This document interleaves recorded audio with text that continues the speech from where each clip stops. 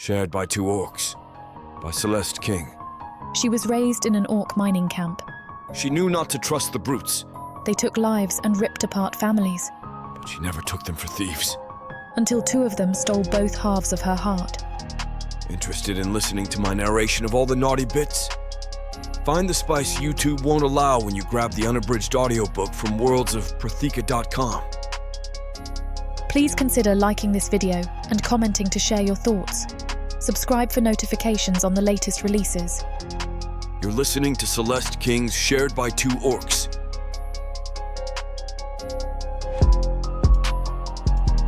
Chapter 1. Willow. You're quiet today, I tease Jinno as her pickaxe slams into the rock in front of us. She grunts, wiping the back of her hand across her pale skin. Honestly, it's good she works in the mines because I worry that her skin would crisp off if she were in the fields. Not all of us like to sing as we work like a maniac, she snarks, though the grin on her face betrays her. I scoff, patting my thick curly hair to make sure my bun is still in place before wrenching the pickaxe over my head. I don't sing! That's funny. I'm pretty sure when I came down here I heard you singing under your breath. I quirk an eyebrow. And what was it I was singing? Today is the day I'm going to push Jinno over the edge. She squeaks out terribly out of tune. I fight a smile, and Jinno herself giggles. Soon we both break, dissolving into laughter. Before the people around us turn to glare, we clamp our hands over our mouths. It's not uncommon that others are annoyed with how loud we are. Apparently few others in the mining camp can find amusement in their forced activities. You're going to get us in trouble, Jinno hisses, though she's still giggling lightly. I shrug a shoulder. I'm boosting morale. I should get a reward for it. She rolls her eyes as she tries to focus back on her work. We both know what will happen if we fall behind. Gods know that I've been on the receiving end of those punishments too many times. Though in our small camp on Clues, the orcs try to break our spirit more than our bodies. Before I came to the camp, I remember hearing stories about both the orcs and dark elves. Many said that the dark elves would use humans as their toys, and it was best to stay away from them. But the orcs, they'd break your body and suck your bones clean. I'm not sure if they were just stories to keep us in line, but it often worked, for most kids at least, but not for Cairo and me. It didn't keep us out of the forest or home before dark, and we eventually paid the price for that. But at least here they just starve and isolate you. There's no sense in beating workers or they'll just be down more product. Though I think I've been pushing our overseer to his breaking point. How has it been with Kiro? Jinno breaks through my thoughts, and I realise my face has fallen serious, too serious. Her eyes dart to mine as she watches me, and I know she is growing worried about where my mind is going. She'll make it, I answer, memories still tugging at me. You don't think she's upset that you decided to strike out on your own? I scoff. She's my big sister, not my jailer. She had to let go at some point. Ciro has always looked out for me, and I know that it is mostly my fault that she was caught and brought to this camp. I'm the one who went farther than we were supposed to. I'm the one who refused to listen when she begged me to go back home. Even at the age of 5, I was a bit rebellious. At only 3 years older, Ciro took too much responsibility trying to raise me. I guess someone had to, considering our parents couldn't have paid us any more mind than they did a bug skittering across the road. But I still hate that she was with me the day that the orcs trampled through the forest, spotting the two of us and dumping us into a crate full of children. Forgotten kids whose parents probably were relieved when they didn't come home. I shake the thoughts off. I'm not one to linger on the past. There's no point in it, and I really don't mind being here in the mining camp. I heard that the cove was actually visited by a minotaur and destroyed by the dark elves that had a stronghold there a few years back. I lucked out, really. Besides, I say, pushing away the too solemn thoughts, I prefer to find the best in my life and focus on that instead. Protheka is dreary enough. No reason letting my mind make it more so. I like having my own place. I can cook what I want, walk around naked. Willow, Jinno squeaks, and I chuckle as I watch her bright skin turn pink. She's always been rather conservative, the youngest of 4 with 3 older brothers. I like to think her innocence evens me out, or just makes me laugh. "Don't say things like that here," she hisses. "We all get naked, Gino," I say a little louder, not oblivious to the way heads turn in my direction. "You don't have to hide it." She squeaks indignantly, even more embarrassed by the attention I am drawing. I don't mind it. As I lift the pickaxe above my head, curving my back, heat pools in my stomach when I see how many of the men have stopped working to watch me bring it back down. Zero, too, has always chastised me for how openly intimately I am. She says that to be pretty is dangerous, and to be inviting is worse. But I'm aware that despite my manual work all day, I have nice curves down my body that catches the eyes of most people in the camp. I guess I am lucky that the Orcs aren't supposed to touch us, though sometimes I see them in the training area, shirtless and sweaty, and I can't help but wonder. I drop the axe, reaching for my water. My thirst has suddenly become too much, and I remind myself that now is not the time for such thoughts. I haven't admitted it to anyone, even Gino, but it's one of the reasons that I needed away from Zero. Not only was she worried about me fending for myself, because she believes that I am incapable of doing so for some reason, but she was always way too into my business. If I came home late, she wanted to know where I had been and with whom. If she caught me flirting with some guy at the canteen or giving a guard a look, she'd usher me home. What fun is it being in a camp where everyone has incredible stamina if I can't capitalise on it? I huff, not realising how silent the mines have been until now. Gino and I rarely pay attention to others, often spending our entire shift talking and laughing and getting yelled at for it. But there has been only silence all afternoon. I just haven't noticed it until now. Slowly, I turn to look at Gino, whose eyebrows are pinched together. "Is it?" "Oddly quiet," I answer, turning to look around us. My eyes scan over the miners still at work, though some are looking around. Usually Milo is marching up and down between us, shouting at us to get back to work before he buries the pickaxe in our head. Truthfully, he's all bark and no bite.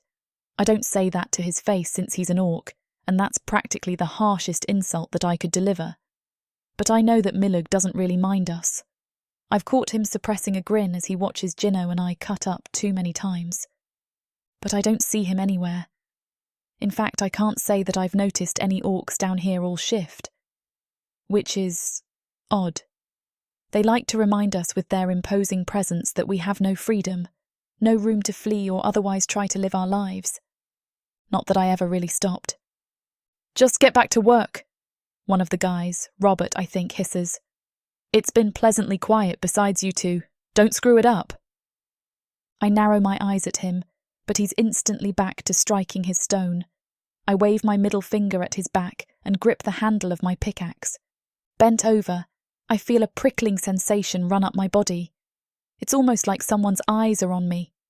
And if that's the case, I might as well give them a show. Smirking to myself, I curve my back, push up on my toes, and lift the pickaxe with such precision you'd think it's an art instead of manual labour.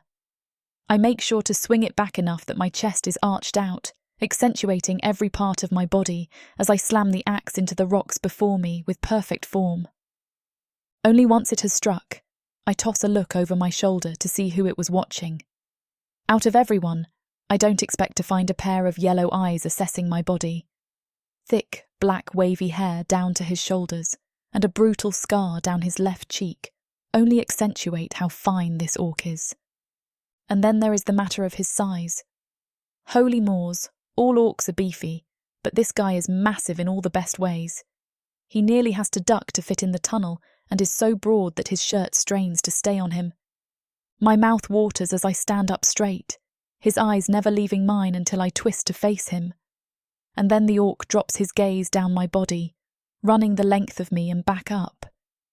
Heat runs through me, making a slight sweat break out along my skin, and when he finally gets back to my face again, a slight grin jerks his mouth up to one side. Holy Moors.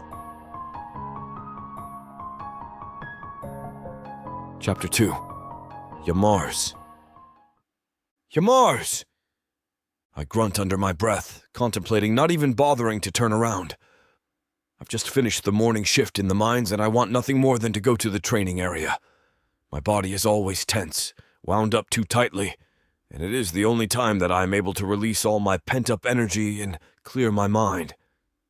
The gods know that it's not a place I want to be so active, but the heavy steps rushing up behind me tell me that I'm not going to get away in time. I pull to a stop just as a heavy hand lands on my shoulder. My body tenses up from the touch, making my skin crawl. I turn to face the orc who has been following me, moving enough that his hand falls off my shoulder. It was a reach for him anyway, given how I'm several inches taller than the standard orc. Before me stands another mine overseer with close-cropped black hair and a broken left tusk. He lost it in a pickaxe incident years ago. Milug. My eyes roam over his face as I lift my eyebrows. It's not that I'm not friendly with the orc, but I don't know what he could need with me. I'm so glad I caught you. He slips his hands into his pockets, rocking back on his heels as he looks to the left, and then back at me. You're just coming out of the mines, huh? I jerk my head in a harsh nod. And you're wasting my time, I want to say, but I bite my tongue. The less I engage, the faster this will over. I'm in no mood to talk, though when am I ever? And I just want to get away. But Miluk doesn't seem inclined to leave me to my peace. I huff irritably. Just get out with it. I'm surprised when Milo's jaw clenches. He's often a rather optimistic orc, as rare and annoying as that is. But that isn't to say he's not an orc through and through. I've seen him rip apart prey, animal and orc alike, with his bare hands. I don't underestimate him like others around the base. Though most orcs have a struggle with pride, I do not. Kalnak has challenged me, he huffs out, his eyes cutting back to me. In them I see the fire that he tamps down, one that many forget can easily rise to the surface. As a fellow overseer, I've spent my fair share of time around Milug, not to mention in the training arena. Maybe that's why it's so blatant to me that Kalnak has made a grave error. I snort humorlessly. For what? He puffs his chest out. Pride. What else? His comment insinuates that Milug has somehow threatened Kalnak's pride, but I don't push further. I've already asked more questions that I should have bothered with. What does that have to do with me? He runs a hand over his close-cropped hair that he shorts with a blade. I have a shift overseeing the mines that I forgot about. In other words, he couldn't care less about his boring duties of pacing between humans when he could be pounding into another orc's flesh. For that, I can't blame him. I'd make the same choice. You need me to cover you? His eyes flick up to me and I raise an eyebrow, my upper lip curling up into a partial snarl. If he thinks I'm going to offer, he's more screwed in the head than I previously thought. Yeah, he finally sighs. Could you? For a brief moment, I almost turn and walk away from him. I've just spent hours underground, which is not a place for an orc, especially not one of my stature. It's not prideful for me to admit that I am large, even by orc size. At this point, after years of ducking under door frames and hitting my head in the tunnels, it's factual. But I know what would happen with Milug. Either he'd not supervise the humans in favor of a fight, the more logical outcome, and I'd be forced down there anyway, or an all-out brawl would occur when Kalnak Trash talked Milug's honor. It's easier to just say, yeah.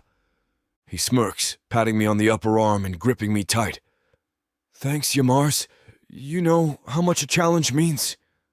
I clear my throat as I shift away from him. What is with this guy and touching me? I do.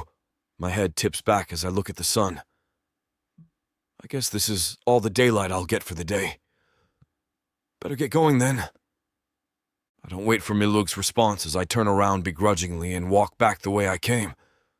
I swing past the canteen to swipe something to eat before I arrive at his section of the mines, one that I have surprisingly never been in all my years here. Thinking about it, I have to admit that I prefer my routine. I stick to my tunnels, my workout regime, my daily activities never deviating if I can help it. It's easier to structure, to keep surprises from shocking me. After what happened with... I shake my head, leaving the thoughts on the surface as I descend into the tunnel. The sun's warmth is immediately blocked, and my skin feels cold and clammy in the stuffy, cramped space beneath the surface. Huffing, I start my path down the rows of humans chipping away at the rocks. Many orcs scream, trying to intimidate their works into moving faster and producing a higher product. I'm not so foolish. A steady work product is better at producing a steady state amount, and that's all I need, to be consistent. And if I do want to intimidate any of the bastards, I don't have to yell. My presence alone sets them on edge. I watch it happen now, as the miners notice me out of the corners of their eye. They must realize that I am no Malug, though I'm not sure they give any of us even a second glance. It's likely they don't know what he looks like, and even still, they know that I am not him. Without a word, my heavy footsteps and heavy stare has them straightening, their muscles straining as they swing harder. Everyone pushes themselves to their best in my presence, afraid of what will happen if they don't. I spot someone up ahead that is slowed already, despite that their shift has barely begun. I come up behind him, leaning down until he is dwarfed by my frame. Problem? He whips around, not having heard me come up behind him. His eyes widen as he takes me in, and he shakes his head back and forth. No problem. My eyes drop to his pickaxe on the ground, and he lunges for it, starting up a steady pace, as if to prove to me that I don't need to stand here any longer. But I linger, just to be sure. It takes me nearly an hour to walk the entire perimeter, my ears perked for any noises on either side of the tunnel as I stalk around the curving path. To my surprise, though, laughter often bubbles up, and when I finally make my way around to see who it is, I just stop and stare. Two women, one unbelievably gorgeous, are chatting and giggling, their movements never faltering. In fact, they may be working even faster. I decide not to interrupt them, my mind continuously going back to them to her as I make my rounds. I try to slow my steps, but they pick up as I approach their corner of the tunnel every time, eager to see her and not at all willing to leave. I'm not sure how long we've been down here, but I know that their shift must be coming to an end soon as I loop around to where the two women work. To my surprise, it sounds like they've fallen silent, and that strikes up a spark of concern in my chest. Charging around the bend, though, I am quickly stopped in my tracks with the sight before me. The beautiful woman with thick black hair pulled back into a bun and perfectly tanned skin is bent over, her bottom poised in the air. I should turn away.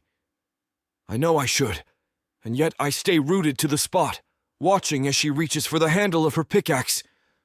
But then her backside lifts a little higher, her back curving, and my member jerks as she slowly stands. She swings her arms back, her chest pushed out so that it's highlighted now, and my mouth waters as I take in her curves. I'm almost sad as she swings the pickaxe forward, though her body looks damn good doing it. Visions of her naked body flit through my mind, and I know I need to get away from her. It's been a long time since I was that kind of man. She's young and a walking temptation, and will want no part in me. But foolishly, I'm still standing there, my eyes locked on her frame as her head turns to look at me over her shoulder.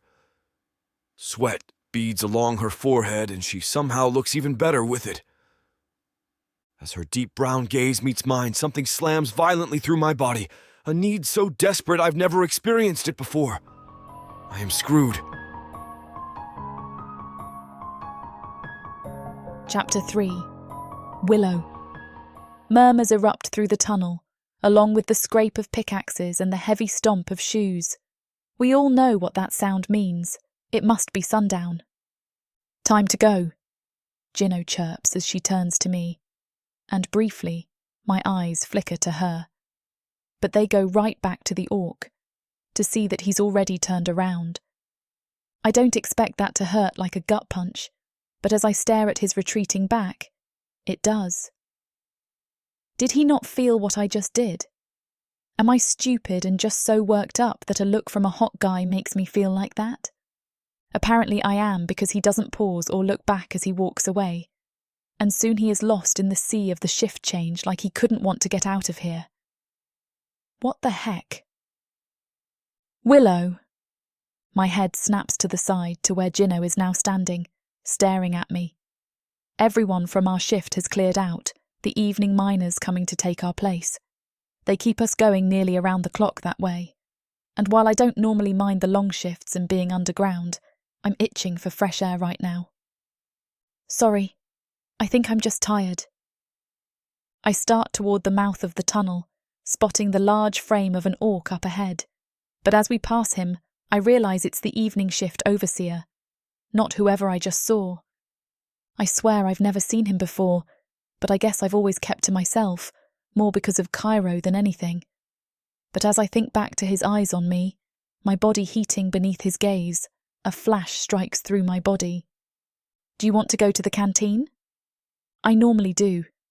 I'm rarely eager to go back to my empty home, but with every step, I look around for that damn orc, and I know that I need to clear my mind. My body is too wound up, and I'm not sure what it is about him that has done this to me. Shaking my head, I blow out a breath and try to actually pay attention to what she's saying. I think I'm going to take a walk. You know you're not supposed to go out there. I give a half shrug. It's not like they ever stop me. I'm not hurting anything. What are you going to do when one of the patrols catches you out there? She nudges me with her shoulder, but I'm not feeling particularly playful. I'll tell him the border guards let me out there. My voice is deadpan.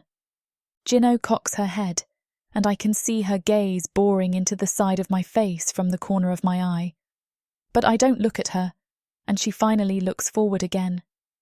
Okay, she mutters. She must see that there is something off about me, but I'm glad that isn't pressing. It's not often I don't just say what I'm thinking, but right now, all I'm thinking is I clearly need a dip in cold water or a good lay. Or both. I tell Jinno I'll see her tomorrow as the path diverges, and she goes toward the centre of the encampment, while I make my way out toward the border. I'm not really supposed to go out into the woods, but I usually tell them I'm going to pick herbs and they don't check. Hey! A guard shouts behind me, right on cue. I force my lips up into a sheepish smile as I spin around, clutching my chest. I am so sorry. My head was elsewhere and I forgot to check in. The orc looks me up and down, the suspicion in his eyes lessening. He relaxes a little bit, huffing under his breath. What are you doing then? I gesture to the bag slung on my shoulder. It's actually for my water pouch and snacks I take one into the mines, but it's a great prop for this. Refilling water and collecting herbs before night falls. The sky is still bright with the sun just kissing the horizon. I have another hour of daylight before it's too dark for me to be out, truthfully. The guard looks around before his eyes land back on me. This time, his eyes trace a slow path down my body, and oddly enough, it doesn't send a thrill through me. I just think of the orc from the mines, of how I felt under his gaze, and it wasn't like this. Finally, he nods, taking a half step back. Be back for dark or we'll send someone out after you. I nod, giggling slightly. Okay. I take a few steps toward the woods, still staring back at the orc. I will. As soon as I turn around, though, I drop the act, strolling down the path that leads to the stream. It's my favourite place to relax, and I breathe in the cool air as I make my way to it. On the bank, I drop my bag and strip down, not even bothering to check if anyone else is in the woods. In all my time out here, I've never seen anyone else. It would be the perfect opportunity, but I've never thought about escaping. The water is cool, but not unbearably so, as I slip my bare feet down the smooth bank. I sigh softly as I sink into the shoulder-deep stream, dipping my head back to rinse the dirt of the mines off of me. Tilting back, I float, staring up at the sky. I came out here to clear my mind, but it instantly drifts back to the orc from earlier, spinning a bunch of questions. Will he be there again tomorrow? Why was he staring at me? Who is he? The longer I think of our brief interaction, though, the more heat pools low in my stomach, and I rub my thighs together, wishing the ache would leave me. but it doesn't. And I let my eyes fall closed as I let the memory of him fill my mind. It has been so long, I murmur, my hands skating down my naked body. My skin is already sensitive from the cooling air and the water, and as I brush a thumb over my chest, pleasure shoots through my core. I moan softly, and I picture my interaction with the orc going differently. My fingers caress my bosom as I think about him walking toward me instead of standing still, his eyes drifting back down me. One hand trails a line of water down my exposed skin, like the fire that lit me up when I caught him looking at me. Just as I reach the apex between my legs, he stops before me, reaching toward my face, and my body trembles in anticipation. Damn, just the thought of a taste of him has me. I jerk up the second I hear the snap of a branch, and it was not an animal. Even with my head half submerged, I heard the heavy footsteps. Hello? Scanning the woods, I twist, spotting an orc who has stopped just behind a tree. He's not trying to hide as my eyes land on him, and I blink, shocked by the way that my heart flutters. He's handsome, his face in perfect portions, and without a visible scar. That's rare among orcs, and while I have no qualms with the ruggish look, he wears the neat and clean style well. Even his hair is shorn close to the scalp, a light dusting of black covering his green scalp. I'm surprised by the way warmth starts to stir in me. It's not like it was with the other orc. It's not a punch of intensity, but more of steady heat moving over me. I'm just as enthralled, pulled to him, when my mind finally catches up. What am I doing? Honestly, what is wrong with me? I've never minded a man's attention, but this is getting ridiculous. I need to put an end to it. You pervert! I shout, and he blinks, the spell suddenly broken. His lips part, but no sound comes out, and I've pushed past the weird feeling that erupted through me. I start toward my clothes on the bank. I'm sorry! He rubs his head, and I hate how deep his voice is. Why did those two words send another wave of excitement through me? Get away from me! He hesitates, looking like he might argue with me. In reality, I'm the one that shouldn't really be out here, but I don't think he's going to question me right now. He looks just as flustered as I do, which in turn only makes me more interested in what he was doing before I caught him. I should be disgusted, not more turned on, but today has not made a bit of sense. And now that he's here, and my mind is flitting between him and the other orc, I don't know what to make of it. So I force myself out of the river, even if I'm interested in what he would do if I did let him look. What a stupid thing to think, out here alone with a big orc. And that thought does not leave me with a healthy dose of fear like it should. It sends another thrill through me. Gods, Willow, you need to get it together before this all goes wrong. All right? Chapter 4. Duma. I wake up at sunrise, bright and early for another day's work. Rising from my bed with a yawn, I trade the warmth of the soft blankets for a brisk, icy splash of cold water. I submerge a cloth in the bucket, wringing it out before wiping down the rest of my body. Its chilly temperature wakes me better than any cup of café could, causing my heartbeat to quicken for a few minutes. When I'm all washed, I grab a clean towel and dry myself off, ready and refreshed for the day ahead. I wonder who's going to give me trouble today, I mutter. Thoughts of the past week run through my mind.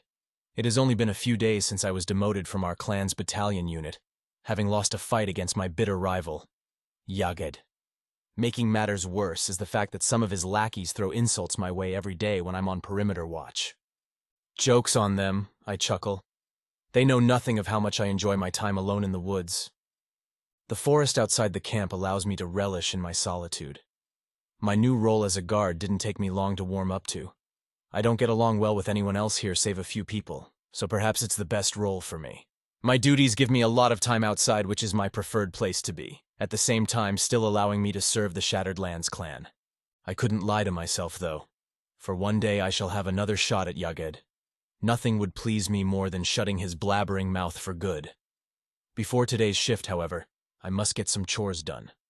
I grab a small handful of wurst from my shelf and rub it in my palms, then smear its scent all over my body so that I don't smell like the rest of the orcs around here.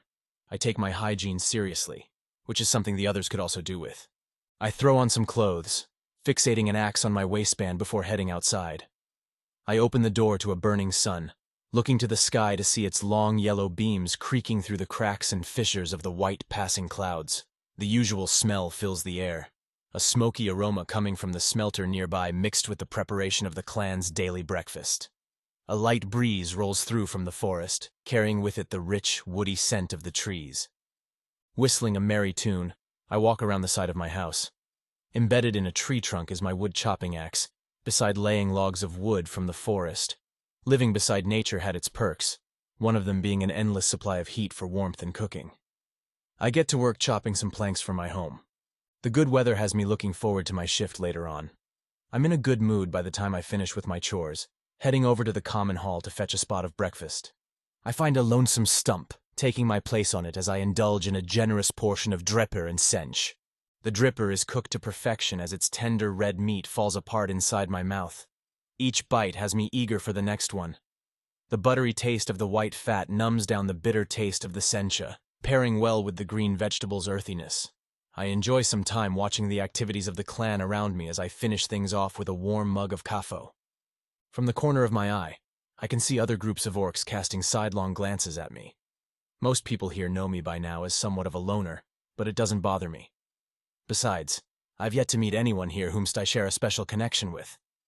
Although I do sometimes yearn for someone else's company, for the nights can feel lonesome. A few hours after breakfast, the time comes for me to start my shift. I remove a cloth from my pocket, wiping my mouth and tusks clean of any food debris. I take a fee juice before heading toward the gates. As I walk past the combat training area, I can't help but glance over. In the pit now is Yaged, besting another rookie and being all high and mighty about it. Watching over the combatants is Suka, who notices me watching. Our eyes meet, lingering in contact for a while before he shoots a subtle nod. I return the gesture, for he's one of the only few in this camp who doesn't look down on me. Even then, our relationship as friends has been tentative since my fight with Yaged. I walk on, keeping my head held high. I approach the gates as the other guards are wrapping up their shifts, climbing down from the guard towers. Coming up behind me are the other guards slated to start their duties. "Nothing much today, just a couple of days nearby," says a guard, handing me the report for the last few hours. "Duma," calls out another guard. "I'll take position atop the towers and keep an eye out. Do you want to head outside and do your usual patrol in the woods?" "Sure thing," I reply, throwing on a light set of armor from the armory. Music to my ears, I think to myself. Happy for some alone time without the background hustle and bustle of the camp. I walk out of the gates, replacing my surroundings with lush scenery. The trees in this part of Toulouse tower high, their tips seeming as though they could scrape the bottoms of the clouds. Round green leaves are peppered amongst the light brown branches, jutting out at angles like the small hands of a clock. The base of these trees grow thicker and stronger with time, becoming increasingly challenging to fell when the camp is in need of more firewood. I wander aimlessly into the woods, fearlessly so, as I can handle myself should I run into a warg. All it would take is one well-timed swing of my axe. I'm striding through the tall, wispy strands of long grass when I hear a rustling to my right. I freeze, slowly moving my hand to the hilt of my axe as I peer to the source of the sound. From behind a tree, there emerges a single day. Its eyes gaze right at me as it tilts its head in thought. "Hello there," I greet. The day steps forward, yet cautiously so, perhaps sensing I do not wish to hurt it. I could not blame it for being careful, for others of my kind would certainly have killed it on the spot. "I'm not here to hurt you." From my pocket, I pull out the fetus from earlier, extending it toward the peaceful creature. At the sight of food, it strides forward with a surge of confidence. Its nose twitches as it sniffs the fruit in my hands, then carefully takes grip of it in its mouth. Its eyes then dart to me, locking with mine for a moment before it turns and graciously gallops away. I move on with my patrol. I breathe in the clean air, enjoying the serenity of my surroundings. Back in the camp, it's all politics and competition, which was something I had already had my fill of within my own family. Out here in the forest, The world simply exists with all of its mesmerizing sights, smells, and sounds. Is that an animal? I close my eyes, concentrating my advanced hearing on the strange sound. Somewhere in the distance, I hear the sound of moaning. Thinking 2 orcs have sneaked out for some fun, I head toward its direction. Following it, the sound of flowing water and splashes come into hearing range. I eventually come to a stream dot.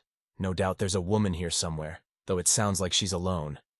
I press myself against a set of giant rock formations, sneaking along it until I come behind a tree. I separate the branches, giving me a direct line of sight at a human enjoying herself in the water. Her chest floats on the surface like small islands atop an ocean. With one hand, she rubs her chest while the other is submerged inside the water. Her head rolls back, eyes closed as water runs down her face.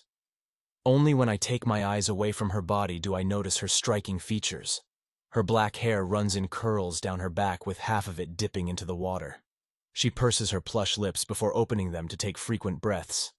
Every few seconds she opens her eyes, allowing me to get a glimpse of her irises brown like Zisk before they close again, covered by thick eyelashes. I know it's wrong of me to stare, but she is simply so alluring. Unknowingly, I step forward, my landing on fallen leaves that rustle with a loud crunch. The woman's head snaps to me, screaming as she begins scrambling out of the water. "You pervert!" she yells, clawing for her clothes on the ground. "I'm sorry," I call out, turning the other way. "Get away from me!" As much as I probably should, I'm afraid I can't. I'm on guard duty and am, therefore, obligated to escort you back to the camp. Is it your duty to spy on women when they're alone? It's not part of the job description, I chuckle. I hear the ruffling of the woman drying herself off and getting dressed. Are you ready to go? I ask. Shut up. All right then, let's go. I turn around as the woman approaches. She refuses to look at me, her arms crossed as she keeps her gaze pointed straight ahead. Don't tell me what to do, she hisses, shouldering me as she walks by.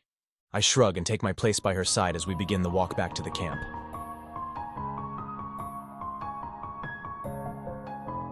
Chapter 5. Willow. I'm embarrassed, shocked, and angry all at the same time. The guard walking by my side is no nonchalant about having me pleasuring myself that I don't know how to react. Instead, I just want to get home and shut myself away, hoping he doesn't tell the rest of the orcs about what I was doing. I'm perfectly fine walking back by myself, I hiss. I'm sure you are, but there could be some other creature lurking around these parts. They might stop and stare too, but I can assure you they won't be doing it out of admiration. They'd just be wondering how to go about planning how to catch their next meal. Did he just say he was admiring me? As much as the guard annoys me, I can't help but laugh at his joke. Admire, huh? You're pretty straightforward. I like what I see, he quips. I dart my gaze to him as he keeps his line of sight pointed straight. The orc's confidence is already enough to pique my interest, but now that I look at him, my feelings of annoyance suddenly become replaced with a sense of lust and warmth. The stranger boasted eyes brown like mine, this being the first time I've ever seen an orc with that eye colour. Both his tusks are in perfect condition, their tips gleaming as though cleaned only recently. His black hair is buzzed short, fitting his square-shaped face. Like every other orc, he's ripped with every muscle seemingly wanting to burst from the skin, yet he doesn't sport any scars. Strange, I always thought scars were highly regarded. Well, I hope you enjoyed the show. It's all you're going to see of me, I tell him. That would make 2 of us that enjoyed ourselves. Oh, shut up and do your job, I snap. Take it easy, would you? I assume you've come from the mines after your shift, so just relax, okay? Next time, I advise doing what you did in the safety of your own home. I advise you not to tell a woman what to do with her own body. You got it, he chuckles. I never got your name. Do you even deserve to know that? Are you going to tell all your orc friends about me? I've barely got any as-is, says the guard, surprising me. But if you wish not to share your name, I won't force you. I look at his face from its side profile. The orc wears a solemn expression, now seemingly void of all his good humour. A part of me couldn't help but feel pity for him. My name is Willow. He looks at me, his tusks rising as his mouth stretches into a warm smile. I'm Duma. It's a pleasure to make your acquaintance, Willow. I'm sorry about staring at you. Don't worry about it, I reply. There's something about what he said, barely having any friends. It seems so vulnerable. All right, he says. Come on then, we're almost back at the camp. Duma escorts me back into the campgrounds, sticking by my side as if he's some sort of personal bodyguard. We're so absorbed in conversation that he seems to forget to part ways with me upon reaching the gate. But I don't bring it up. Only when we reach my house does he realise he came this far. He runs a hand over his hair, his arms glistening with sweat. Duma is blowing me away with each passing minute, with both his charm and good looks. He's certainly not hot-headed like the other orcs, and damn does he smell good. Again, another trait not shared by others of his kind. I'd never met anyone else who was so unafraid to make their attraction to me known. Say, would you mind giving me some water? I tilt my head, wondering if it's a sneaky way to grab some more time with me, but I wasn't about to complain. If you want that, you're going to have to come inside. His eyes run up and down my body as if trying to recall how I look without any clothes on. He clenches his jaw before heading in the door. I follow inside, watching as he glances all around him.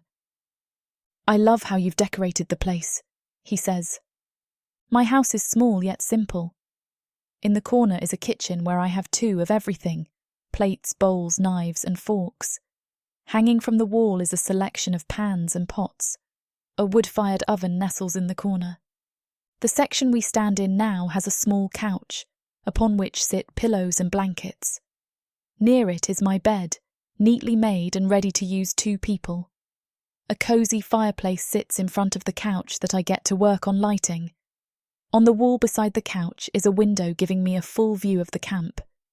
Shining through is the sun's rays, glowing a deep yellow as the skies begin turning red with dusk approaching. The rays land on a wooden table with 2 chairs. A small room on the opposite side of the house is visible through an open door, where there shines the glint of a mirror in the sun's reflection. Below a sink is an empty bucket. Well, I'm here every night, so I've got to make it my own little world, you know. Oh, how I'd love to wake up here every morning, he mutters, looking around in wonder. Is he trying to throw me hints? Let me get you that drink. He leans against the wall, peering out the window as I fetch him a pint of water. As he reaches out to take it from me, our fingers lightly brush against each other. He knocks down the clear liquid in one mouthful before handing the pint back to me. Thank you, Willow. I needed that. I'd suppose I'd better be going. You be on your best behaviour now, he says with a wink, turning for the door. For a split moment, guilt runs through my mind as I think back to the orc I saw in the mines. He too was handsome in his own right, and a part of me longs for more interactions with him, yet a kinder orc is walking out of my door right this second. It's as though I'm perfectly balanced between my 2 attractions. I then realise the orc I saw this morning was a chance that had come and gone, with no guarantee I would see him again. If I let Duma leave, I might suffer the same fate, and I'm not about to let that happen. Hey, Duma.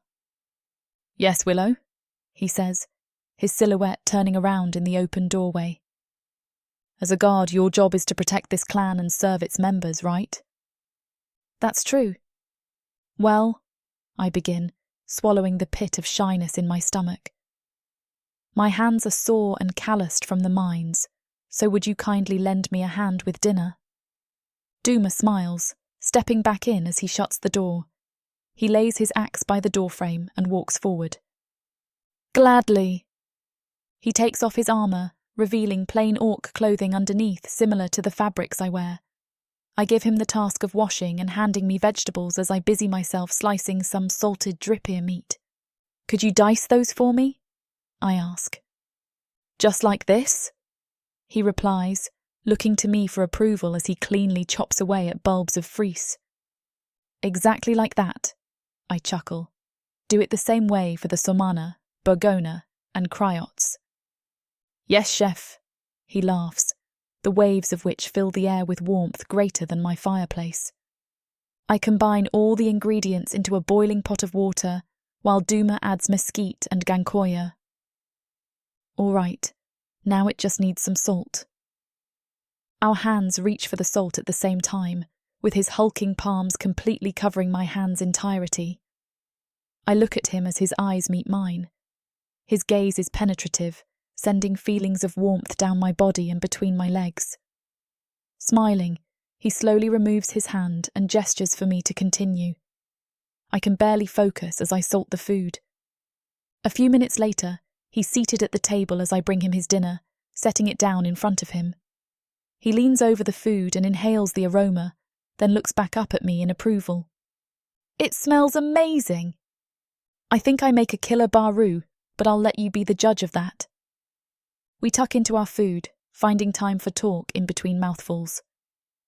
I hope you don't mind me asking something, I say. But earlier, you mentioned that you don't have many friends. Are you new here or something? I've been here a while, he replies, dabbing his mouth with a cloth. So I've had time to get to know people, but here's the thing. I just don't get along well with the other orcs. You might have noticed I barely have a scar on me, and that's something the others tend to look down upon. Also, the perimeter guards always get poor treatment compared to the battalion orcs. You look pretty threatening with that axe. Why don't you go talk to Suka? I'm sure he'd happily take you on board. Well, I was actually demoted from the battalion. I lost a battle with another orc and was deemed unworthy to fight. Oh, I'm sorry. Don't be, he says, drinking a mouthful of baru. It's fine this way. I prefer being alone sometimes. It gives me space to work on my happiness. I just want to focus on myself and live my own life. I'm the same, I exclaim. I want to just go with the flow of life and not care about what the other orcs think about me. My sister and I have had to look after ourselves since we were children, so I'm used to being independent. Well then, here's to us, he says, raising his glass. From one independent spirit to another, all I can say is we're doing damn good for people who have no support from others. After the toast, he finishes the last of his baru in one gulp. So, is there dessert? He asks suggestively, his eyes making my legs quiver. Although I'm just as hungry for something more as you are, I think we should leave it at that for tonight, I reply. Let's save dessert for another time, that way I know for sure you'll come back here. He smiles, nodding in agreement. I suppose I'd better get going then, he says, rising to his feet. This camp has no chance of survival without me looking out for it. Ah, yes, of course. We'd be nothing without your watchful eye. We share laughter as I open the front door for him. Thank you for the meal. He seemingly forgets his axe as he begins walking out. Forgetting something? I ask. I hold the thick handle in my hands, stepping closer to him. Duma's eyes dart between his axe and my lips. He leans closer. You've got a good grip. I've got good hands, I whisper as he closes the distance between us. I'd love to feel that firsthand. I close my eyes as his lips meet mine. In that moment, all of the tension building between us melts. I want this kiss to last forever. He softly pulls away from me, taking the axe in his hands. The look in his eyes is one I'll remember forever. I'll see you around. With that, he disappears, vanishing like the sun is by the moon, now sitting high in the night sky like a speck of white paint against a black canvas.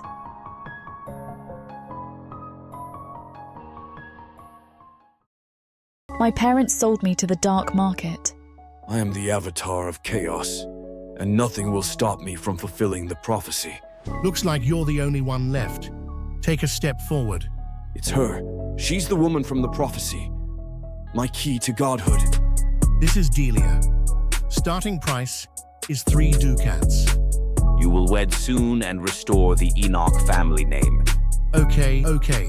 I'll lower it down even more. 2 ducats.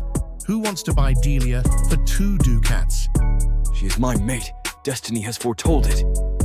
You don't know anything about me, and you want me to marry you? You're nothing but a human toy to be used and discarded. Hold on. How about 1 ducat? Does anyone want her?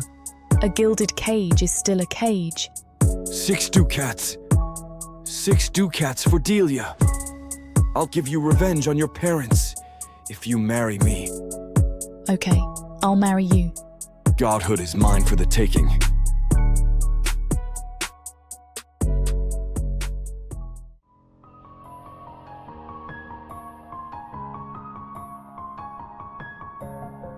Chapter 6. Yamars. I'm approaching the end of a late evening shift in the mines. I walk through the damp tunnels and dewy crevices, inspecting the performance and output of all the filthy humans working here. They sneak nervous glances over their shoulder, quickly whipping their gaze back to their section when I catch them looking. I traverse down a shaft about 5 meters wide and 4 meters tall. It stretches down for a quarter mile. Lined along the sides are workers mining and gathering ore from veins licking the grimy stone walls. They bend and curve in traces of light blue, glowed by dimly lit lamps, inside which flickers the speck of small flames. As I march down, the miners straighten themselves up out of fear. I cast glances upon them all, dishing out judgments and insults where I see fit. I look ahead, spotting a human woman laying against the wall. Her pickaxe lays across her folded legs as she wipes sweat from her forehead. "Oi!" I yell out, stomping towards her. She looks over to me with exhausted eyes, barely reacting as though her body has no energy to do so. "What do you call this?" "Sir," she groans. "I've no vigor left within me. Just allow me a short break, please." "You'll have no such thing," I retort. "Now get back to work." The woman grimaces, her face contorting as if she's about to cry. Just then, there rings through the tunnel an echo of snapping metal, followed by the clanging of steel upon stone. "What was that?" I call out. The workers all cast nervous glances to one another. "So, no one's going to tell me then. Right. I'll have to dish out punishments to all of you." "Wait!" calls out a man's voice. A few feet away, a distant hand raises itself. "It was me. My pickaxe broke." Scowling, I march over to the man. He shrinks and quivers as I approach. In the glow of my own lamp, half of his face grimaces in fear, while the other remains hidden in shadows. I peer down to his fallen tool, seeing the metal from his pickaxe lays separated from the wooden handle. "A result of your poor form, then, eh?" I growl. "No, sir, it was already in bad condition when I picked it up this afternoon." "You humans, always so full of excuses. This'll be coming out of your wage." "Sir, please," exclaims the man, unwisely reaching a hand towards me. I shove him away with such force that he falls to the ground, joining his equipment. Snickering, I look around at the shocked expressions worn across everyone else's faces. "What are you looking at then? Get back to work!" "Curse this place, I hate it down here," I think to myself as I leave the tunnel. These humans don't make it any better. At that moment I stop walking, hit with a sudden remembrance of one particular human. Except for that girl I saw the other day. By the gods, she was beautiful. Alas, I'll never be seen with a human woman. I'm overcome with a strange feeling. Never before have I thought of a human woman as beautiful, let alone acknowledge them. Still, I figure it does no harm. It's not like I'm going to share those thoughts with any of the other orcs. Near the entrance of the mines, I spot Milo arriving for his shift, signaling the end of mine. As I walk up to him, the roof of the caves pull back, unveiling the black canvas of the night sky. The moon hangs high, pearlescent white, and shining through the wisps of clouds peppered throughout. "Yamars, it's good to see you again," he greets. "Did you hear the news?" "What is it?" I ask. "Do you know of Duma?" "Duma? I've heard that name before. Remind me what he does." "He's the orc that got his behind handed to him by Yaged. Got himself kicked out of the battalion for the embarrassment he brought to Suka." Yes. Suka always seemed to take it easy on him, though I'm not sure why. Perhaps he has a soft spot for Duma, though. I myself can't fathom why either," says Milo. This encampment has no room for orcs that can't fight. At least now he no longer makes waste of the battalion's resources. Anyway, you bear news of him? Indeed, I was chatting with some of the perimeter guards just before I came. They saw Duma returning from the forest with a human woman, only to follow her into her home. Apparently, he has not come out since. Ha! You're kidding! Oh, it's true, laughs Milo. Well, I chuckle. I can't say I'm surprised. No orc woman would want to bet a man who cannot fight. That's probably why they were all over you back in the day. Ah, those days are long gone. I sigh. I need not lay with a human woman. Anyway, my friend, I'm off home. Bidding farewell to Milug, I then begin the journey home. In my mind, I ponder on the news of Duma. It's strange to me that I caught myself thinking of a human woman, brushing off the possibility of it being reality, only to find out another orc in the camp has made it happen. Then again, someone like Duma only seemed to attract trouble for himself. In a way, I almost feel sorry for him. I'm friends with Yaged, oftentimes having a drink with him and some of the others. Somehow, though, he always manages to get on my nerves. Probably because the only thing he ever brings up is his victory over Duma. Still, I only wonder what the community will say now about the shamed orc. Being with a human woman is something that's looked upon poorly within the Shattered Lands clan. Just as I reach the center, there emerges someone from a nearby corner, coming from the direction of the human residences. I look towards the person. His height immediately gives him away as an orc. As he comes closer, I squint at him, hit with surprise when I realize who it is. Well, if it ain't Duma, I think to myself. Although I have not conversed with Duma much, I know it's him because of his so-called pretty boy looks, a label bestowed upon him by everyone. I know no one else in the encampment that doesn't brandish a scar. He spots me as I come to halt, immediately darting his eyes from side to side. "What are you looking at, Yamars?" he asks nervously. Remembering what Milug told me a few minutes ago, I decide to poke fun at him, at his expense, of course. "An orc who can't fight," I growl. Duma steps forward, crossing his brows in frustration. "What's that supposed to mean?" he hisses. "Think you're some tough guy? Come up with something original." "Never mind your humiliating defeat at the hands of Yaghed," I chuckle. "What's this I'm hearing about you going off with a human woman?" "What?" he snaps, his eyes widening with surprise. "Not so quick with your sharp comebacks now, are we?" "How do you know about that?" "Did you really think no one would see? There's eyes everywhere in this camp, from the gates to the residences. Word spreads fast, you should know that." He snarls, taking a step closer to me. I only snicker at his attempt of intimidation. "Duma, I think you and I both know that would be a bad move for you. Trust me, don't try it." "Well," he mutters, "what's it to you anyway? Have you got nothing better to do with your life? Just the fact you have to take a human woman to get your willy wet," I laugh, pointing a finger at him. I can tell I'm getting on his nerves from the throbbing vein in his forehead. "I'm just glad you're smart enough to know none of our orc women would ever lay with you." "Ha ha!" exclaimed Miss Duma. Not quite the reaction that I was expecting. "It's funny you say that, Yamar. Do you really think you're better than me for never touching a human woman?" "Well, yes." "Then you're deluded just like the rest of the jerks living here. Such a shame. This jerk is starting to get on my nerves. Shut your mouth, Duma, before I shut it for you. At least I have someone to keep me company instead of being some lonely punk wandering the streets at night to harass people." His insults leave me staring back at him in disbelief. "Oh, nothing to say anymore," he quips. "Shut up," I mutter. "So that's it then? You done running that mouth?" "I mean it, Duma, back off while you still can." "Then why are you trying to make an enemy out of me?" he snaps. "I've never had a problem with you in the first place. Everyone else in this godforsaken place is already in my face about this and that. Don't be like them, Yamars. The last thing I need is someone else to watch out for." With nothing to say back, I cause him to scoff and shake his head, looking at me in disappointment before he walks away. Pondering upon what he said, I watch him disappear into the darkness of night with only one thought. As much as it pains me to admit it, perhaps he is right.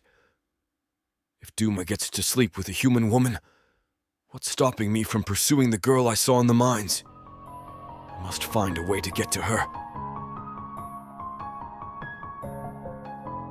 Chapter 7. Yamar's. After a long night of tossing and turning at the endless thoughts of that woman I saw, who I have discovered is named Willow, I wake up in the morning exhausted and in need of a distraction.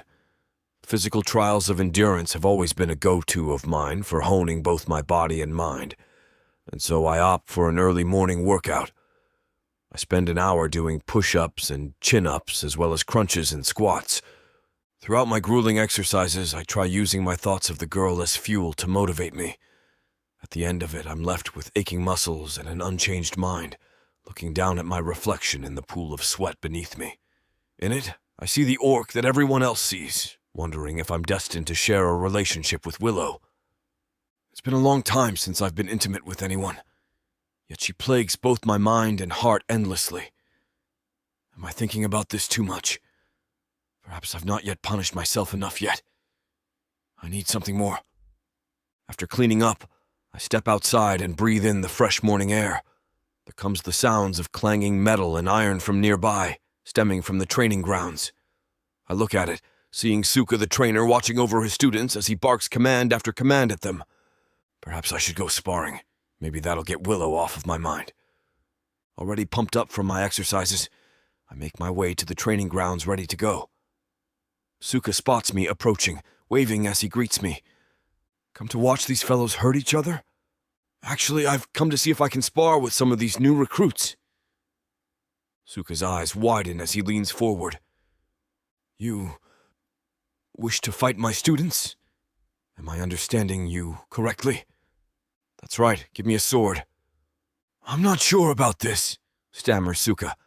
Come on, I was once a warrior out on the battlefields. Don't you think they could do with an experienced warrior's hand? Well, all right then. Here, he says, handing me his own sword. Its edges glinted in the sunlight, giving off a blinding glimmer in its reflection. The sword's hilt is a darkened blue, encrusted with a diamond in its center. Although it has been some time since I wielded such a weapon, grasping it in my hands brings all of the techniques back to me. Give me 3 of your men, I ask. 3? Okay, show off. Chrono, Gerud, Yedfur, you're all up. The 3 young recruits look at me in confusion, perhaps confused why they're going up against the overseer of the mines. Regardless, they take their place, gripping their swords uneasily as they face me. I raise mine, signaling for me to make the first move. Chrono rushes forward first, charging at me mindlessly. I step to the side and trip him with my foot. He hits the ground with hard impact, taking him out of the fight prematurely. Gerard and Yedfur cautiously walk to either side of me. Teamwork is always a good strategy, I say to them. They nervously exchange their glances between me and each other. It seems as though one waits for the other orc to make the first move. Well, come on, the both of you can attack, you know? This causes them to initiate their attack, rushing forward as they bring down their swords on me. I roll forward, looking back at them over my shoulder. They're already bringing their swords down, to where I once stood, only now they were about to hit each other. I stick out my sword, capturing both of their blades before they remove each other's heads. Why did you both go for the same move? Snarls Suka. Distracted, the orcs glance over to their master. I reach over to Gerard's leg, pulling at his foot to sweep him off of his leg. I then bring my sword down on him, using the blunt side so as not to kill him. Glancing up, I see Yedfur nervously readjust the grip on his sword. You won't have time to do anything like that in the heat of battle, I tell him. I rush forward, shouldering him hard to the ground. I then point the tip of my sword at his throat as he peers up at me, panting as if all oxygen has been pulled from his body. Chuckling, I hand the sword back to its rightful owner, before extending a hand to the fallen recruits. I give them all 3 who faced me a pat on the back. You have a good trainer at your disposal. Listen to his advice, and one day we may find ourselves side by side on the battlefield. I bow to them and shake Sukka's hand before walking away. In that moment, the image of Willow returns to me, returning just as quick as it had left. Perhaps what I need is to see her, I sigh. I ought to seek out Milug. I make my way to the mines, knowing Milug is scheduled to start his shift in the next few minutes. As I come up on its entrance, I spot him lingering near its opening, barking orders at a human. His scowl eases up when he spots me. Ah, there you are, Yamars. Thank you for covering me yesterday. I owe you one. That's actually what I came here to talk to you about, Milug. Oh? Something has come up for me, and I need for us to swap again today. I don't know, he answers, rubbing the back of his neck. I have plans for later on. Can we do this some other day? Come on, Milug, I growl. You said it yourself. You owe me a favor, and this is what I need. Do this for me, and we'll call it even. All right, he sighs. I'll do it. My word is my bond. Why do you need to swap, anyway? I just need some time to deal with something personal later on. Yamars, he chuckles. Are you seeing someone? No, I snap. I don't concern myself with that type of thing anymore. Are you sure? You used to be quite the ladies' man back in the day. Come on, I won't. Say a word, just tell me who you're seeing. I said it's personal, I reply, raising my voice. All right, man, suit yourself, says Milug, shrugging it off. Have fun. He walks off toward the canteen as I turn to the mines. The tunnels stretch on ahead of me, continuing well beyond where my eyes stop. She's got to be in here somewhere. I take a deep breath and walk inside. All around me, humans are endlessly swinging pickaxes, filling up buckets with ore of any raw material they find. As I press forward, the cave's natural formations become more apparent, with stalactites and stalagmites poking out from the ceiling and ground respectively. They jut out like sharp sets of teeth, eager to bite down on an unsuspecting bypasser. Brown holes gather collectively as the ground gradually becomes uneven, making it hard for the more novice miners to navigate deep inside the tunnels. Faint bloodstains on the walls usually encourage them to watch their step. It's made worse by the dust veiling my feet, stemming from the walls as they're hacked into. Swing properly, I call out to the miners. If the quota is not met, I will have your heads for dinner. The air becomes damp and musty this deep into the caves. Still, it does nothing to deter me from seeking out who I came here to find. My eyes scan the various workers slaving away in here, looking for the woman with the black curly bun. I spot Willow in the distance, my heart beginning to beat rapidly with excitement. I watch as her toned arms bring back the pickaxe before she swings it down again. There's no doubt in my mind she's good at what she does. Yet I'm not here to inspect her work. As I walk up to Willow, I think of what I could potentially say to her. I stumble over openers too long, for I now stand right beside her, practically breathing down her neck. She removes the pickaxe from the wall, then brings it behind her shoulder, its tip hitting me but not shedding blood.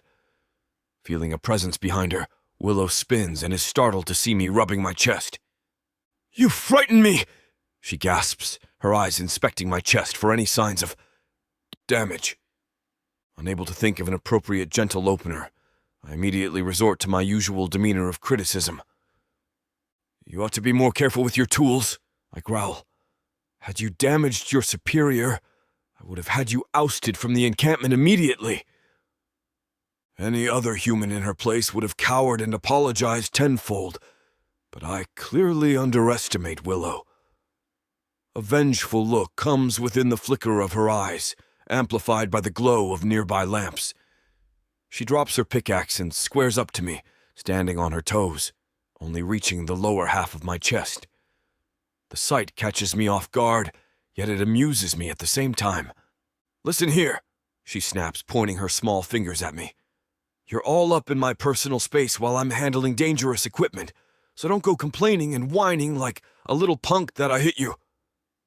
Next time, I'll make sure I shed blood." With eyes of fury lingering on me for a moment, she then turns her attention back to work, picking up her tool and resuming where she left off. "Work on your swing," I mutter before walking away. I lean against a wall nearby, keeping my eye on her. There's a strange feeling inside my stomach as I remark on how her bravery makes me feel. I had always liked those who stood up for themselves, but with Willow, it's different. At the same time, I know I'm stepping into emotional territory that makes me uncomfortable. It's the reason I can barely muster a word in her presence. Yet, I have no doubt in my mind, I'm more than interested in this human. This feeling inside me is strange and I can't get enough of it. I just need to get her alone somehow. Chapter 8. Willow. The feeling of the orc. Yamar, I heard someone call him. Standing so close to me worked me up until I couldn't think straight. It was my nature to snap at him, to try and push him back for some space. But just like Duma, he didn't seem turned off by my harsh words. In fact, I saw the way his eyes lit up, a fire dancing in them at my ferocity. An equal heat pooled low in my stomach as I faced off with him. I never expected to get so riled up by arguing with a massive orc, but the tension between us, the desire just waiting to be given into, was tangible. I haven't stopped thinking about it my entire shift, my skin breaking out in a sheen of sweat not because of manual labour, but because of where my mind has gone. I almost wish that Yamar would come back over here. I want him to adjust my form, to lean down and tell me all my mistakes with his lips pressed to my ear. "Willow." I stop mid-swing to look at Jinno. She's watching me with pinched brows and I realise that our crew has cleared out. "Sorry." I swipe my bag and pull it on my shoulder, hurrying out of the way. "There's been a lot on my mind." She nods but doesn't say anything. For that, I am relieved. I don't have much capacity in my mind beyond daydreaming about my two orcs, the fantasies bouncing back and forth until the throb between my legs is unbearable. Hopefully that will be remedied soon. We climb up out of the mines, and before I can tell Jinno that I'm heading out into the forest to find the peace of mind I apparently left out there, I hear my name. Willow. It's a deep rumble that sends a thrill spiking through me. I bite down on my bottom lip, trying to rein in my composure, as I turn to find a set of yellow eyes, bright as the centre of a fire, watching me. I don't even realise that I've stopped, my feet rooted to the spot under Yamar's gaze until someone nearly slams into me. "Sorry!" I yelp, stepping out of the pathway, and with my eyes off the orc, my mind starts to come back to me. I spin around, spotting Jinno just up the road.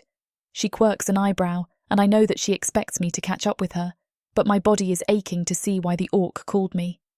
I know he's shifted closer to me, the heat coming off his body pulling me in. So I wave to Jinno, hoping that's enough as I spin around. "Yamar's, isn't it?" A satisfied smirk pulls at his lips, and I want to sigh as I take him in again. It's the first time I've seen him in the light of the setting sun, not in the dimness of the mines. He's even more gorgeous up here, the scar on his cheek more pronounced, and now I can see the peak of black tattoos creeping out of his shirt. The muscles beneath are well defined, straining beneath the material and making my fingers itch as I want to push his shirt up. Gods, I bet he's unbearably hot naked. "You have enough respect to learn my name but not to follow the orders of your overseer?" The tension in his voice makes the heat in my stomach coil tighter. It's a challenge, and I take a step forward, leaning up to make up for the height difference. But at 1.5 feet shorter, I don't manage much. I expect my overseer to have more sense in him. His upper lip curls, and the anger on his face makes me even wetter. My heart is pounding as he leans closer, towering over me, and I refuse to take a step back. "You think you know better than me, then?" His eyes dart down to my mouth and back up, and I feel emboldened by the electricity crackling between us. Every inch of my skin feels sensitive, and I want him to grab me, to take control of me. He's so massive that I can't imagine he'd be a letdown in the bedroom. I press my palms to his chest, sliding them up slowly. "I know I do," I snip. It seems to be enough to break through his self-restraint, and excitement hums through me as his large hand grips my waist, spinning me around so that my back slams into the wall of the building that was behind him. He's taken away almost all the space between us now. My palms still rest on his collarbones with his hand on my hip possessively, and the other pressed against the wall above my head. Unconsciously, I arch my back, wanting to press myself into him. Yamar leans his head down until all I can focus on is his lips, his tongue peeking out to swipe along the bottom one and drawing another heat of fire through my middle. In this camp there are consequences for such misbehaviour. My chest is heaving, and I know from the way his gaze drops that he's noticed. But I still force out a snarky response, the tension so thick I feel nearly suffocated. I'd love to see you try and tame me. He snorts. You're a brat. His body shifts ever closer, and I have never wanted to rip someone's clothes off more. This is something beyond anything I've experienced, this primal urge that I feel with him. And you're a jerk. Gods, he growls. Do you ever shut up? My hands fist the material of his shirt. Nope. I pop the P as I cock my head. Part of being a brat. It's about time someone's made you then. I gasp as his hand tightens against my hip, his body pressing flush against mine and pinning me against the building. His mouth covers mine in a bruising kiss that pulls a moan from deep in my throat. I thought that giving into this would bring relief, but I am only filled with the need for more. His kiss, his taste, has wiped everything from my brain until all I can think of is getting more of him. My hands slide up and over his shoulders, digging in as I pull him closer. His tongue swipes out, pressing at the seam of my lips, and I let him in. His grip on me tightens as his other hand moves from the wall to cup the back of my head and tilt me back for better access. Just as I go to pull at his shirt, forgetting entirely that I can't screw on the pathway to the mines, or that I am even here in the first place, I hear something that sends ice through my veins. Willow? Another deep voice, the timbre entirely different from the orc I am kissing, and panic surges in me. My eyes fly open as my palms slam against Yamar's chest, and he's so caught off guard, he actually stumbles back on step, his hand leaving my hip to slam into the building before he's thrown too far off balance. I've never been one to feel guilty, but this emotion does burn a little as I turn to meet a pair of soft brown eyes. Duma's eyes dance between me and Yamar's, clear confusion and hurt written on his face, and I'm not sure what to say. So, like always, I blurt out the first thing that comes to mind without thinking it through. That, I gesture between Yamar's and I, was nothing. Yamar's grunts, and already my body is on fire again. But I feel so torn. I like Duma, and I am just as attracted to him. I wanted to let him watch me yesterday in the water until I got a better grip on myself. But I also want Yamar's to pin me back up against this wall and make me forget my name. Is it so bad to feel this desire with two men? It's not like I am serious with either of them. We are just exploring the chemistry we each feel, and I never intended to hurt anyone. I haven't planned any of this. It wasn't. Yamar's challenges, his eyes boring into the side of my face. Even without looking away from Duma, my body is electrifying with the promise in his deep growl. But then Duma shifts forward, and I feel the yearning for him too. I want to soothe him, to see him smile, to feel his lips on my skin. Damn, this has gotten complicated fast. It was nothing, I snap, turning to glare at Yamar's even though it makes my stomach flip to face him again. But then I whip to look at Duma, equal anger in my voice. Not that it matters either way. And then, before either of them can say anything more, I storm away from them both, even though my body is screaming to go back.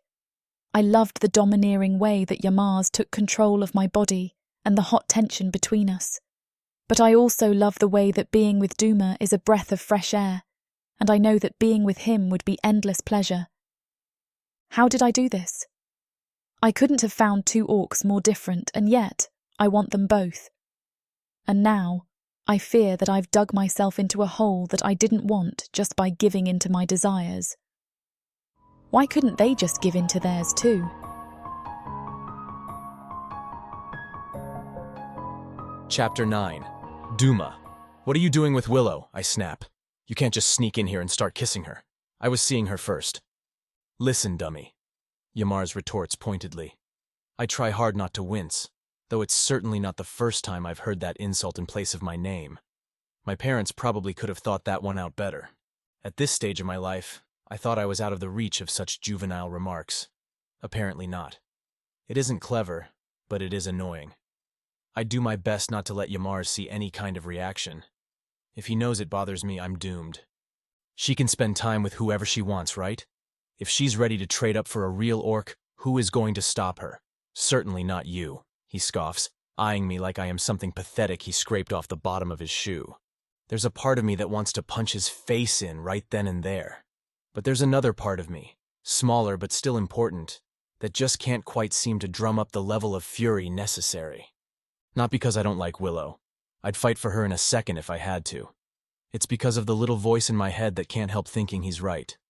For better or worse, I'm kind of desensitized at this point to orcs treating me like I am second-rate. It's happened all my life.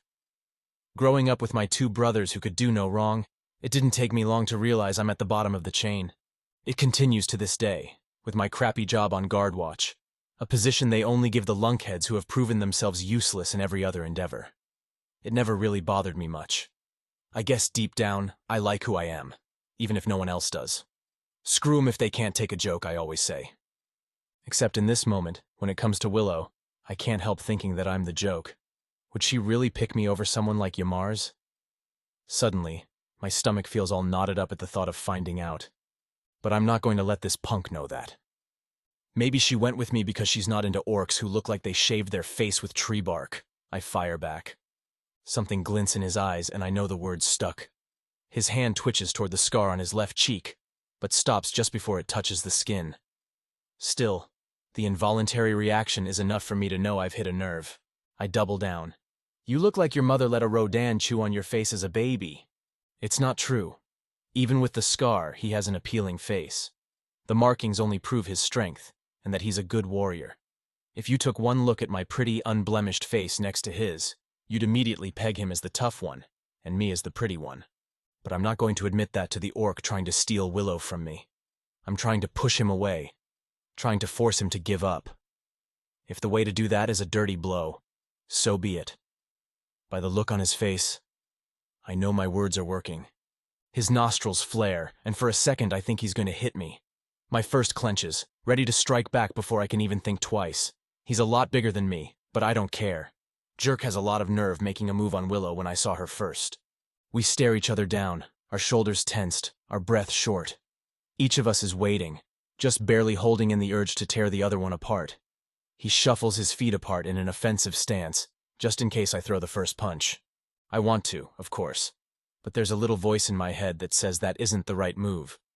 I have a lifetime of pent-up regression from other orcs putting me down. Nothing would make me happier than using it to wipe the smug look off his stupid face, except Willow. Willow makes me happier than that, and something deep in my gut tells me that getting into a fight here and now would push us apart sooner than it would bring us together. What if she hears about it, gets angry, and resolves not to see either of us? Or worse, what if she decides that means she has to pick, and she picks him? I can't even consider that. Thinking quickly, I decide to try a different approach. Look, it's not like she's mated to either one of us, right? I offer. The scowl on his perpetually grumpy face deepens, something I didn't even think was possible. The wrinkles in his forehead are so deep, you could fill them with water and float a boat there. I can tell he's preparing to respond with a contradiction, ready to argue why he deserves her first again. It's not a case I have any interest in hearing, just in case he is right. So I cut him off quickly. If she's interested in both of us, let's just leave it alone. Tell a girl like that she has to pick, and she might get mad and tell us both to get lost. The wrinkles deepen. It's the first time it occurred to him, I can tell. I push ahead while I have his attention. We're not kids anymore, right? We're mature, too old for games. We both have an interest in her, and she has an interest in us. We can just leave it at that and see what develops. What I am really saying, of course, is that I hope in time she will decide I am the best match for her. But it's not something I'm willing to risk by pushing for it right now. I feel I am, perhaps, something of an acquired taste. I'll grow on her with time, but I need to leave myself the space for that to happen. I can see Yamar's thinking it over. His eyes dart to the side, looking away from me as he ponders my proposition. Because of the way his face always looks so irritable, it's hard to tell how he feels. I find myself holding my breath as I wait for him to answer, hoping my ploy worked. I see his big, beefy arms tighten slightly in their folded position across his chest. The muscles tense as he pulls into himself. The posture is clearly a defensive one. For just a moment my heart sinks. If outsmarting him hasn't worked, I'm probably sunk. Then, his head snaps back to face mine, meeting my gaze. So, we don't interfere with each other? No fighting. No telling her who she has to go with. No showing up to make the other guy look stupid. Or weak, I add. My voice sounds a little too hopeful, and I clear my throat. In a more disinterested tone, I continue. Right, exactly. When it's all said and done, whatever happens will be her choice. We stay out of it completely, aside from just both remaining available to her. His eyes narrow, sweeping over my figure. I have a feeling he is thinking similar thoughts to my own. He's evaluating me, considering just how different we are. My hair is practically shaved, while his hangs all the way to his shoulders, long and wavy. The color, black, is the only thing we have in common. He's a massive mountain of an orc. I'm not small by any means, and compared to most other orcs, I'd likely be described as stout. But next to him, almost any orc looks small. He has nearly half a foot of height on me, and that's not to mean that I'm short, because I'm not. Yamar's is just huge. His face and body are covered in scars and tattoos, while my skin remains nearly immaculate. His right tusk has a noticeable chip in it, and mine are clean and smooth. I see the gears turning in his head, deciding that he's willing to bet that Willow will pick the rough-and-tumble type. If human women are looking for big and beefy, he'd be the clear winner in that contest. I continue to remain optimistic that she's more interested in what I have to offer. I'm less moody, less sullen, less abrasive all around. When all is said and done, I know some of the orcs think of me as a bit of a washout, but I'm mostly genuinely happy with who I am. I don't need to be the biggest and the baddest. I'm content with myself, and I think Willow someday will be too. It feels like a bit of a standoff as we stare at each other. I suspect from the look in his eye that we're both hoping the other one will cave, that our competition will just admit they can't hack it, acknowledge the other one is the better orc, walk away, and save us all this trouble. But because we're both so convinced that we're right and the other is wrong, neither of us is willing to give in, and that leaves us here, at this impasse, with me waiting uncomfortably for him to accept my terms, because I don't see a better option at the moment. Finally, he does. He unclenches his arms from their crossed position on his chest, sticking one out to shake. Fine. We'll both just leave it to her. She can see whoever she wants, whenever she wants. No arguing. I have to work really hard to keep the smile off my face so that I don't look too eager when I return his handshake. Deal! Chapter 10. Willow. Damned orcs. Why does every single thing just have to be so complicated with them? It's not like I told Duma or Yamar's they had me exclusively to themselves. If they're beating the crap out of each other right now, then that's on them. Stupid men. All the same, no matter the species, I groaned to myself. Still flustered with embarrassment, I marched to the gates, eager for some time alone away from everyone in this damned camp. As I storm through the exit, the perimeter guard on duty takes notice of my departure. "Where do you think you're "I'm going to pick herbs," I yell without looking back at him. From the corner of my eye, I see the guard reeling back in shock. He's speechless as I stomp away, seemingly knowing better than to bother me some more. At least one person around here has it right. I reach the edge of the forest where I look back over my shoulder at the camp. It's at that moment I wonder if I'm overreacting, but I know I'm still in need of space. It's too hard to get a hold of solitude inside that damn place. It always feels like some orc is breathing over my shoulder. I press forward into the forest, walking through what looks like a gate built by nature. On either side is a large tree that stretches on forever into the sky. The clouds sit lower than usual today, giving the trees the illusion of appearing even taller than they are in actuality. The trunks are wider than even the fattest of orcs, with bark as white as snow. Chippings of the white bark are scratched off in several places from animals, exposing a deeper shade of brown underneath. Each tree's branches jut out far, intertwining and creating an archway underneath which I walk. Shreds of the sun's long yellow beams come through the branches, peppering spotlights across random points along the ground. Leaves fall from the tree, in some places having formed small piles whilst others lay scattered about. I kick some of them as I walk past. I continue on, taking off my shoes as I walk through green grass that tickles my feet with each step. They feel like small prickly needles too soft to penetrate my soles, instead only planting 100 small kisses upon them.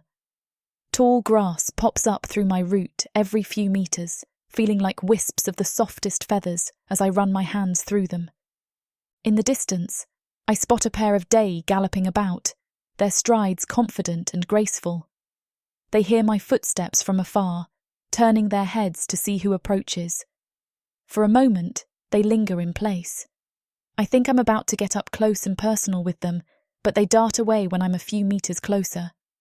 There rings through the air the chirping of insects, the singing of bird songs, and other conversations in the animal kingdom. The deeper I go, the richer the earthy smell of the forest becomes. I close my eyes, breathing in as deeply as I can, finally feeling as though the day's troubles begin leaving my mind. I come to a lake, its water crystal blue like the hydium veins in our minds. The water runs deep and clear, through which I observe Keesins swimming about. At that moment, I'm compelled to strip off my clothing and go for a swim, but decide to go to my usual spot in the river, not wanting to disturb the wildlife here.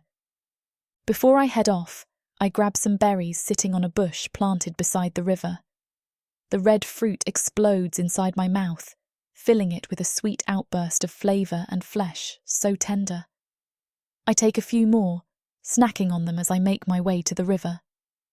Coming to the stream, there's no sound around but the gentle flow of water. The current here is never strong, so I don't worry about being swept away. I remove my clothing, feeling a slight chill run up my spine as I do so. As I climb in, my body becomes warm. The water is heated from the sun, enveloping my body like a friendly hug. I take a deep breath as I look around, cautious for any nosy onlookers like the last time I was here. I glance at the tree through which I spotted Duma's creeping gaze, causing me to shudder with disgust.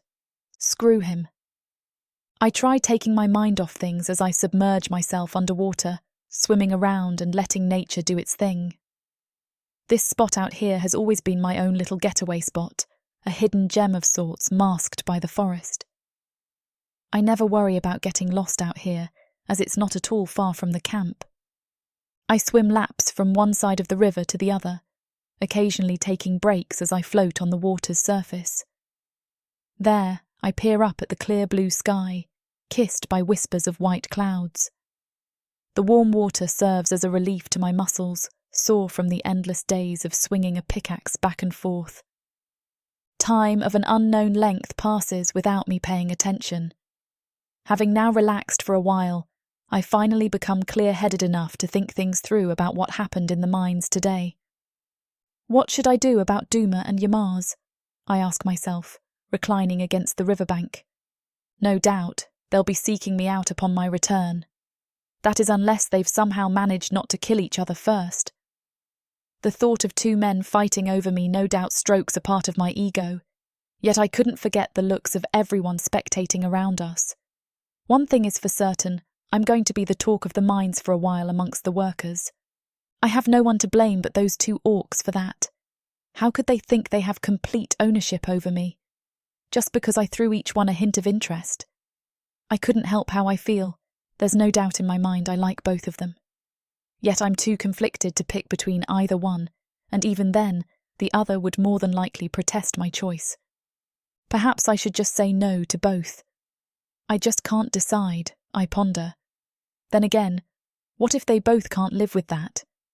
Maybe then I ought to keep them on their toes, continue riling them up about me. That should be fun. I climb out of the river, content with my decision to cause further trouble between them. No one is going to embarrass me and get away with it. It didn't matter if they were 7-foot orcs who could probably crush my body with a pinch. Although the sun is beginning to set, the air is still warm enough to dry my body through my clothing. I start the journey back home. This time the walk through the forest goes uninterrupted by the intrusive thoughts of Yamar and Duma.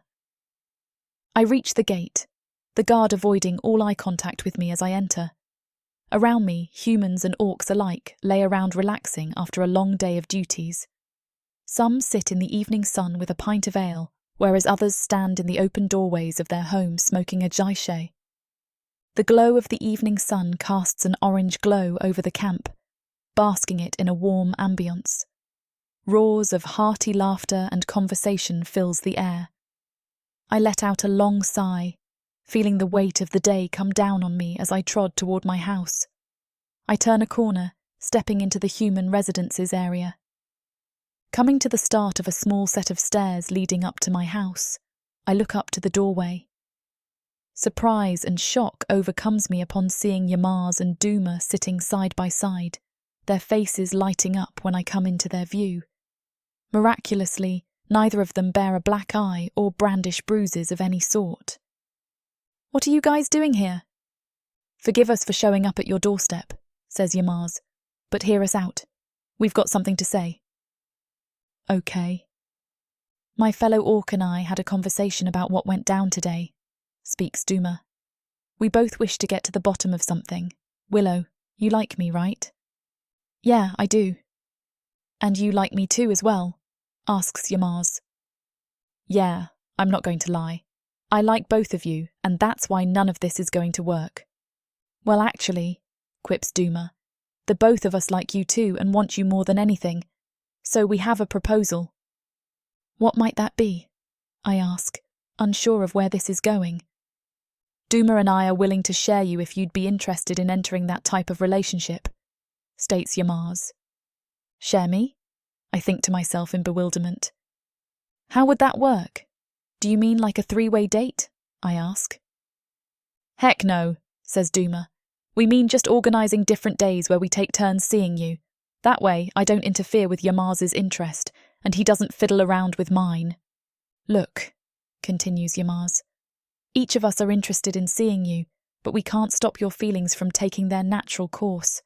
You obviously like us both, but we want nothing to do with each other. This is the only solution we can think of where everyone gets what they want, so what do you say?" I glance between them, caught completely off my guard by their offer. I couldn't believe what I was hearing, that they somehow figured this out between themselves, yet I can't deny I want them both. A smile etches across my face, their offer too good to refuse. "Why not?" I reply. "Let's do it." Chapter 11, Willow, 7. It's been 7 days since I met both Yamar and Duma. It has felt like so much longer over the last week as I've spent time with them, though. Even though Yamar hasn't returned to my section of the mines, which I am equal parts relieved and disappointed at, my time has been filled with both the guys. Even now, as I walk home from the mines, I see a familiar pair of yellow eyes watching me from just off the pathway. A grin plays along his lips, and my heart leaps as I grow near. "You're late," he snaps at me. The air between us immediately tense, and I love the way that the heat coils in my stomach. I spin, planting a hand against his chest and leaning into him. "What are you going to do about it?" I quirk an eyebrow, even as my heart rate kicks up. "Punish me for it?" Yamar chuckles deeply, humorlessly, and I feel it vibrate through my hand up through my body. Leaning forward, his chipped right tusk brushes against my jaw, and his lips rest against the shell of my ear. It's not fair how wet I am from the simple motion. "We both know you'd enjoy that too much." I lick my lips, my mind going fuzzy with him pressed so close to me. No, I wouldn't.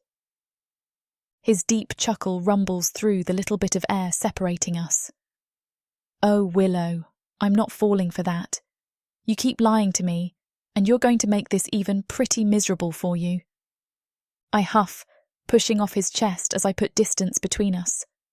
I know that Yamar's likes seeing me worked up, and the evidence is clear on his face as his eyes rake up my flushed neck and face as his smirk grows wider. I turn, strutting toward my house, but I know he's right behind me. He wouldn't pass up the opportunity to tease me all afternoon until Duma's shift ends and he passes me off without complaint. Though I see the burning desire in his eyes as he does so, and a small part of me wishes he would stay. With each passing day, it grows. 5 days ago, they both started courting me. I can't say I don't love the attention, the way that they both watch me and take turns caring for me. I'm not even sure when or how they coordinate, but they both know when I am free and when to pass me off. It's both nice to have time alone with each of them, and a little sad when I have to let go of one or the other. Every morning, I get up to Duma waiting for me. I eat my breakfast with him, and then see Yamar's briefly between his shift in the mines and mine. On my way home, Yamar's walks with me, and for the few hours before Duma's guard rotation is over, we spend the afternoon together. But once the sun sets, Duma comes, and when it gets late, he leaves too. Neither of them stay with me, no matter how much I want them to, and neither of them will take me to bed. I'm one day away from stripping naked and strutting around my house to see who breaks first, because it clearly isn't driving them insane not to touch me like it is me. It's after dinner now as Duma and I sit out under the stars. He loves being outside just as I do, and we are reclined back against a tree, whispering our wildest stories and pointing out constellations. With his arm wrapped around me and my entire left side pressed against him, my body is burning with desire. But Duma looks peaceful, content, and I wonder if he isn't as attracted to me as I initially thought. Tilting my head back, I press a kiss to his neck, and I grin when I hear his breath hitch. His fingers dig into my hip, and I lift up to trial kisses up his skin and across his jaw.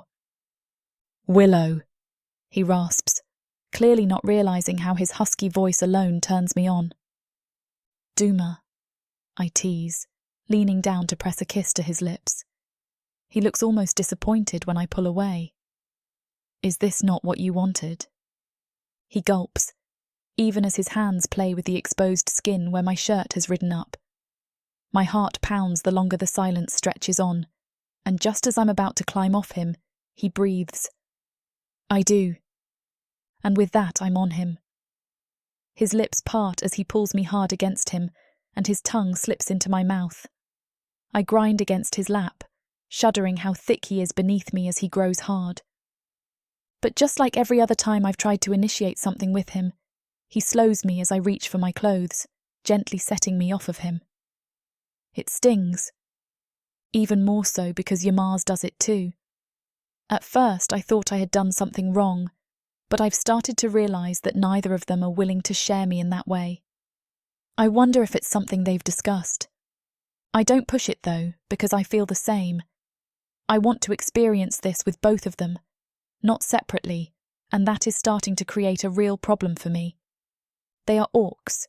They are possessive, and I'm surprised this has gone on as long as it has, but I think it's only a matter of time before they decide they can't keep going like this. 2, but there's 2 of them and 1 of me. How is this going to end? It's a question that plagues me every day as I grow closer to them, as Yamar's pulls me hard against him and whispers fevered promises in my ear, as Duma holds me tight and presses kisses to the top of my head. I've loved getting to know both of them. Duma has such a great sense of humour, and Yamar's is incredibly patient. They both enjoy learning what I like, even if they approach it differently, and they've really started to integrate themselves in my world, in my heart. What I thought was going to be purely physical has transformed into something much more emotional. I've opened my soul, shared my memories and struggles with each of them. And I don't know what is going to happen when one of them tries to lay claim to me. "Are you okay?" Yamar asks me one afternoon as I straddle him on the couch. I decide I've finally had enough, ripping my shirt off over my head. There is nothing beneath, and his eyes widen as he takes me in. Why have you been so distant from me? It's not that I only value intimacy or the pleasure they can bring me. For a week now, I've been satisfied with getting to know them, with laughter and fun activities. But I want the closeness that only physical intimacy can bring, and both of them have been avoiding that. He shakes his head. I haven't been. I can tell by his expression that he knows it's a lie. I sigh, rolling my hips a little as I feel him growing hard. You have. My voice is breathy as I find the right spot. And I want more of you, Yamar. I love getting to know you, of you teaching me archery and me teaching you baking. But I want all of you, and you haven't given it to me. He groans as his fingers dig into my hips. You're sure? I wrap my arms around his thick neck. I'm positive. When he leaves and Duma comes to see me, I notice how Yamar doesn't look at him, but I lead Duma inside. I meant what I said to Yamar, but I feel the same way with Duma. My body and heart are drawn to them both inexplicably, and I hope that they can forgive that. And long after he leaves, I find myself still smiling. I keep replaying the day over and over in my mind, not able to get enough of both of them. Both my orcs are incredible lovers, something I expected. What I didn't expect is the longing I would feel. Having intimate moments with each of them was more special than I expected. But now it's made it that much harder to face the reality of my situation. I'm home alone. Neither of them stayed, and even if I can try to get them to be closer to me, I'm not sure I can manage it. I can't have one or the other all the time. I can't have all of them, even as I try to give both of them all of me. There's no way for this to keep going as it is, and after today, I think I might have to do something about it.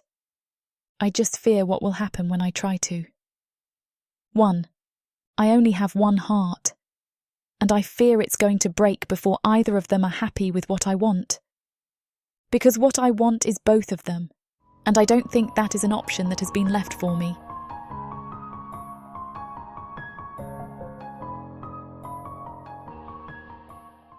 Protheka is a dark and dangerous world. My parents sold me to the dark market. I am the avatar of chaos, and nothing will stop me from fulfilling the prophecy. And the quest for godhood has made it even darker. Looks like you're the only one left. Take a step forward. Deia only seeks her freedom. A gilded cage is still a cage. But Thorn has something else in mind for her. It's her. She's the woman from the prophecy. My key to godhood. Will they be able to escape their fate? Get every episode from worldsofprotheka.com right now. Get the series bundle and score a 70% discount. Protheka's magic is eternal, and this series is just the beginning.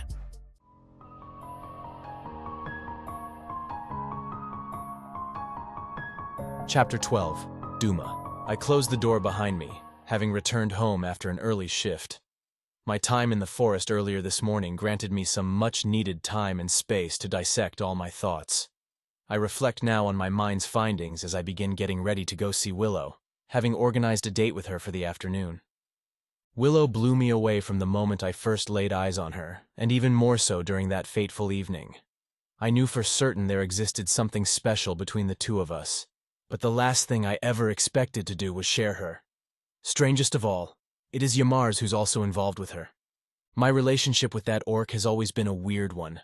While I've had my fair share of quarrels with him, by no means do I consider him an enemy. Rather, he is nothing more than an acquaintance with whomst I must put up with. He's nothing like some of the other bastards in this camp. For one thing, he doesn't insult me every chance he gets. If he can make Willow happy too, then perhaps he is okay, I say to myself as I look in the mirror. I have enough enemies as is, why go make an adversary out of another? Though by no means shall I go out of my way to interact with him. After all, I am in this for Willow. Speaking of, I must prepare myself for her. I wash my face. cleaning the sweat and dirt from it before doing the same for the rest of my body. After drying off, I take down a bottle of Rearzid-infused oil from my shelf. Squeezing a few drops into my hands, I rub them together, then smear it all over my body, focusing on the pulse points. I'm chewing on some herbs I picked from the forest to freshen my breath as I get dressed.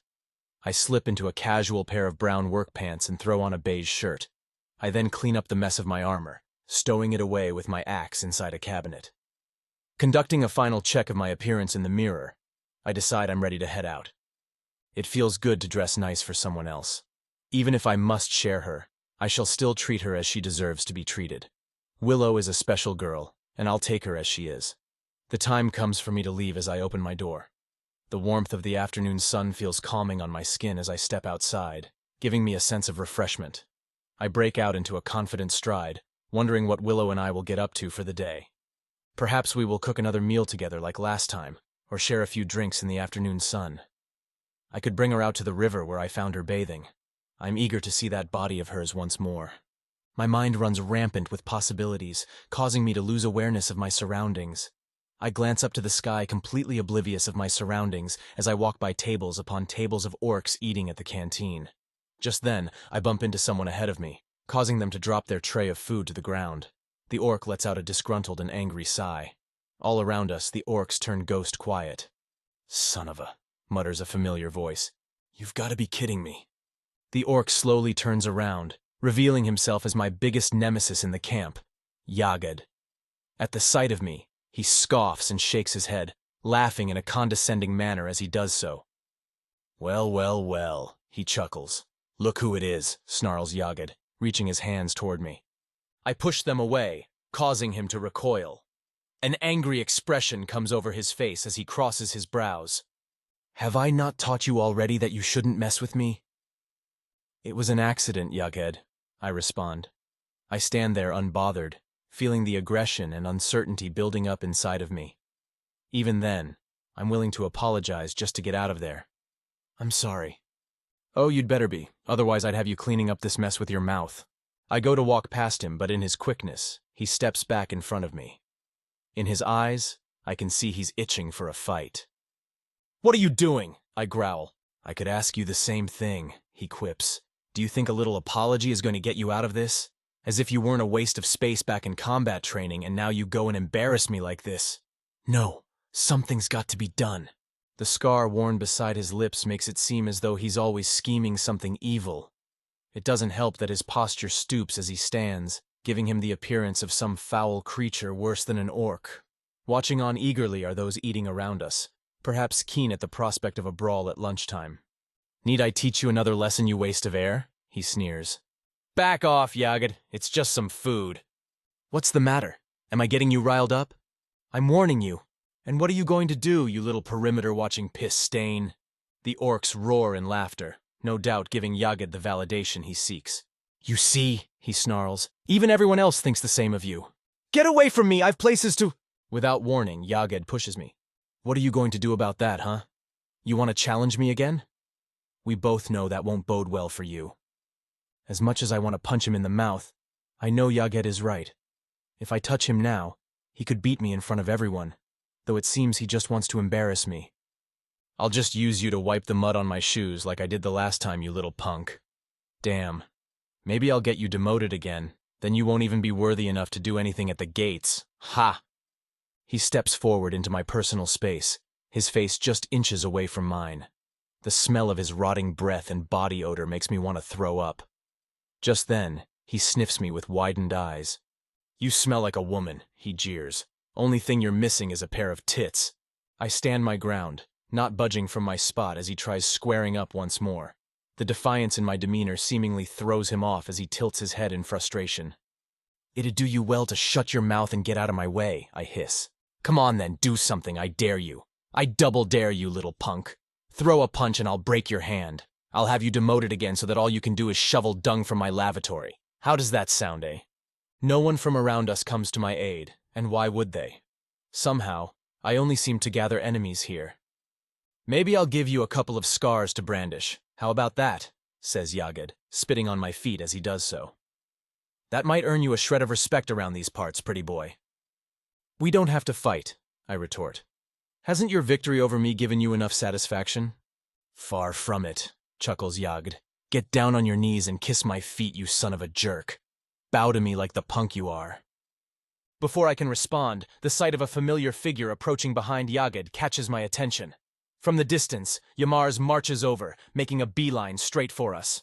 Great, now things are only about to get worse, I think to myself. He's tolerable around Willow, but without her around, he's no doubt going to use this chance to proclaim her for himself. Chapter 13. Yamar's. Never again did I ever anticipate getting into a relationship after all these years of being alone. Now, here I sit on my bed reflecting on my interest in Willow. As if being in a relationship with her isn't enough of a radical change, I must also share her with another orc just to have her. Duma is the last orc in this camp that I ever expected to be engaged in such a dynamic with. The young orc has always been a loner, not attaching himself to any one group of friends. In fact, now that I think about it, I don't think I've seen the man hang out with anyone else, I mutter. Up until this point, I never bothered myself to talk to him much, especially after Yagd bested him in combat and exiled him from the battalion unit. I'm never keen to associate myself with someone branded unfit to be a warrior, a loser, as some people around here call him. No doubt it would prove too damaging to my reputation. Yet somehow, he has wooed the woman I have fallen in love with. It's something I never saw coming, but there is no doubt that he makes Willow happy. I wonder now what it is about Duma that charms the woman from the mines. Maybe he gives her something that I cannot, yet it only makes me ponder why she's also into me. Perhaps in the same fashion, I can give her something that Duma cannot. Either way, she's clearly very happy to take us both at the same time. Perhaps I ought to ease up on the loner orc. By no means shall I go out of my way to make an attempt to befriend him. Yet I will do my best to remain diplomatic with him at an arm's length. That is why we've already discussed between us what days we shall divide to have Willow to ourselves. He has her today for an afternoon date as previously agreed. I will have her to myself for some time tomorrow. While I would much prefer to have Willow exclusively, there's not a thing I can do to change how she feels. I will honor the agreement between us all as long as she is happy. In a way, I'm thankful it is Duma who shares her with me. Had it been a close friend, I fear it would have strained the relationship and driven us to butt heads over her. Had it been an enemy, well, the results would have spoken for themselves. Duma is far from an adversary in my books. Despite his shortcomings within this encampment, he's far less of a nuisance than some of the other orcs around these parts.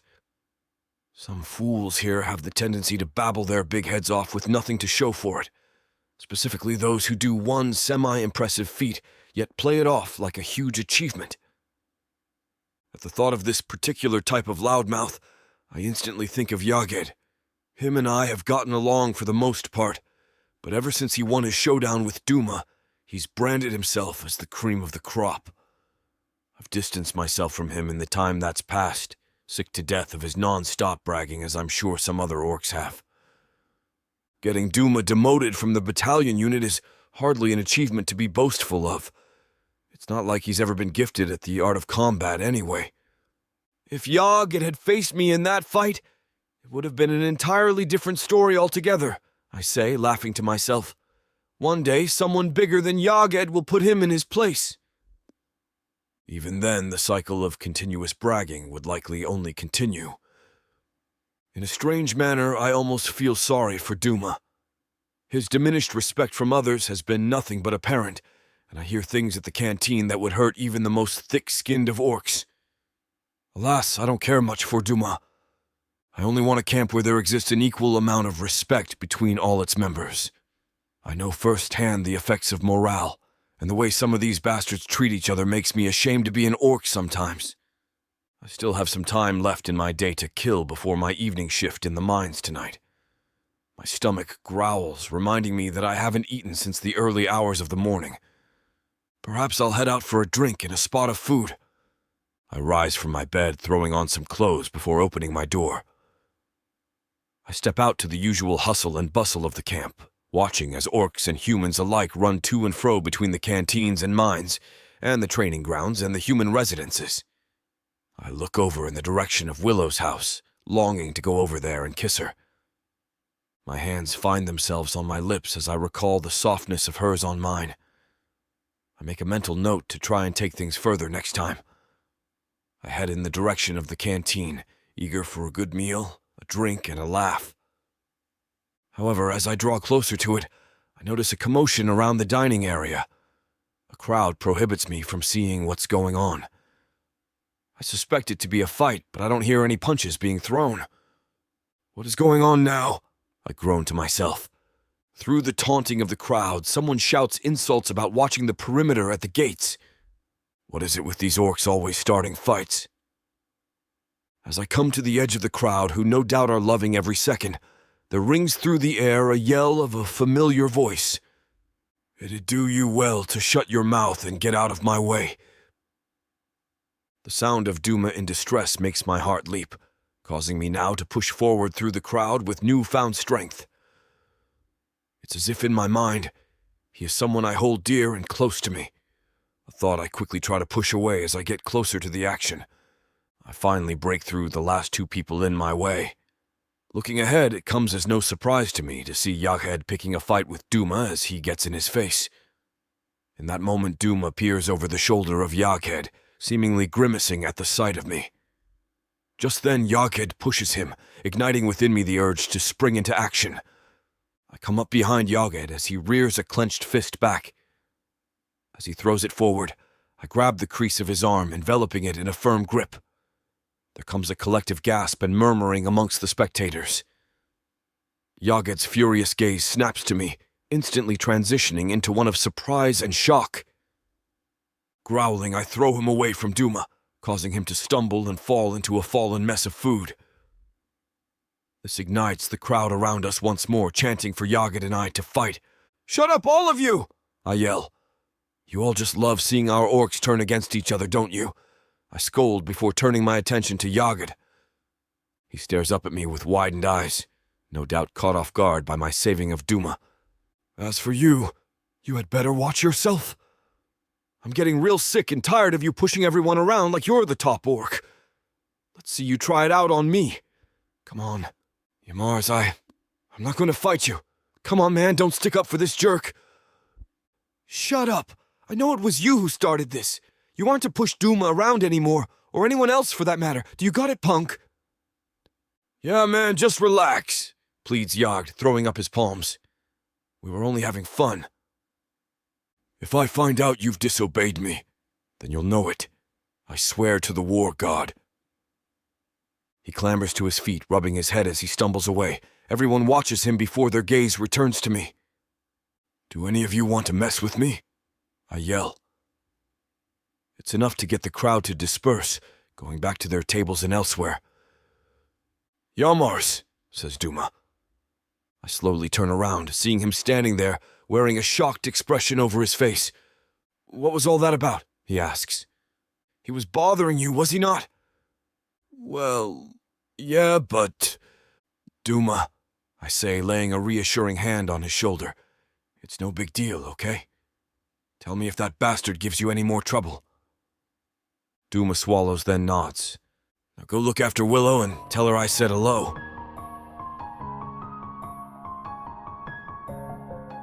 Chapter 14. Willow.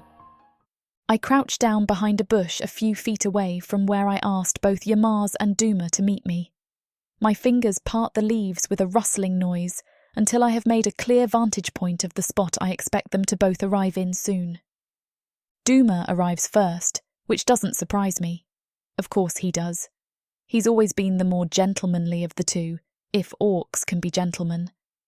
Yamars is harsh and abrasive, which intrigues me to an extent, but Duma is the opposite. Things like this are why I have such a hard time picking between them. They're opposites in so many ways, and it turns out I like both ends of the spectrum in small doses. Why choose when you can have it all, right? Come on, Yamars, I grumble, keeping my voice quiet enough that Duma won't hear me. My knees are starting to ache from this position. I can't move, however, without risking that I'll give myself away. Duma shows no sign of noticing I'm here talking to myself. Instead, he sits down on the grass to wait for me patiently. He still has no idea that Yamar is going to be the next one to arrive instead of myself. I almost sigh when I see how comfortable he looks. I'm half tempted to just come out from the stupid bush and go sit with him, but that would waste all my good scheming and put me at a disadvantage when I attempt to introduce the reason for this clandestine meeting. I grit my teeth and try to ignore the pain in my knee. Yamar finally arrives. The surprise on both of their faces to see each other instead of me is instantaneous, but neither of them has a thunderous expression like I expected. Instead, they begin to chat calmly. They're both curious about why the other one is here, which is understandable. But there's no preening or fighting, no bickering about which one has to leave. In fact, they almost act like friends. I'm shocked by this evolution in their relationship, but hardly disappointed. If anything, it's going to make the next part that much easier. I hope. I spring up from behind my hiding spot, strolling toward them both purposefully. I screw my face up to make it clear I am a woman on a mission. I have to take charge of this meeting if I'm going to get what I want. It's not easy to be the boss of two big, strong orcs, so I really have to draw up my courage from deep within. They both turn to me with wide eyes. Yamar drops his hands from his customary folded position on his chest, long enough to gesture in Duma's direction. What's going on here? I thought you wanted me to meet you. His voice isn't jealous or even accusatory, just confused. Duma has the same baffled expression. Yeah. Who were you trying to set the date up with? He makes it sound like I must have just gotten confused. I want to laugh but hold it in. They're being reasonable, and I know laughing at either of them would quickly sour this conversation. I wasn't confused. I knew exactly what I was doing, and I proceed to tell them that. Both of you, I declare resolutely. They just stare. Yamar folds his arms again, wrinkling his brow as he tries to make sense of the words. Look, I'm having a lot of fun seeing both of you, but it's a lot of work to maintain one relationship, much less two. I don't have that much free time as it is. I'm a busy girl. They keep me hopping in the mines, and at the end of the day, I'm tired. We need to simplify this. Simplify this how? Yamar asks warily. I can see by the look on Duma's face that he's already put it together. I just can't get a read on whether his thoughts are positive or negative. I want to see you both at the same time. No more wasting my day to meet Yamar for lunch and Duma for dinner. I could spend twice as much time with you both if it was just the three of us, from the start. Why can't we? I demand. My voice is authoritative, already prepared for the backlash I'm expecting. I don't care.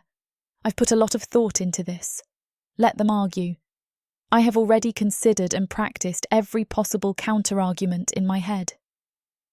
Duma and Yamar look at each other in a wordless exchange that stretches on an uneasy length of time.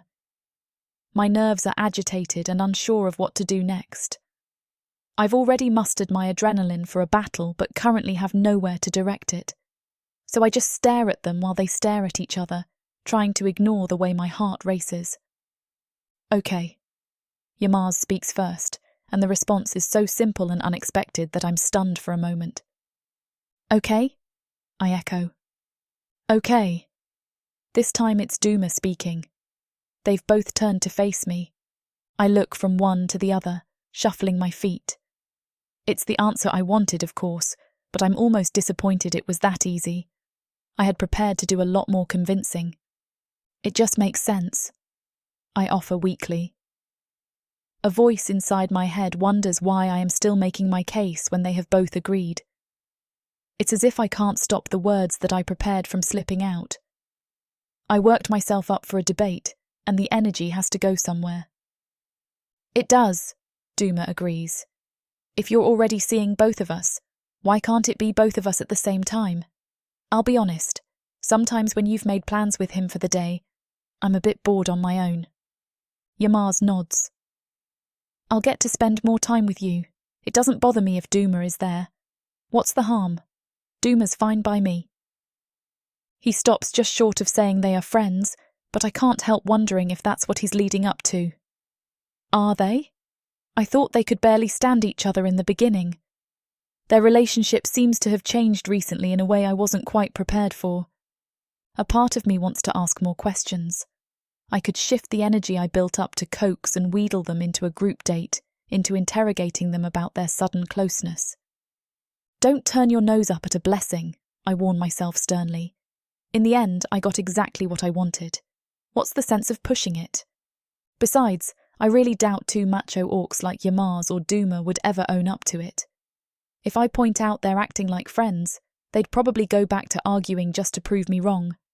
Better to just not stir the pot and see how it all plays out. I feel the tension ebb out of me at finally admitting the whole thing is resolved, and satisfactorily at that.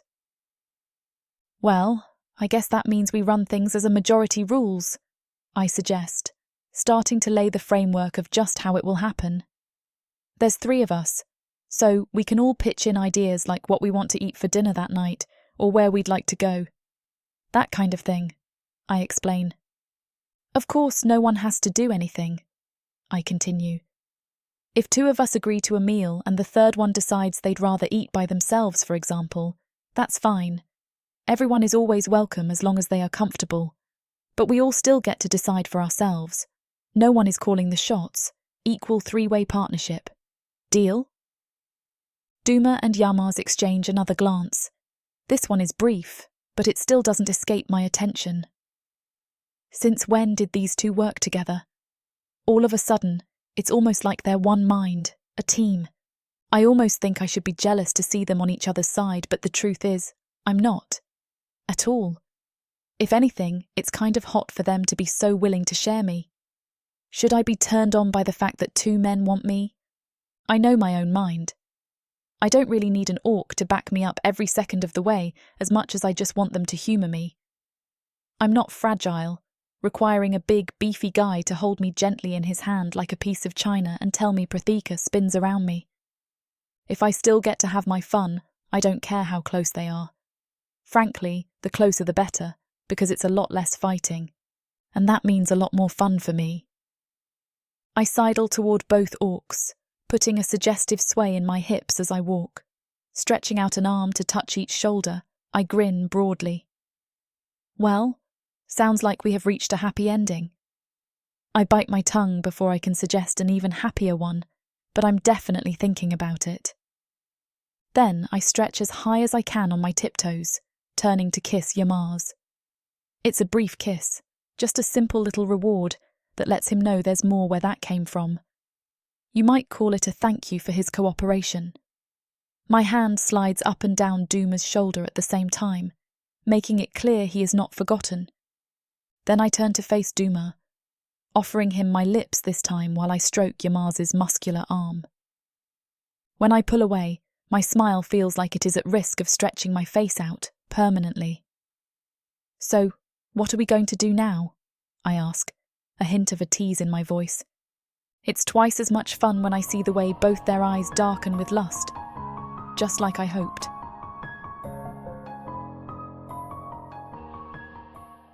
Earth is pretty much a desolate wasteland since the Orcs came over from Protheka, and being a woman, the best you can hope is to be someone's property. Now, after my curvy body catches Korthar's eye, he'll claim me, and I'll serve him, in any way he pleases.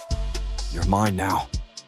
Listen to this story and more when you get the complete Orc Warriors of Protheka audiobook and ebook bundle. 40 books, 19 audiobooks, 19 ebooks. You even get 1 free novella and 1 free audiobook. All for a shocking 90% off. Protheka's magic is eternal, and the complete Orc Warriors of Protheka bundle will bring over 100 hours of that magic to you.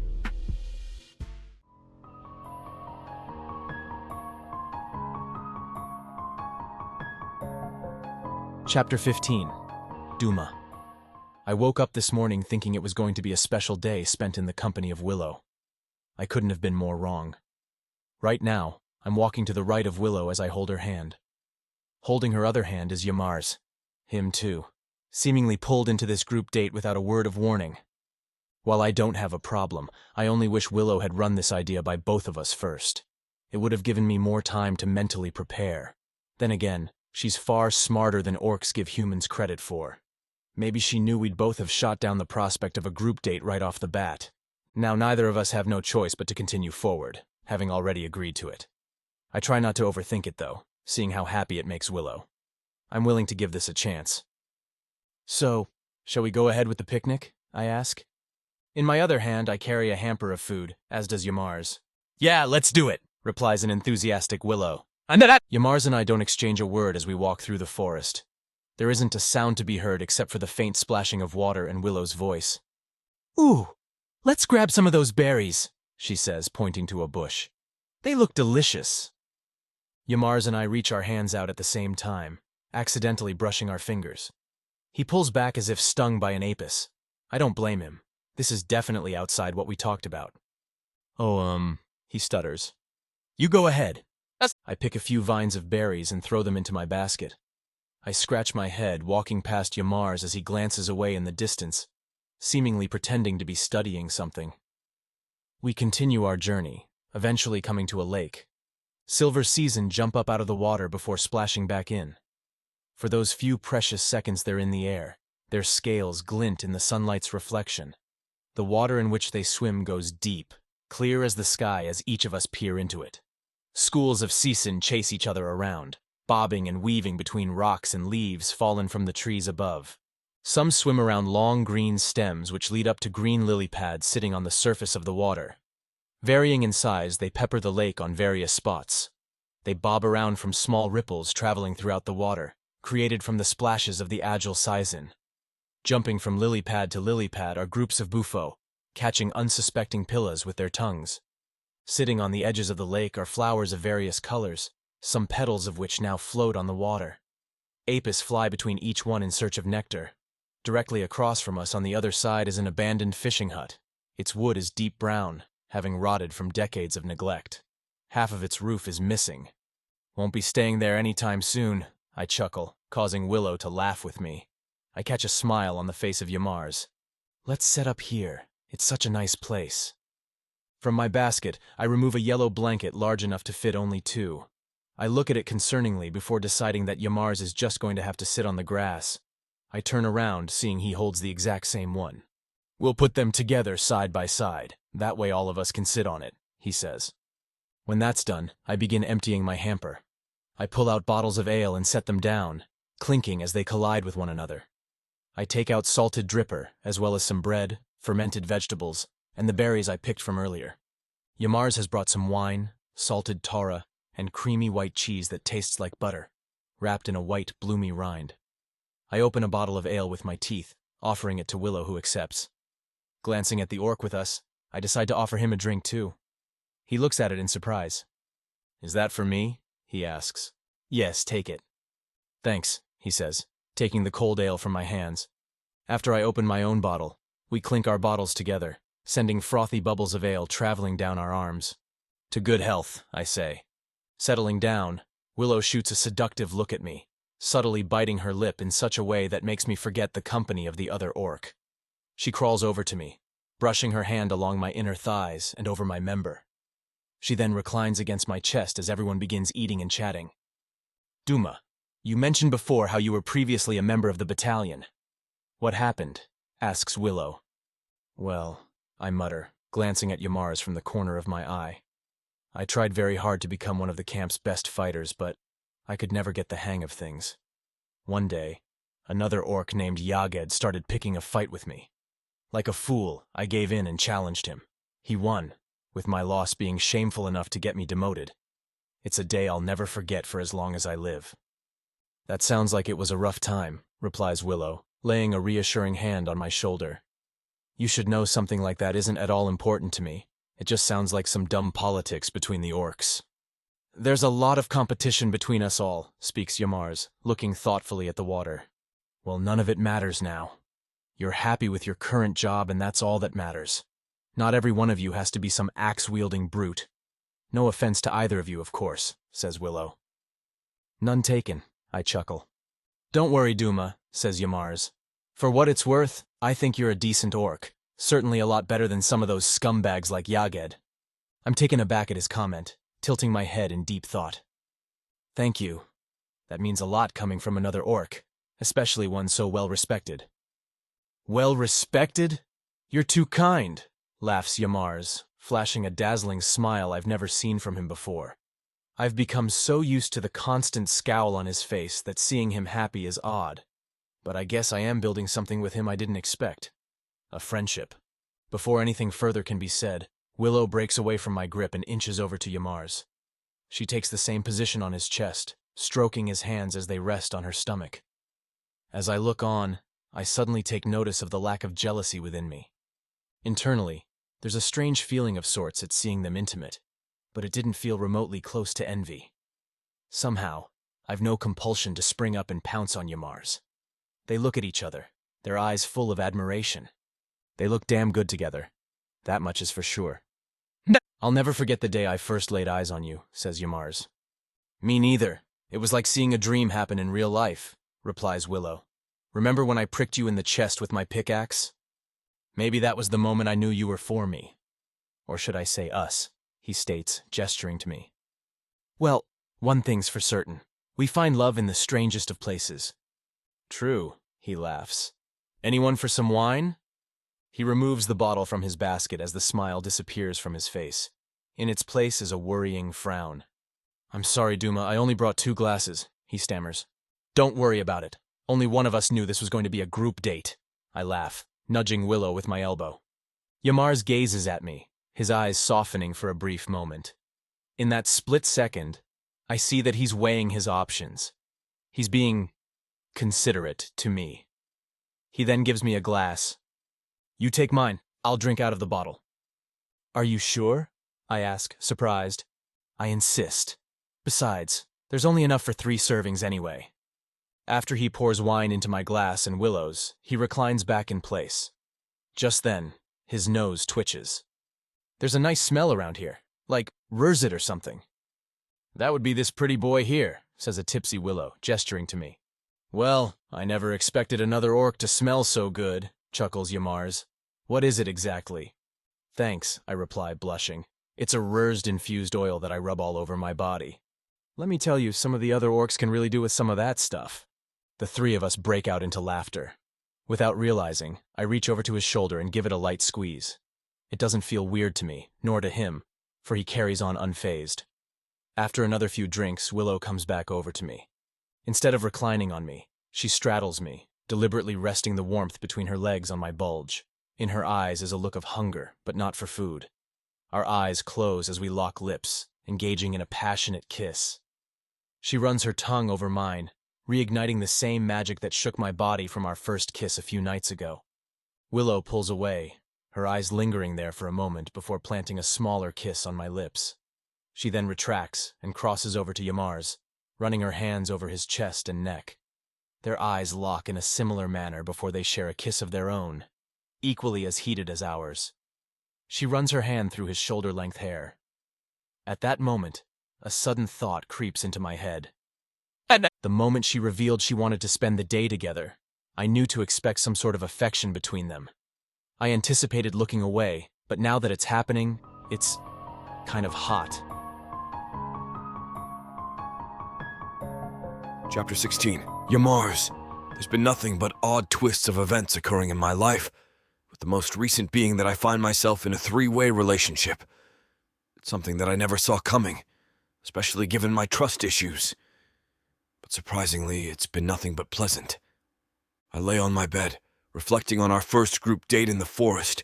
It was the most fun I'd had in a long time, not only because of Willow, but Duma, too. Getting to know him is creating a strong bond between us, a friendship I didn't know I wanted. Since that day, the 3 of us have ventured out on more dates. It's reached the point where it's now the norm. I've been enjoying each one, and even stranger was the fact I now look forward to the next time we all meet up. Bizarrely, I've been enjoying my time with Duma, too. Willow is still the woman I am after, but it's nice to have someone who sees her the same way I do, to tease and pleasure her. The relationship between Duma and I has blossomed in the last while. We've We've been saying hello to each other when walking by. He always seems happy when we bump into each other, and that in itself always left a smile on my face. I would even go so far as to now label him a close friend. I can't believe I was ever a jerk to him, I mutter to myself. I should never have gone out of my way to avoid him, all because of a stupid fight he lost against some arrogant prick. Above all those thoughts, the one I find myself thinking about the most is the moment when Willow kissed him before coming over to me. Maybe I should have felt jealous, but I didn't mind sharing her. In fact, I kind of liked it. I replayed the moment in my head when she made out with him. The way they looked into each other's eyes was nothing short of magical to watch. Not to mention hope their tongues danced with each other. I'm so absorbed in my imagination that I take no notice of my hand gravitating towards my member. She looked so damn good, I think, as my member quickly swells. Kissing her is one thing, but watching her be kissed is an experience more sensual than I anticipated. I could have sworn that I saw Duma looking at Willow, and I make out with such a powerful look of attraction in his eyes. At the same time, I'm wondering if I'm crazy for such steamy thoughts, but I couldn't help it. An orc is supposed to fight for his woman, to protect her from other men. What kind of orc am I to pull on myself as I think about how good she looked straddling someone else? Is it wrong for me to want to see her flushed with pleasure instead of being the one giving it to her? Should I want to watch and play, and not always at the same time? I immediately remove my mind of all thoughts, closing my eyes as I toss and turn. The next day, I am getting ready for the evening's group date. I'm trying to groom myself, thinking of Duma as I do so. Maybe it's not so wrong to want to be a little less roguish like him. Perhaps I can ask him for a few tips and tricks, I say to myself. From a shelf, I remove a bottle of oil infused with Rurst Heb, inspired by Duma. Emptying a few drops in my hands, I rub my palms together and spread the oil over my entire body, unsure if I'm doing it all correctly.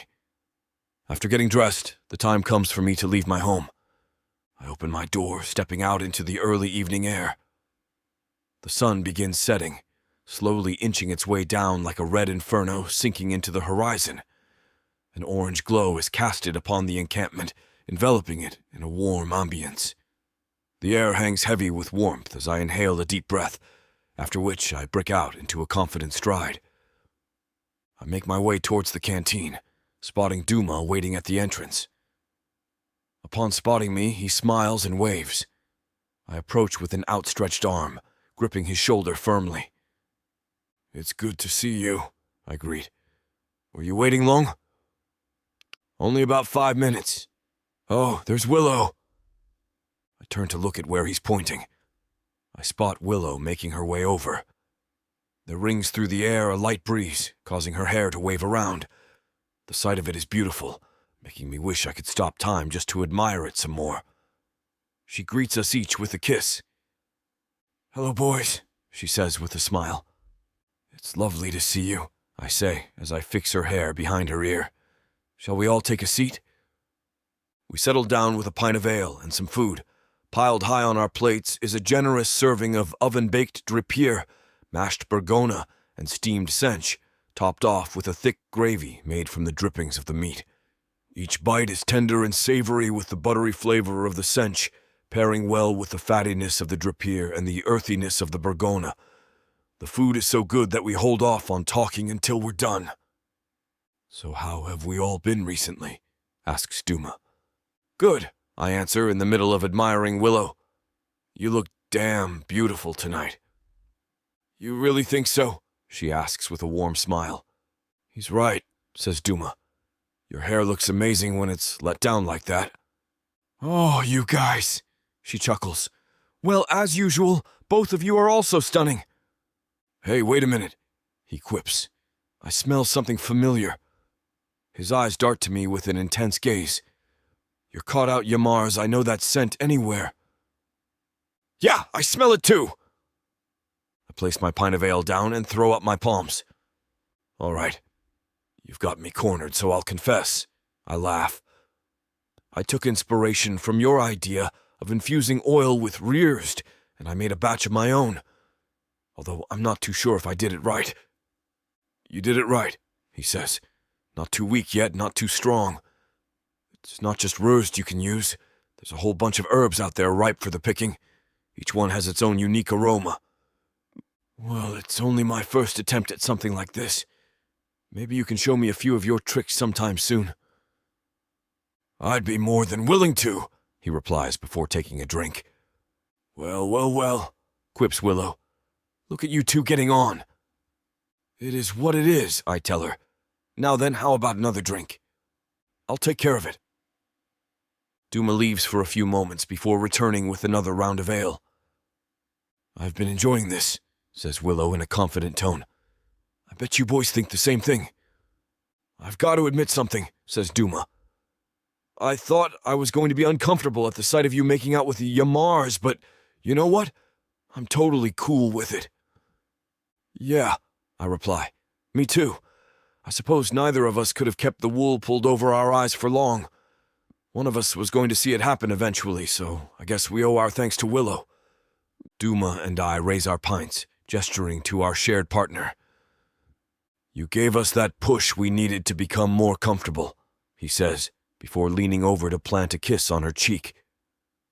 While his lips are on her, I lean over to do the same to her other cheek, causing her to giggle with joy as she finds herself in the middle of us.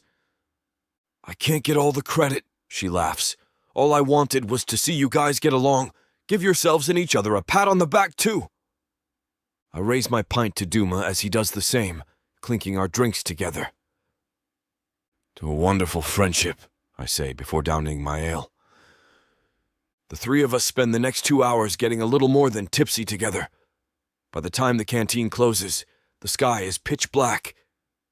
The only source of light is the moon, shining like a giant pearl in the sky. Come on, then, says Willow, extending a hand to each of us. Aren't you both going to be gentlemen and make sure I get home safe? Duma and I take a hand each as we begin the short journey to her home. A few minutes later, we're leading her up the steps as we come to her front door. There, we let go of her hand and take a few steps back. Did you both have a good night? She asks us. I sure did, responds Duma. Of course, I add. Let's do it again, good night, guys. Wait a minute, quips Willow. Would you guys like to come inside? I glance between her and Duma in confusion as he does the same. I'm unsure if I heard her words correctly, and judging from the look on Dumas' face, so is he. Which one of us do you want to come inside? He asks. Both of you, she says softly. Now come on in before it gets cold. Exchanging a look of disbelief with Duma, I gesture for him to enter first before following him inside. I don't know where this is going, I think to myself. But the thought of sharing the night with them is an offer I can't quite refuse. Chapter 17. Willow. The hesitation is immediate, but I'm not going to allow it. They might not be at the point yet where they realise it, but I've noticed a shift between Duma and Yamars, an opportunity for the three of us. At first, I suggested the group dates because I hated splitting my time between them. It seemed to facilitate a bond between them too, which in turn helped my relationship with each of them. I've come to care for both of them so much, despite my best efforts, and I don't want either to feel left out. Care for a nightcap? I call over my shoulder. I turn around with 3 glasses before either answers, and I have to fight a grin when I see them both leaning against my kitchen counter. Always, Yamars grunts. Duma chuckles, turning his head to look at Yamars. You say that because you assume it's mead. He quirks a brow as Yamars turns toward him. What if she were to make tea? Yamars's nose wrinkles, and I see how Duma's lips pull up into a smile. They've come so far from the Orcs that hated each other. It's almost a friendship. Almost. And that's all I need to convince them of what I want to do next. You and I both know that Willow doesn't have tea in this house. I giggle as I turn away from them, reaching past the tea in my cabinet and grabbing the mead as Yamars had expected, and hoping they don't see the flush creeping up my body. Their camaraderie is only encouraging the fantasies that have been playing in my mind. The idea that I can take them both at once. While I've always been interested in both orcs equally, I didn't expect myself to be so enraptured by the thought of having them together. But once I started to see how open they were to sharing me, I've continuously been thinking about it. I don't want to push them too far, but I'm hopeful that they will like watching my body fight to accommodate them both. They could bring me to new heights of pleasure. Maybe it's selfish, but I want both of them all the time, in every way. With each step, they've seemed to be okay with that, and I hope that we can keep going like this, that we won't eventually break apart. When I turn back around, I realise just how silent it's been. Duma's head is slightly tilted, and I catch Yamar's gaze soaking me in. "What are you grinning for?" Yamar says, before his eyes slowly slide down my body. A smirk plays on his face, and a mirroring one is on Duma's. "Wouldn't you like to know?" I murmur as I pour the mead into all three of our glasses and lift mine up. Yamar's grunts but doesn't snap back as he picks his up, and Duma chuckles as he grabs his. We clink them together before practically gulping back the alcohol. Did I purposefully think that the mead would loosen them up a little? Yeah. But I'm not trying to put them into a compromising position or force them into anything they will regret. I just need them to be a little more open to the idea. After a few more rounds, Yamar's has launched into a story about an orc competition a few years back, but I haven't heard a word. I just keep thinking of all the times I've spent with each of them, how different they are in bed, and how complementary that could be, especially for me. Occasionally they both look at me, their minds clearly not where mine is, but since I am not an orc, I am not as invested in the story as they are. That's fine with me because I am looking for my opening. When Yamar's chuckles deeply, his posture slumping and Duma's eyes look a little glazed over, I think they've finally reached the point that I can suggest a bit of a scenery change.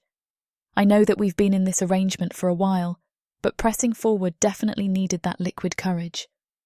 Knocking back the rest of my glass as Yamar's story winds down, I straighten. "Ready to head upstairs?" They both stiffen at that. Oh. Duma looks to me first, his jaw noticeably clenched as he leans back from both Yamar's and the counter. "Upstairs?" "I already told you I want you both to stay here tonight. Did you think you were sleeping on the floor?" "Your bed couldn't possibly be big enough for the three of us," Yamar's counters. He gestures to himself. "Mine is barely big enough for me." "That's because you're a big giant bastard," Duma teases, and warmth spreads through my chest. At least they aren't too tense at the idea of sharing a bed, with me in the middle, of course. I just want to be able to have both of them tonight. Not intimately, not yet, but we need to start warming up to get there. And I'm sure once we try it, they'll love it, or at least, I hope. Yamar's chuckles, that familiar fire dancing in his eyes. "Looked at yourself lately?" His eyes drag slowly down my frame as he continues to talk to Duma. "You aren't much smaller than me, but Willow, on the other hand." His words come out as a deep growl, lighting me up. This might be easier than I thought. "You could use me as a bed any time, baby. Or as your seat." Duma licks his lips, and while they are both focused on their moment, I decide to strike. "Why don't you come upstairs and find out what I have?" With a sway of my hips, I walk around them, enough of a drawl dripping from my words to entice them. I don't have to turn around to know they are following me. Their muffled voices and heavy footsteps are enough, and I take a seat on the edge of my new bed, that I've been working on for a week or so, and cross my leg over the other as I wait for them. Yamar's is the first one to enter, and he nods his head as he takes in what I've done. Duma steps into my room, reminding me of how little space I have, and chuckles. "I see you thought this out." Duma gestures to the wall-to-wall bed I had constructed. Truthfully, it is 2 orc bed frames that I wedged into my small room so that the entire space is almost entirely bed. I can barely get into the closet. but with enough manoeuvring, I managed to make 2 beds into one, padding it with enough blankets and pillows to make room for 2 abnormally large orcs and 1 rather small human between them. I told you I wanted you to stay.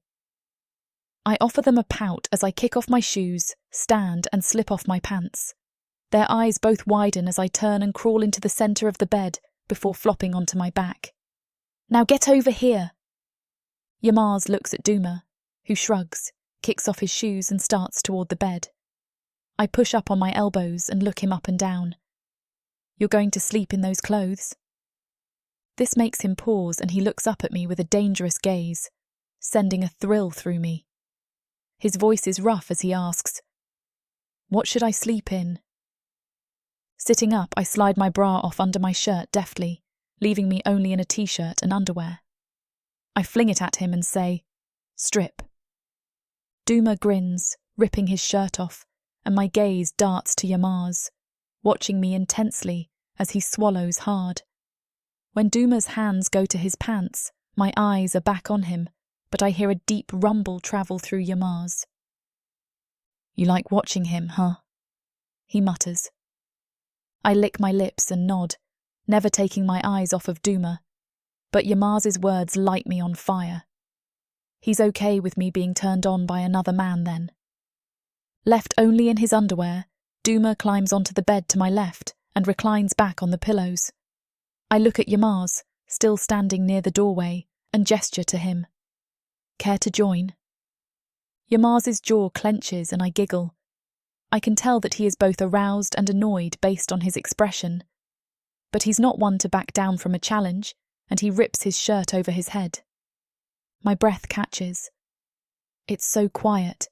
I doubt Yamar's heard it, but I know Duma did. My thighs rub together, trying to soothe the ache building there, and Duma reaches over, running his hand along my body. Yamar's eyes catch the movement, and he doesn't seem opposed. Maybe he even looks a little turned on by the sight of my body being used by someone else. Yamar blows out the candles I had lit before he stalks toward the bed as his pants drop, leaving him in only his underwear, and his growing manhood is now obvious. Duma shifts next to me, clearly as affected as I am as he runs his thick hands along my bare thighs, but neither of us says anything as Yamar takes his place on my other side. "See?" I say as I slide beneath the blankets. "We fit." Yamar grunts, and Duma rolls on his side, his front moulding to my back. Yamar looks at us, curled up together and illuminated by the moonlight coming in through the window. "Come here." I reach out toward Yamar, and I see the hesitation flicker across his face. Instead of letting him overthink it, I pull him closer. He shifts until my head rests against his shoulder, and I drop his arm over my hip. "Better?" "Yeah," he rumbles, and I snuggle against them both. Duma's arm is wrapped around my stomach, and Yamar's rough fingertips are brushing along my upper thigh. Trapped between the two of them, I couldn't be happier. As much as I want to take them both, I'm not going to push them too far tonight. I can only imagine how difficult it might be for them to see me with each other, and I want to slowly get used to the idea so it doesn't drive them away. Duma's breathing deepens, and slowly, Yamar starts to relax. I'm glad to see how they are starting to give in.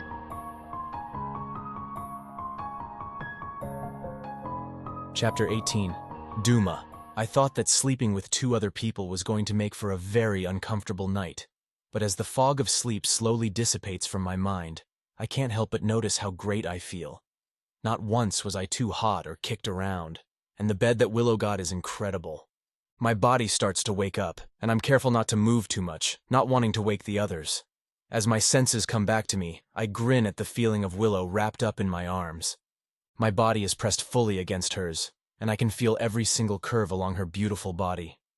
The blankets have been shoved to the end of the bed, but I'm wrapped up in the heat of another body so I didn't immediately notice. I peel my eyes open, glancing down at her with a smile to see that both she and Yamar are asleep. Originally, I thought it was going to be weird to share a bed with another orc, but we've been sharing our girl for some time. I don't mind seeing him touch her, especially if I am here for it. I still feel possessive over her. But it's different with Yamar's. We've developed a certain friendship, a certain level of trust, that I don't mind him having a taste of her. I know he'll take care of her. But I also can't help but wonder what it would be like to see her take both of us. Am I wrong for that? Shouldn't I want her entirely to myself? I can't help it, but I want to see her pushed to the brink of pleasure by the two of us. It's not the first time I thought that, but I haven't been able to get it out of my head. And Willow was grinning, watching with excitement as we both claimed either side of her, which pushed this to a whole new level. But after watching her face as we both stripped and climbed into bed, it was pretty hard to ignore the effect the thought has on me. 2 sets of hands on her made my imagination go crazy, and I can't wait to see what she would look like taking 2 of us instead. My breathing stutters as a vision of her flashes in my mind, and I press my hips into her. Yamar's is massive, not just in height, but in all of his stature. More than once, I've seen him training in the ring, and he is truly a force to be reckoned with. I can only imagine the way he handles Willow. I bet she would look so hot at his mercy as she tried to handle what we both have to give. My eyes drag down Willow, and I take in her barely clothed body, her shirt drifting up her torso and exposing her lower body. By the time my eyes make it back up her form, her eyes are open and watching me. Embarrassed, I pull back. My whole body is tense as I roll onto my back, trying to shift to where it's not so noticeable how turned on I am. My eyes are on the ceiling as she rolls with me, a hand pressed to my chest. "You get a good look?" Her voice is husky, rough with disuse, and I try to squash the arousal it sends spiking through my body. Now is not the time. I'm sure neither of them want this. Yamar's shifts, and out of the corner of my eye, I see him prop up on his elbow, his gaze on the both of us. My skin feels like it is on fire as I suck in a deep breath and try to stay calm as I look over at the 2 of them. I'm not blind to how he grips Willow, pushing his hips into her. I clear my throat. "I didn't mean to wake either of you." "I'm glad you did." Willow rolls her hips, and my breath hitches as her hand glides down my body. It seems there's something more pressing than sleep. I blink, trying to register her words. No matter what, though, I can't make sense of them. "What?" I lick my dry lips and my eyes dart down to her mouth and back up. Her expression darkens, burning with intensity that I'm afraid to question as she purrs, "I think you know what." Her head dips to the side, eyes cutting down, and I clench my teeth. She's gesturing to my manhood. I don't know how to respond. Is she thinking the same things I am, or did I let a few drinks get to me too much? Surely neither of them have been thinking what I have. Willow's excitement is just who she is. She isn't purposefully working us both up right now with a certain expectation. Is she? Yamar's shifts closer, pushing Willow into me, and my muscles seize. I don't know how to react, what to say. I can't read Yamar's face to know if this is crossing a line. While he is often a man of few words and a harsh tongue when he does speak, he's more one of action. I don't want to move before he shows any indication. But it surprises me when Yamar's leans down to whisper in her ear, "You want to pull him out of his pants, don't you, baby?" Willow whimpers and Yamar's looks at me. "And do you want her to, Duma?" A smirk tugs at his lips that I didn't expect, and I'm starting to wonder if I am actually awake. That's the only explanation I have for this. "Yes," I answer as hope thuds through me. Maybe they haven't been as oblivious to what I've been wanting as I thought. My eyes dart between their faces. "I want to see her struggle to stroke both of us." Willow groans at that, and I snap then, rolling toward her and catching her lips in a kiss as Yamar's attacks her neck. My member is pressed against her front, and Willow squirms, rubbing both me and Yamar's at the same time. We grunt in unison, and I can tell by his tight expression that he's thinking the same thing I am. There's too many clothes between her and me. "Take your underwear off," Willow pants, rolling onto her back. "And it was only a matter of time before we made it here. I see that now, especially knowing that Willow wanted this. It doesn't necessarily bother me to be naked in front of Yamar's like I expected either. As a warrior, I've been naked around other orcs, but not in this position." Sorry for the interruption. I know you were gearing up for a steamy scene, but it's way too hot for this platform. If we want to keep sharing our stories for free, we have to abide by this platform's guidelines. To get the full unabridged audiobook, go to worldsofprotheka.com. Browse through unabridged audiobooks, countless ebooks and bundles offered at a discount. If the thought of me whispering all the dirty details into your ear isn't enticing enough, use discount code YouTube30 to get 30% off of all digital products. Story after story, audiobook after audiobook, the Worlds of Protheka are waiting for you. Protheka's magic is eternal. But unabridged, it's unforgettable. Yamars pulls her mouth to his, swallowing her moans as I make her see stars, and I have never seen anything hotter. All I can think as I look at her covered in both of our releases is, why didn't we do this sooner? Chapter 19, Yamar's. It has been a few nights since I lay in Willow's bed with both her and Duma. Despite all the thoughts I had had about what a woman could do with 2 orcs, I never once anticipated my deepest imagination would come to life. I remember when the way she gripped us both at once, how it only made me grow harder. Having her writhe between us was an unbelievable experience. I didn't think I'd ever want to see Willow be touched by someone else, but watching her body be pushed to the brink as she tried to handle us both was more than I would have imagined. No doubt in my mind I loved every minute of it, and have dreamed of that experience every night since then. Yet at the same time, I'm freaked out. Even now, as I lay on my bed in the dead of night, feelings of disgust and self-hatred plague my mind. They battle with the joy that came with that night, leaving me perfectly balanced between the piercing points of happiness and remorse. The two emotions pull at me from both sides, leaving my mind writhing in torment. After our moment, we didn't say much to one another. Is something wrong with me? I ask myself, tossing and turning.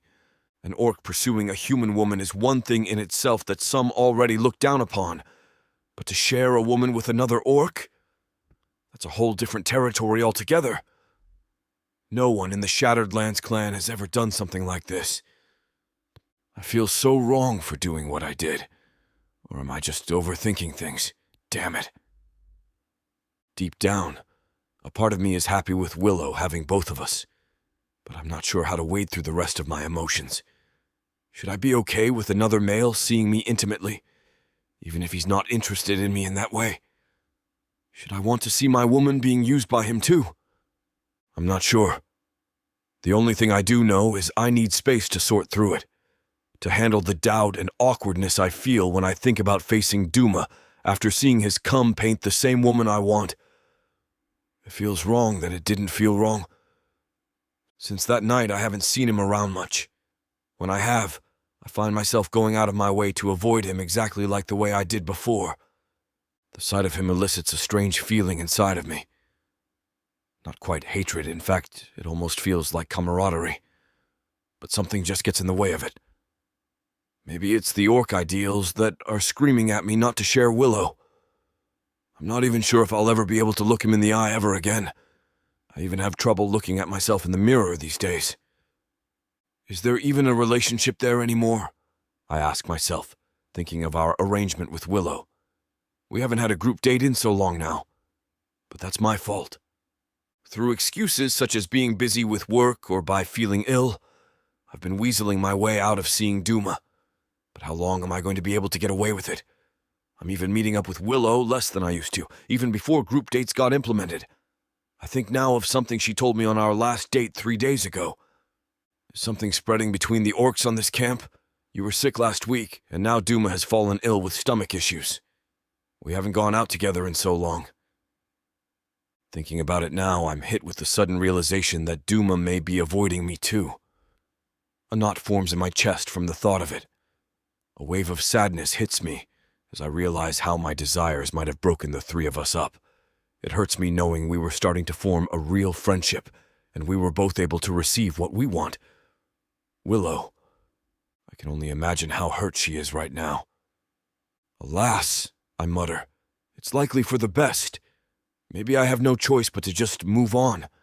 It was nothing more than an urge that I should never have acted on. Maybe he didn't want me to edge Willow into taking us both at once.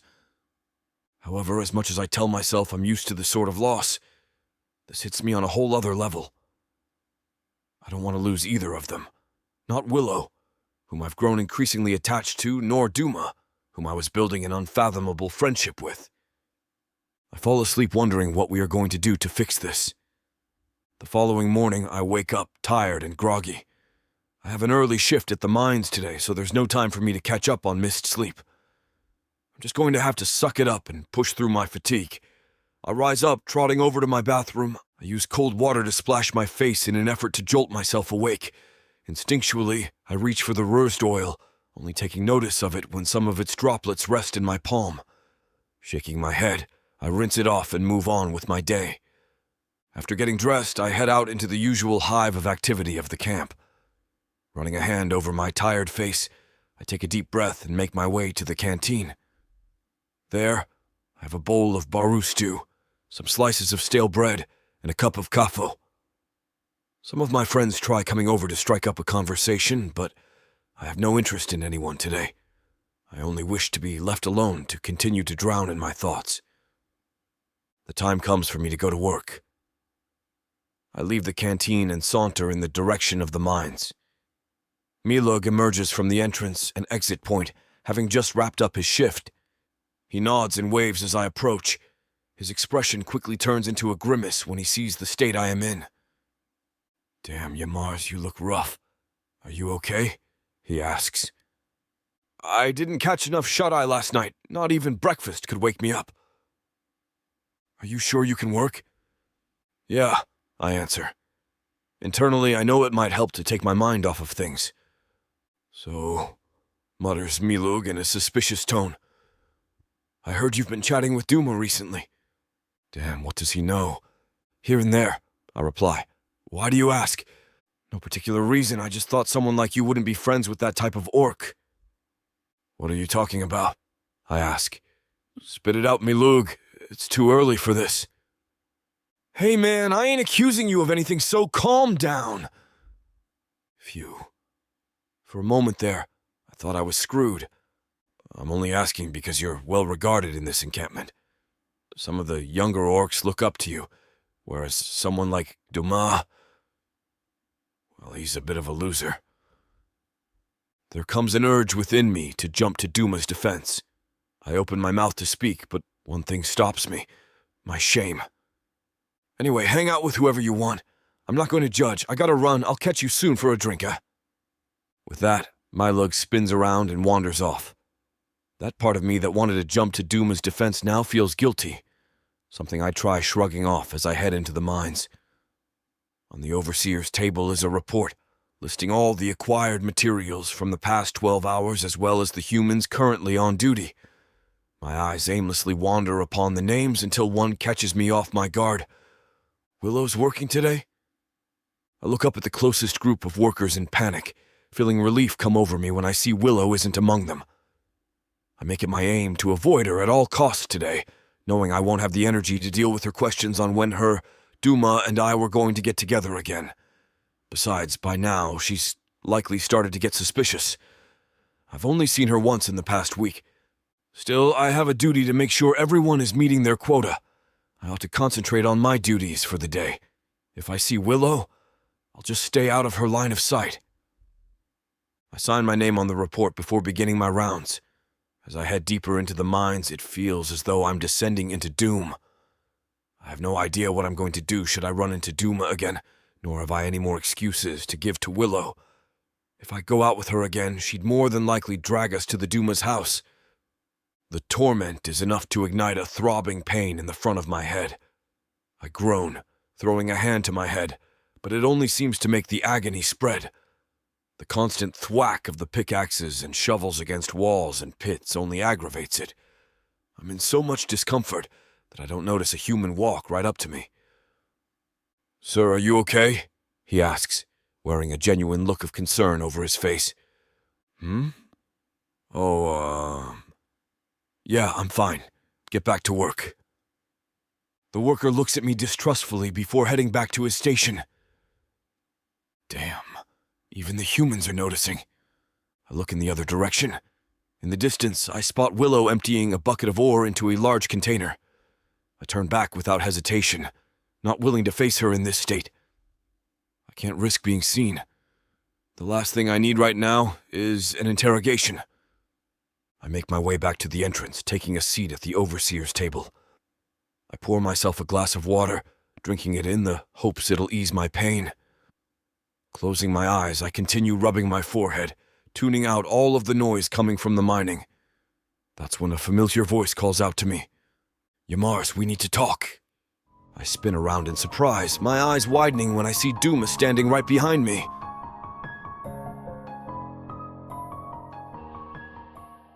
From the depths of the darkness of Protheka, Or clawing up from the realms of fantasy. come the most fearsome beasts you have ever seen. These monsters are done watching from the shadows. Now, as they step into the light, something unexpected grips them. Something even they can't fight off. Love, Vampires. demons, Dark elves. gods. Minotaurs. Creatures of light and dark. They will protect their mates. Do whatever needs to be done. Morally grey heroes who will burn the world to protect the women who love them. 10 audiobooks. Fall into over 60 hours of fantasy romance. 20 ebooks. Over 1 million words of these brutes who will protect their women. Even if they might destroy themselves in the process. Get the immersive Protheka fantasy romance bundle. For 80% off, right now, dive into Protheka at a once-in-a-lifetime discount. The first bundle to offer both ebooks and audiobooks on worldsofprotheka.com. Protheka's magic is eternal, and this romantasy bundle will make it endless.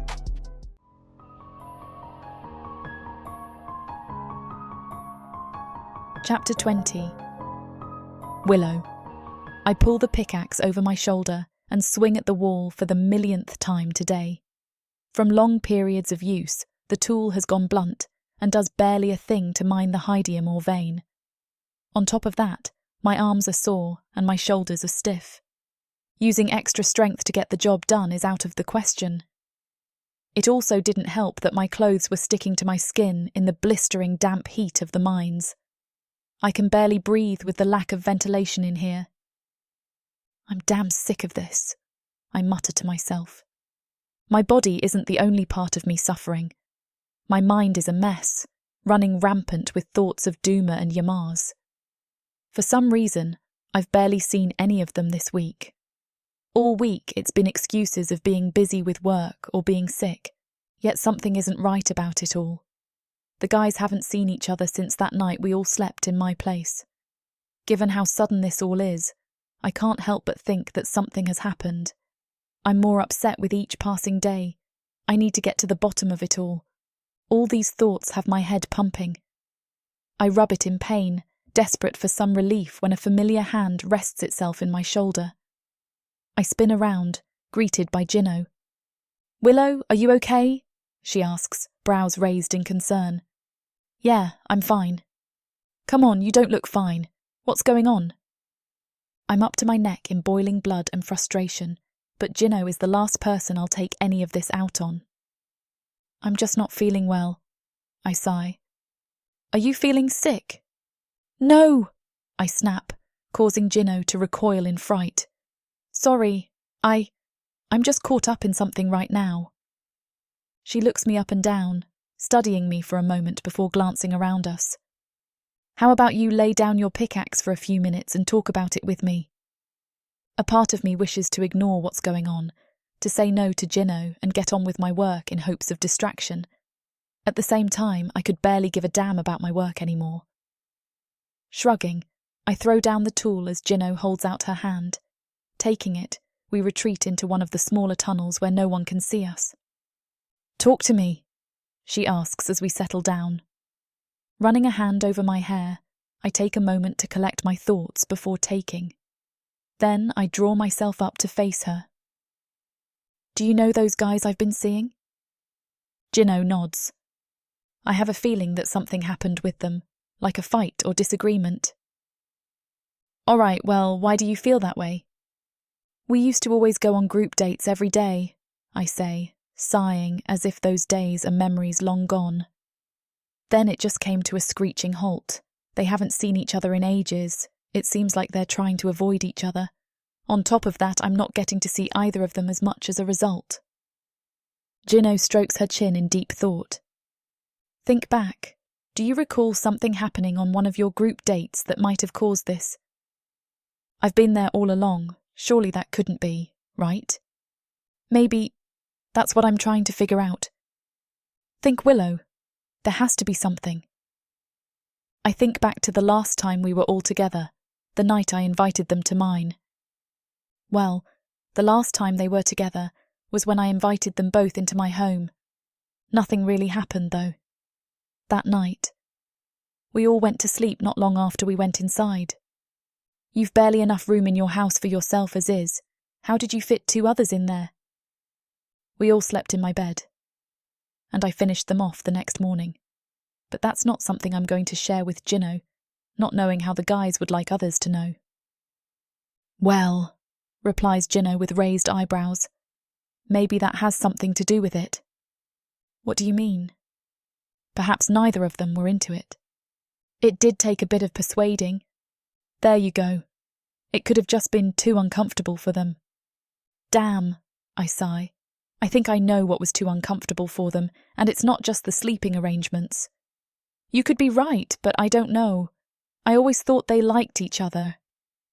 As in more than friends? No, not really, but more like they were becoming friends. I don't know, it just seemed like they were okay with it, like they were getting comfortable with all of this. Maybe I've been wrong this entire time. I'm really not sure what to think. Look, we ought to get back before someone notices we're gone. I resume my duties, mindlessly swinging my pickaxe on repeat. After, I'm wheeling a cart between various collection points, each stop only making the cart heavier to push. My feelings of frustration transmute into physical exhaustion, hindering my performance as I noticeably move around slower than usual. I still barely found a care to give. For all I care, the overseer can... Wait a minute. It's at that moment I realise there hasn't been an overseer around all day, at least not near my section.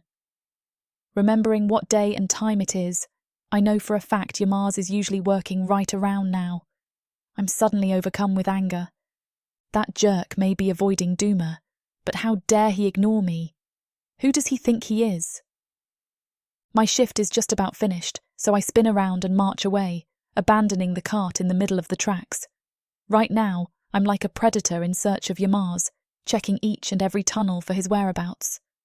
With no sign of him, the only place he can be is at the overseer's table at the entrance point. On my way there, I stomp past a worried-looking Gino. "Where are you going?" she yells.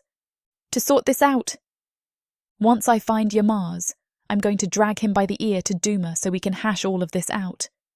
Despite how much anger I feel, it's overwhelmed by sadness. Everything had been going so well.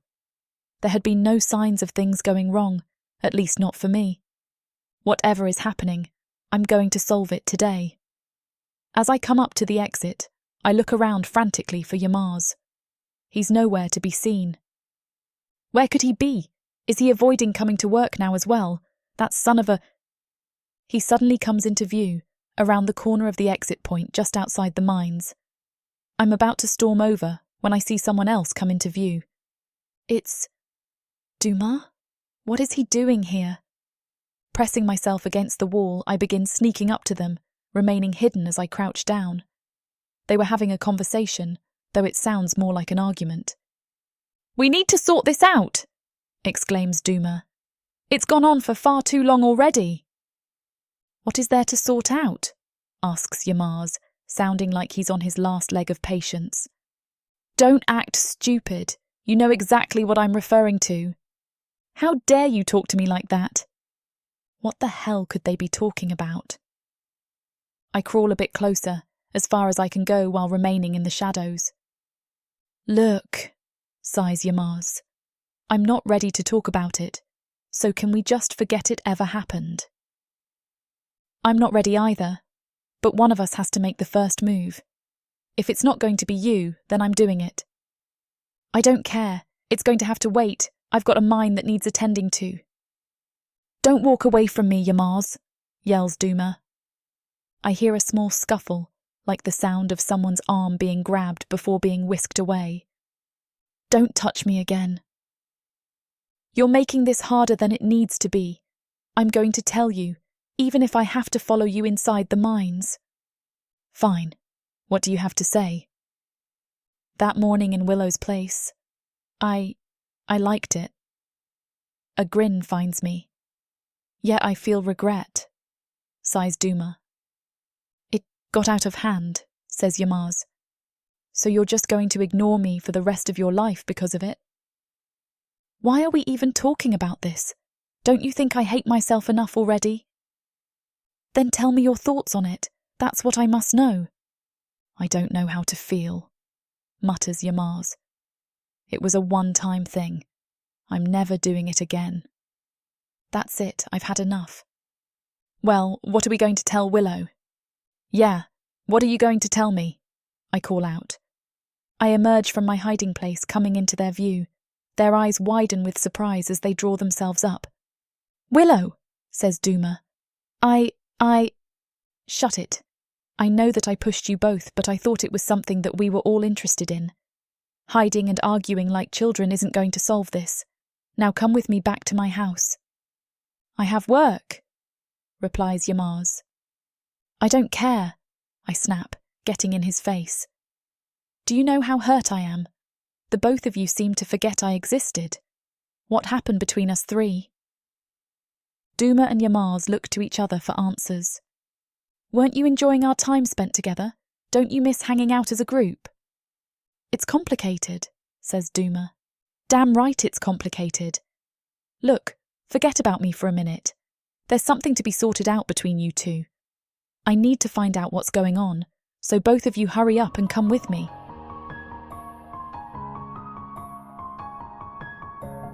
Chapter 21. Yamar's.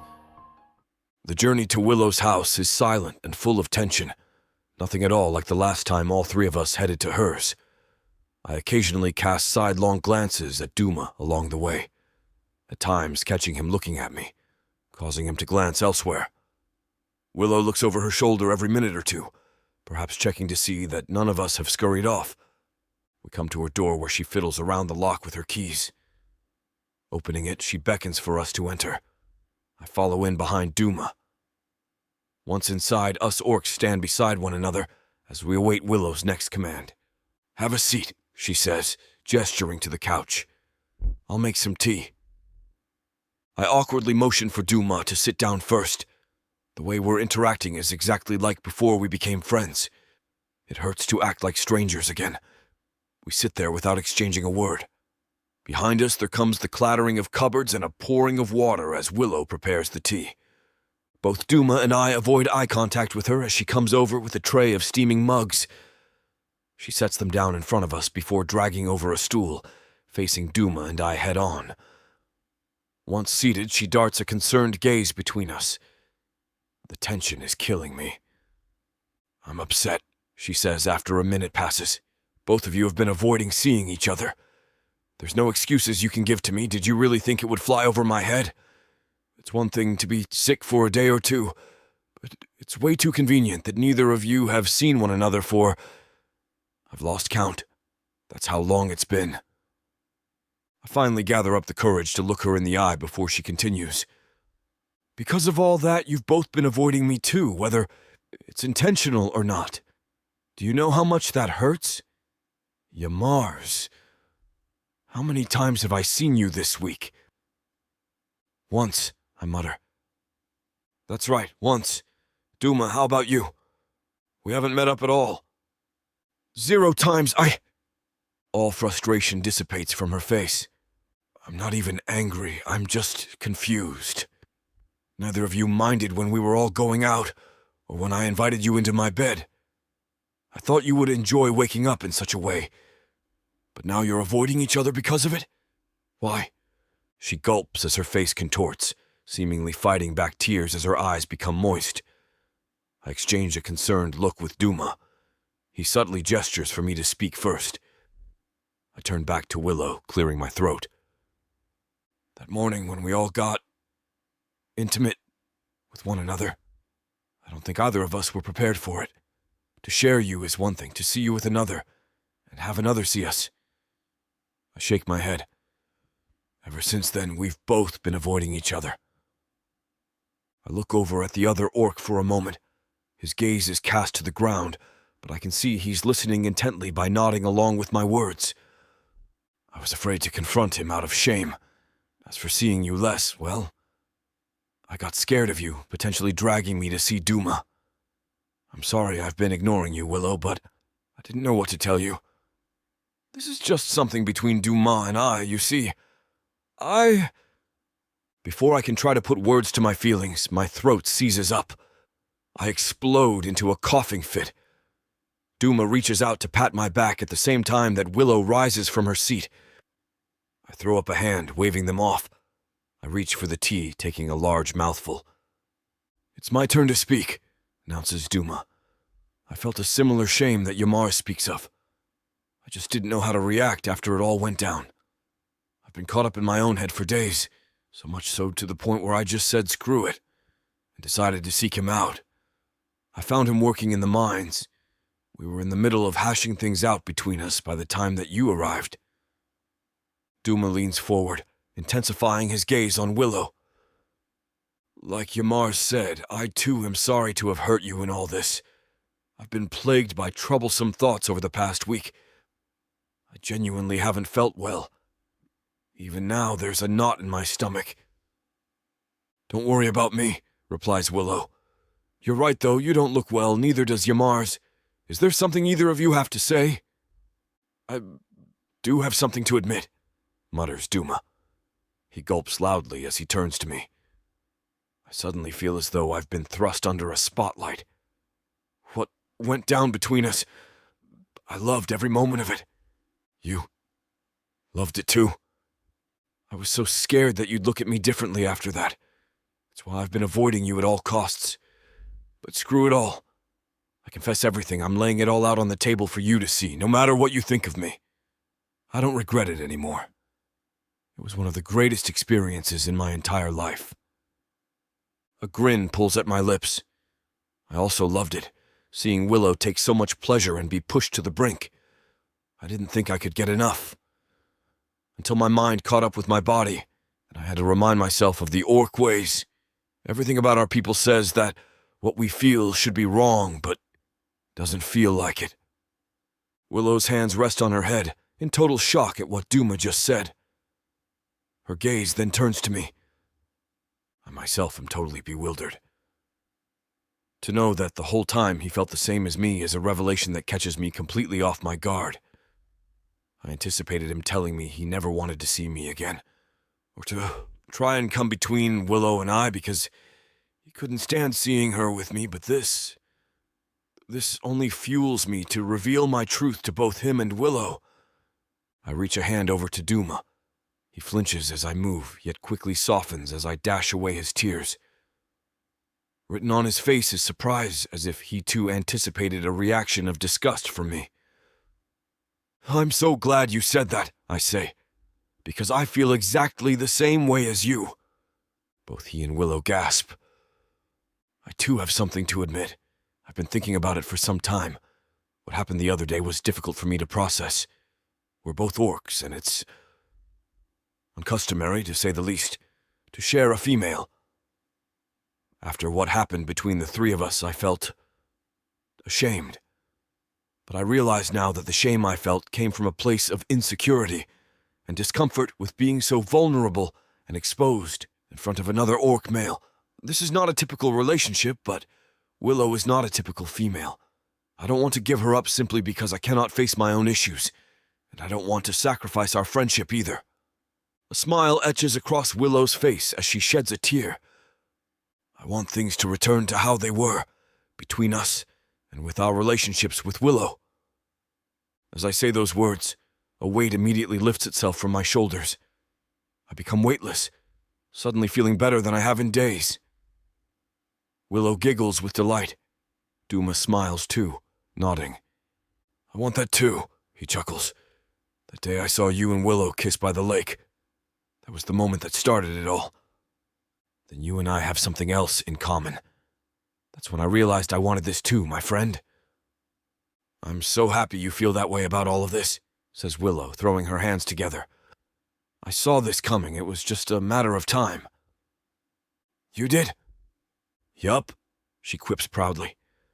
I saw how happy you both were as you settled into being friends despite your differences. All those little jokes, the ease between you. Oh, it was so beautiful to see. I don't think any other two orcs could handle this type of dynamic with the grace both of you have. That's why you invited us both into your home that night, I laugh. All you two needed was a little push to explore those deeper desires. Well, like I said, I regret nothing, says Duma. I clap a hand on his shoulder, grinning at him. This is only going to strengthen the bond between us all, says Willow. I decide to take a chance and move closer to Willow, wrapping an arm around her waist. So, I mutter, you wouldn't mind the three of us doing something like that more often? Of course not, replies Willow. She rises from my grip and comes over, kneeling before Duma and I with a heated spark in her eye. In fact, I've been counting on it. Are you sure? Asks Duma. At the same time, Willow moves her hand up my thigh. My heart begins beating fast as blood rushes to my member. I suddenly get the feeling that something otherworldly is about to happen. I've never been more sure about anything else. I only have one thing to ask of both of you. At that moment, she crawls up onto the couch and straddles me. Just make sure you don't overthink this again. With one hand, she grabs my face as she brings her lips to mine. Our lips meet in a glorious kiss. Our tongues massage one another, and Willow slides her free hand towards Duma's thick member, already bulging through the fabric of his clothing. Willow pulls away, breaking our kiss as she turns to Duma. She grabs him by the collar and pulls him over. What happens next is an experience that stays with me forever. Chapter 22. Willow. Thrills curl inside me as anticipation builds. It feels like it's been ages since we were together like this, and I won't waste another moment. Breaking the kiss with Yamar's with a quick nip to his tusk, I reach out to pull Duma in, bringing him closer to us. So, are you both ready to put these past few weeks behind us and make some new memories? I ask teasingly, shifting my touches to Duma while still perched on Yamar's lap. Feisty woman! Yamar's growls, dragging a hand to caress my chest. His tone is rough, but there is a lightness in his eyes I've never seen before, and his mouth is upturned in what could only be described as a grin. Our woman, Duma corrects, settling even closer and pressing into my grip. I skate my free hand to his chest, rubbing lean pecs. His smile is more obvious and as carefree as I remember. Seeing the happiness on their faces makes me break out in a wide grin. I missed this so much these past few weeks. This unique connection between the three of us. Now I'm seated between these two powerful orcs, and the feeling is totally empowering. Yes, I'm your woman. Now why don't the both of you show me what I've been missing these past few weeks? I laugh affectionately, touching both of them, wherever I can. As much as Samara and I want to finish what these two characters have started, it looks like this chapter is about to get too hot for this platform to handle. Unfortunately, we have to pause here because their guidelines won't allow us to reveal the spiciest details. To keep bringing you these free audiobooks, we have to follow their rules. But don't worry. You can experience the full, unabridged version over at worldsofprotheka.com, where the boundaries of passion and fantasy collide. Use code YouTube30 for 30% off any of our unabridged audiobooks set in the rich and immersive worlds of Protheka. Protheka's magic is eternal. With these scenes, it will be unforgettable. Oh, you'll get yours, girl. Don't worry about that. Yamar's threatens playfully around my ribs. In the meantime, why don't you do something about this? With that, he draws back and stands up, pulling me with him. This scene is about to get too steamy for this platform's comfort. And as much as we'd love to keep going, their guidelines say we need to stop here. To continue releasing these free audiobooks on this platform, we've got to play by the rules. The passion doesn't end here. Visit worldsofprotheka.com to hear the full, uncut version of this fantasy romance, and every daring moment that YouTube can't handle. Use code YouTube30 for 30% off unabridged audiobooks in the Worlds of Protheka. Don't let YouTube hold you back. Immerse yourself in a world of magic, danger, and unfiltered passion. Protheka's magic is eternal. Listen unabridged and you'll never want to go back. This was the joy I wanted all of us to experience.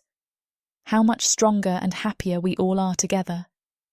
We're a sweaty, exhausted mess, and yet all three of us are grinning from ear to ear. Sorry for the interruption. I know you were gearing up for a steamy scene, but it's way too hot for this platform. If we want to keep sharing our stories for free, we have to abide by this platform's guidelines. To get the full unabridged audiobook, go to worldsofprotheka.com. Browse through unabridged audiobooks, countless ebooks, and bundles offered at a discount. If the thought of me whispering all the dirty details into your ear isn't enticing enough, use discount code YouTube30 to get 30% off of all digital products. Story after story, audiobook after audiobook, the Worlds of Protheka are waiting for you. Protheka's magic is eternal. But unabridged, it's unforgettable. He gives a small shrug, entirely unapologetic. Like you said, the night is young. He answers my unspoken question. His chipped tusk makes his teasing grin even more playful and makes him look as young as Duma again. The other orc pivots my attention as he trails up along my jawline. And this time, Willow, you can believe that the two of us aren't going anywhere without you now. That's a promise. Chapter 23, Duma. The last couple of weeks have been nothing but bliss. Perhaps the very best in all of my life. Things have been going great ever since that day in Willow's house where all was revealed. I couldn't have been happier with how it all went. In the days that have passed, we've resumed going on group dates. We spend days in the sun sharing delicious food, strong wine, and amazing conversation. Nights we spend at each other's homes, having fun and exploring each other's bodies. Yamar and I wasted no time in falling back into our easy friendship, all awkwardness dispelled as we've come to more of an understanding. Safe to say, life feels like a pleasant dream. Whenever he and I walk by each other in the camp, we smile at each other. Willow and I have started seeing each other more regularly as well, even when Yamar isn't around, although I can't deny enjoying his company. There's something about watching her reactions to him that I like. My feelings have gone through the roof. I want Willow so bad that it hurts when she's not around. Not a single day has gone by when I haven't seen one of them. Whenever I have to leave for work, I'm always counting down the hours until I meet up with them again. My time in the woods lately has been spent thinking about what it is I truly want, and my mind always turns back to the blooming feelings I have for Willow and the easy camaraderie I have with Yamar's. Such is the case now as I return from the forest, eager to finish up my shift. I've arranged for Willow to come by my place later on for some lunch. My body has been hungry for her all day. The next group of perimeter guards take over as I clock out. I break off in a confident stride, making my way back home. As I walk, thoughts of Yamar's pop into my head. It would be nice to get some quality time with him, maybe spar, or do something we can't do when we're both so wrapped up in Willow. As if on cue, I suddenly spot him in the distance. He reclines against a wall, peering up into the blue afternoon sky. His face is serene, his yellow eyes gleaming like miniature suns. I call out to him as I approach, and a smile etches across his face as he looks at me. "Duma," he exclaims. "Good to see you." I clap a hand to his shoulder, grinning widely at him as I take up a place on the wall beside him. "How are you?" I ask. "Long day, but better now," Yamar's chuckles. "Are you just back from work?" "Yeah, I just finished a few minutes ago." "Really? Well then, why don't we go kill some time till Willow's available?" The genuine happiness written across his face is nothing short of infectious. "I'd like that," I reply, smiling so hard my cheeks threaten to crack. I never would have imagined that an orc like Yamar's would be friends with an orc like me, much less if we were interested in the same woman. But the more I've gotten to know the male, the more that I've realized that we're not all that dissimilar. Willow coming into our lives only made us realize that we were both lonely, in our own ways. And while Willow has offered us both the romance we've been missing, we've been able to offer each other genuine friendship and understanding. Yamar's grunts his approval, kicking off of the wall and turning to face me more fully, a happy gleam in his eyes. "Willow is coming over in a bit for lunch. but I've got some ale and a few axes that need sharpening. Sounds like an afternoon well spent to me, Yamar says, grinning. I return his smile, nodding my head in the direction of my house as we set off. Yamar's matches my pace, both of us walking in easy silence as we admire the base and nature around us. How was work? He asks. It was fine. I got another walk out in the forest. That seems so peaceful. It's not quite the same down in the mines. Well then, perhaps you should join me one day. I'd love to, but I doubt the others would survive long if I were to abandon my post, Yamar says with a half smile. I roll my eyes, laughing. It's a wonder your ego fits in your body, I retort. What is it you think they'll miss most, the glowering or the barking of orders? Yamar puffs his chest up, giving me a falsely haughty look. I think you'd find the glowering and the ordering are extremely effective tools to get things done. I bark a laugh, shaking my head as Yamar grins back at me.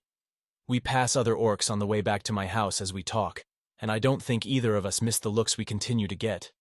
Some of the orcs glance at us quizzically, doing double takes in confusion when they see us laughing and talking, while others look on in disdain and reproach. I was never a very popular orc, unlike Yamar's. A part of me wonders if it bothers him, consorting with someone who everyone else so clearly thinks is beneath him. But I shove that thought down. Yamar's isn't a subtle male. If it bothered him, he'd do something about it. It used to bother me more, the looks we get when we're seen spending time together both with and without Willow, but now I'm just happy to have somewhere to belong. Despite all of our differences, I feel like Yamar's just gets me. Being a male orc comes with a lot of stipulations and perceived requirements, and I never fit in with any of those well. Even Yamar's, who was always the picture of what an orc should be from the outside, seems to feel the pressures of these expectations. Now that I've gotten to know him better, I know that I'm right. Yamar's was just better at acting than I was, but neither of us really subscribed to the more traditional ideals of what an orc should be, and we always felt alone because of it. Mentally, I make a note to myself to thank Willow later. She's done more for me than I think even she realizes. Her presence in my life has filled a hole I didn't know was there, and with her came this brotherhood with Yamar's. For the first time in my life, I feel seen and accepted. By the time I break out of my reverie, my little home is already in sight, hardly a block away. I sneak a glance at Yamar's, feeling a bit sheepish at having gotten lost in my own head, but it doesn't seem like the male has really noticed. As always, his eyes are scanning the clan and the buildings around us, perpetually assessing the area for threats. You know, you're allowed to relax sometimes, I rib at him as we start up the walkway to my front door. Yamar's only grunts in response, following me inside as I swing open the front door.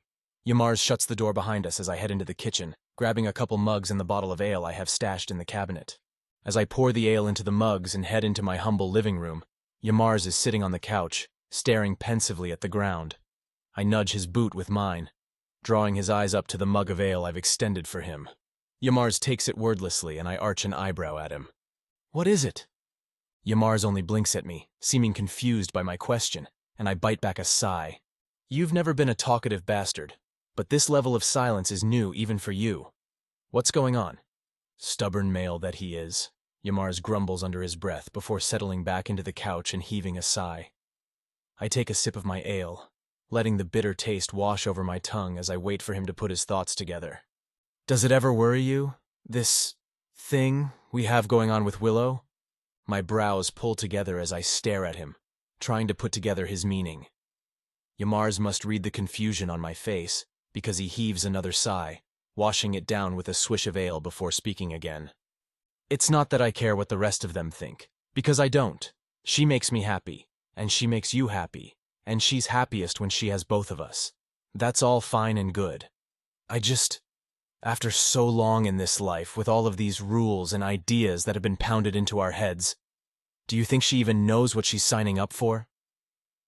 Realization dawns, and with it, a pit forms in my stomach. You're worried she's made herself a target, I say, more of a statement than a question. Yamar's gives me a curt nod, tipping his mug back once again. I mull it over in my head, unable to help the small thread of panic that lights in me at the idea of Willow being in danger, but dismantling it quickly. I think, I say slowly, that if anyone has anything to say to her, or tries to do anything in retaliation of our relationship, then they'll have a time trying. She's probably the best protected female there is between the two of us. Yamar scoffs, but a smile plays on his lips. Now whose ego is too big for their body? I laugh, rolling my eyes. You can jest all you want, but it's the truth. She's going to be fine, Yamars. We'll make sure of it. Yamars nods thoughtfully, and a sense of pride swells in me. I've never been much of a leader, not like he's proven himself to be.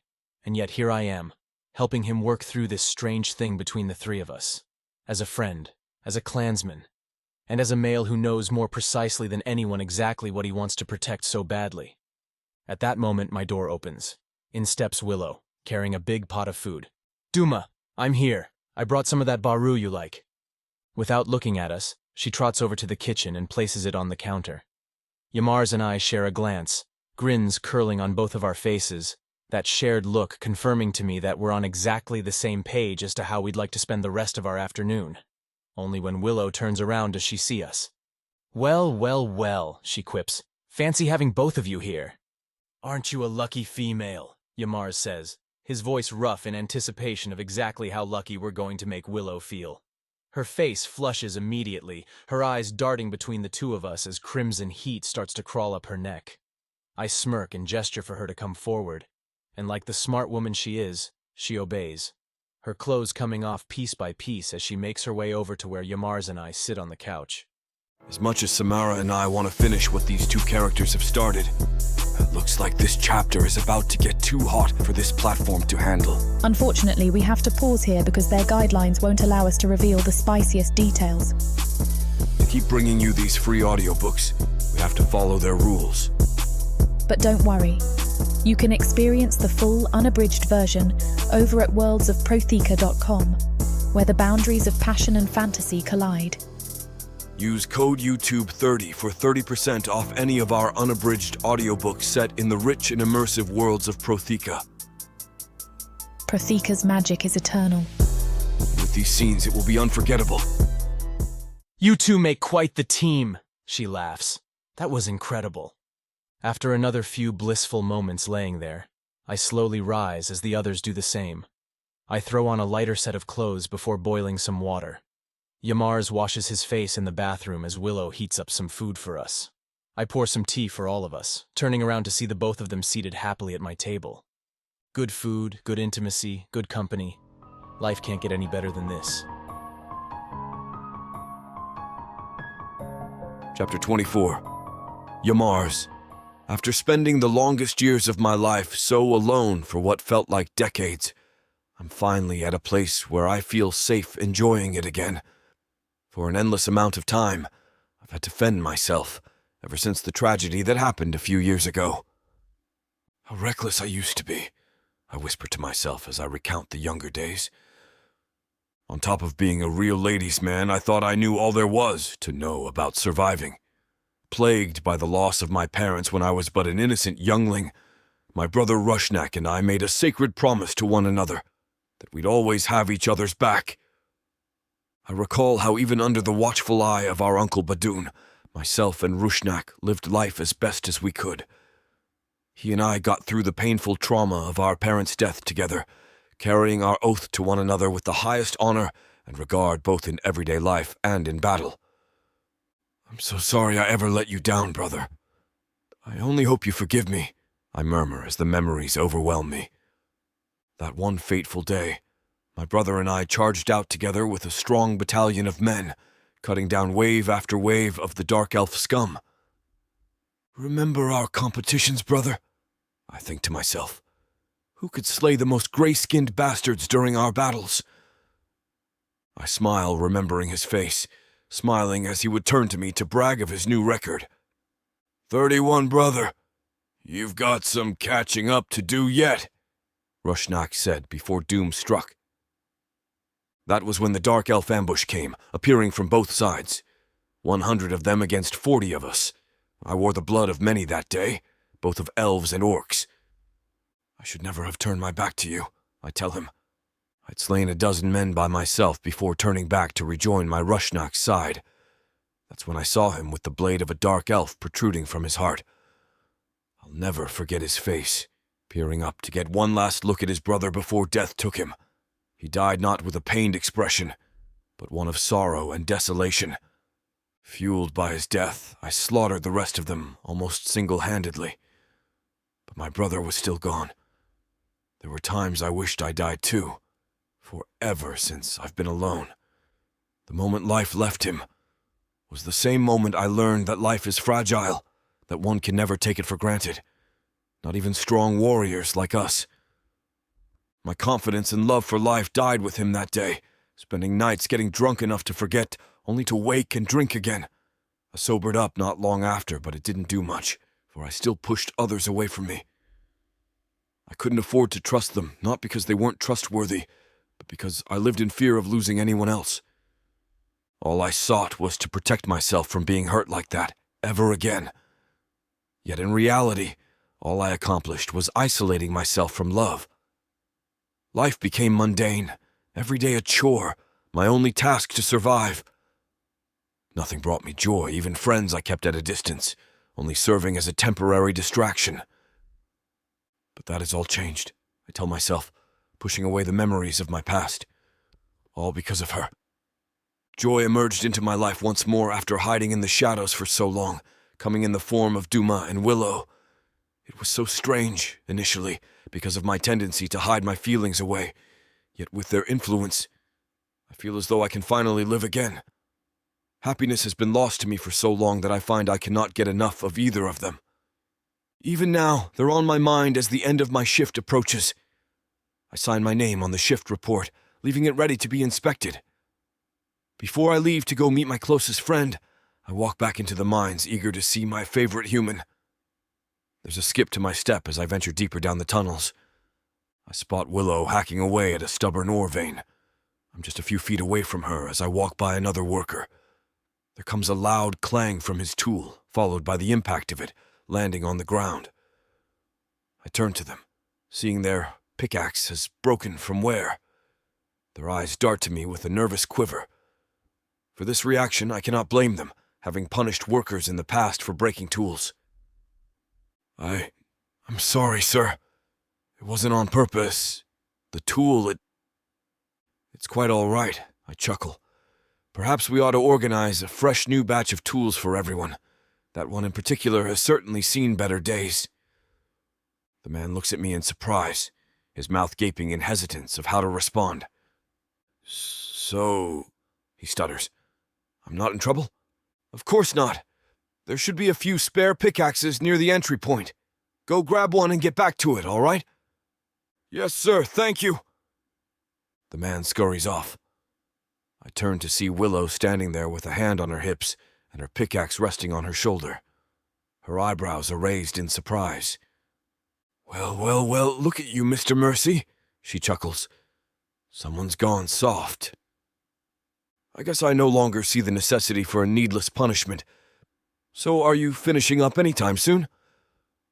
I'll be here for another while, but not for long. Have you got plans?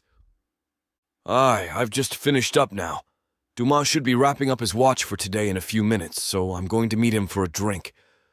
Don't have too much fun without me, laughs Willow.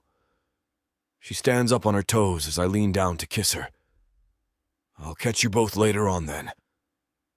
See you soon. On my way out of the tunnels, I run into Milo. Hey, Yamars, he greets. Curiosity comes over his face as he raises a brow. What is it? I ask, chuckling. That right there, he responds, pointing at my face. You're smiling. You've seen me smile before. I can only count those times on one hand over the years that we've known each other. There's something different about the way you're carrying yourself recently. It's strange not seeing you brandish your signature scowl. As funny as it may sound, you seem happy. Well, what can I say? I feel over the moon. Well, my friend, I'm happy for you. I'll see you soon. I step out of the mines, greeted by the afternoon sun. Its long yellow rays shine down through an unobstructed sky, for there's not a cloud to be seen. I trot off towards the perimeter gates, feeling happier than I've ever been. As I approach them, I spot Duma dismounting from the guard tower. Hey, Duma, I greet. How was work? Just another day protecting this camp. You know how it is. Is Willow around? She's still working, but she'll come by later on. We stop at the canteen, taking a table for two as we settle down. Duma runs a hand over his hair, his face and arms glistening with a light cover of sweat. I'm about to raise my arm to flag down one of the barkeeps when Duma's eyes narrow at something over my shoulder, a look of deep concern coming over his face. "What is it?" I ask. "There's a group of orcs looking at us strangely," he mutters. "To your 7 o'clock. Don't make it obvious." I pull out a rag from my pocket, dropping it on the ground to my left. As I bend down to pick it up, I spot them. They make it obvious, not shying away as I straighten back up. "What's up with them?" asks Duma, a hint of panic coming through in his voice. "I've no idea. Come on, we better get out of here." We rise from our seats. Just outside of the entrance to the canteen, Yagid stands with his arms crossed. Assembled behind him are his group of lackeys, blocking our route out of here. "Where do you two think you're off to then, eh?" he growls. "Step aside, Yagid," barks Duma. "Shut up, Duma!" "You better listen to what he says," I snarl. "Ha! Don't think you can push me around like you did last time. You got lucky then. I ain't going to listen to you no more, not after learning you carry yourself." "What on Protheka are you talking about?" "Damn, he couldn't possibly—" "The boys and I have gotten word of your relationship. How you and Duma are sharing some human from the mines." "Damn it!" I ball my fists as my chest tightens in adrenaline. "Sharing a woman? What's that all about? It's a disgrace to orcs everywhere." "You're a disgrace!" yells Duma. "Hey!" screams Yagd. "I thought I told you to." "No. I'm done taking crap from you. You think so highly of yourself, Yagd, but if you're really man enough, then you wouldn't need all these men as backup." Yagd squints his eyes at Duma, growling underneath his breath. "He's right, you know," I say. "Besides, your men aren't going to be a problem. It'll only give you a bit more time to prepare." "Prepare for what?" hisses Yagd. "For the beating I'm about to give you." Chapter 25, Duma. "Ha ha! Your threats mean nothing to me," retorts Yughead. "Boys, go take care of them. Leave them sniveling with bones broken." Yamar's gestures for me to come closer to him as some of the orcs come forward. There's almost too many for me to count in the heat of the moment. Two of them lead the way. "You get the one to the left, I'll handle this jerk on the right," bellows Yamar's. Without hesitating, I throw a right hook to the orc closest to me, knocking him to the ground. His head smacks on the dirt with a loud thud, rendering him unconscious. I may have been kicked out of the battalion, but I still know how to throw a good punch. Passers-by gasp and begin gathering to watch the action. I look at Yamar's, standing over his fallen attacker as he gazes back to Yaged with a devilish smile. He raises his hands, gesturing them in a motion that tells Yaged to just bring it. His lackeys around him look to their ringleader in confusion with half-raised fists. "Well, don't just stand there, you idiots," he yells. "Do something!" More onlookers gather around as Yaged sends forth more of his men. Their evil grins do nothing to tarnish my newfound defiance in the face of my nemesis. The growing crowd begin murmuring to themselves before resorting to insults aimed at Yamar's and I. "It's those jerks! They've been sharing a human woman." "What? That's disgraceful." "Beat there! Make them suffer!" They're not the ones vastly outnumbered, I think in my frustration, trying to tune out their yelling as our attackers advance. 3 come our way. One of them lunges for me as Yamar's takes on the other 2. I catch the orc, wrestling him to the ground before he throws me off of him. He quickly rises, coming toward me. He is far larger than I am, so I have no choice but to play dirty. He raises his arms, aiming them for my throat. I kick him in his balls, winding him as he falls to his knees. I wrap a hand around his throat before delivering the knockout blow. Once he's dealt with, I rush to Yamar's aid. He holds his own against his smaller opponents, but I'm not about to let him take a hit. I'm not going to stand by and watch you get hurt. The thought of Yamar's getting hurt damages me more than anyone else's punches could. I tackle one of his assailants, knocking him to the ground where I unleash a fury of punches on him. Even when he's knocked out, I don't stop, feeling nothing but rage at the fact he wanted to inflict pain on my closest friend. Just then, the larger orc from moments ago grabs me from behind, having regained consciousness quicker than I expected. Given his build, his arms are larger than any other orcs I've ever seen. He wraps them around my throat and squeezes with all his strength. I squirm and throw blind punches, fighting for my life when I hear my name called out. "Get off of Duma, you bastard!" yells Yamars. My protector barges into him so hard that he's sent flying through the air. He lands on some of the onlookers, sending a flurry of painful yelps ringing through the air. Yamars pulls me back on my feet. "Are you okay?" he asks. "Yeah," I gasp, taking deep breaths to regain my strength. "What about you?" "I'm fine, stick with me." "I think we're only getting started." I groan as 2 more orcs approach us. We take a few steps back as I try to think of a defense. I get an idea, allowing them to come just a few meters closer before I kick my foot up. It sprays a wave of sand and dirt in their eyes, causing them to yell in pain. They start swinging wildly.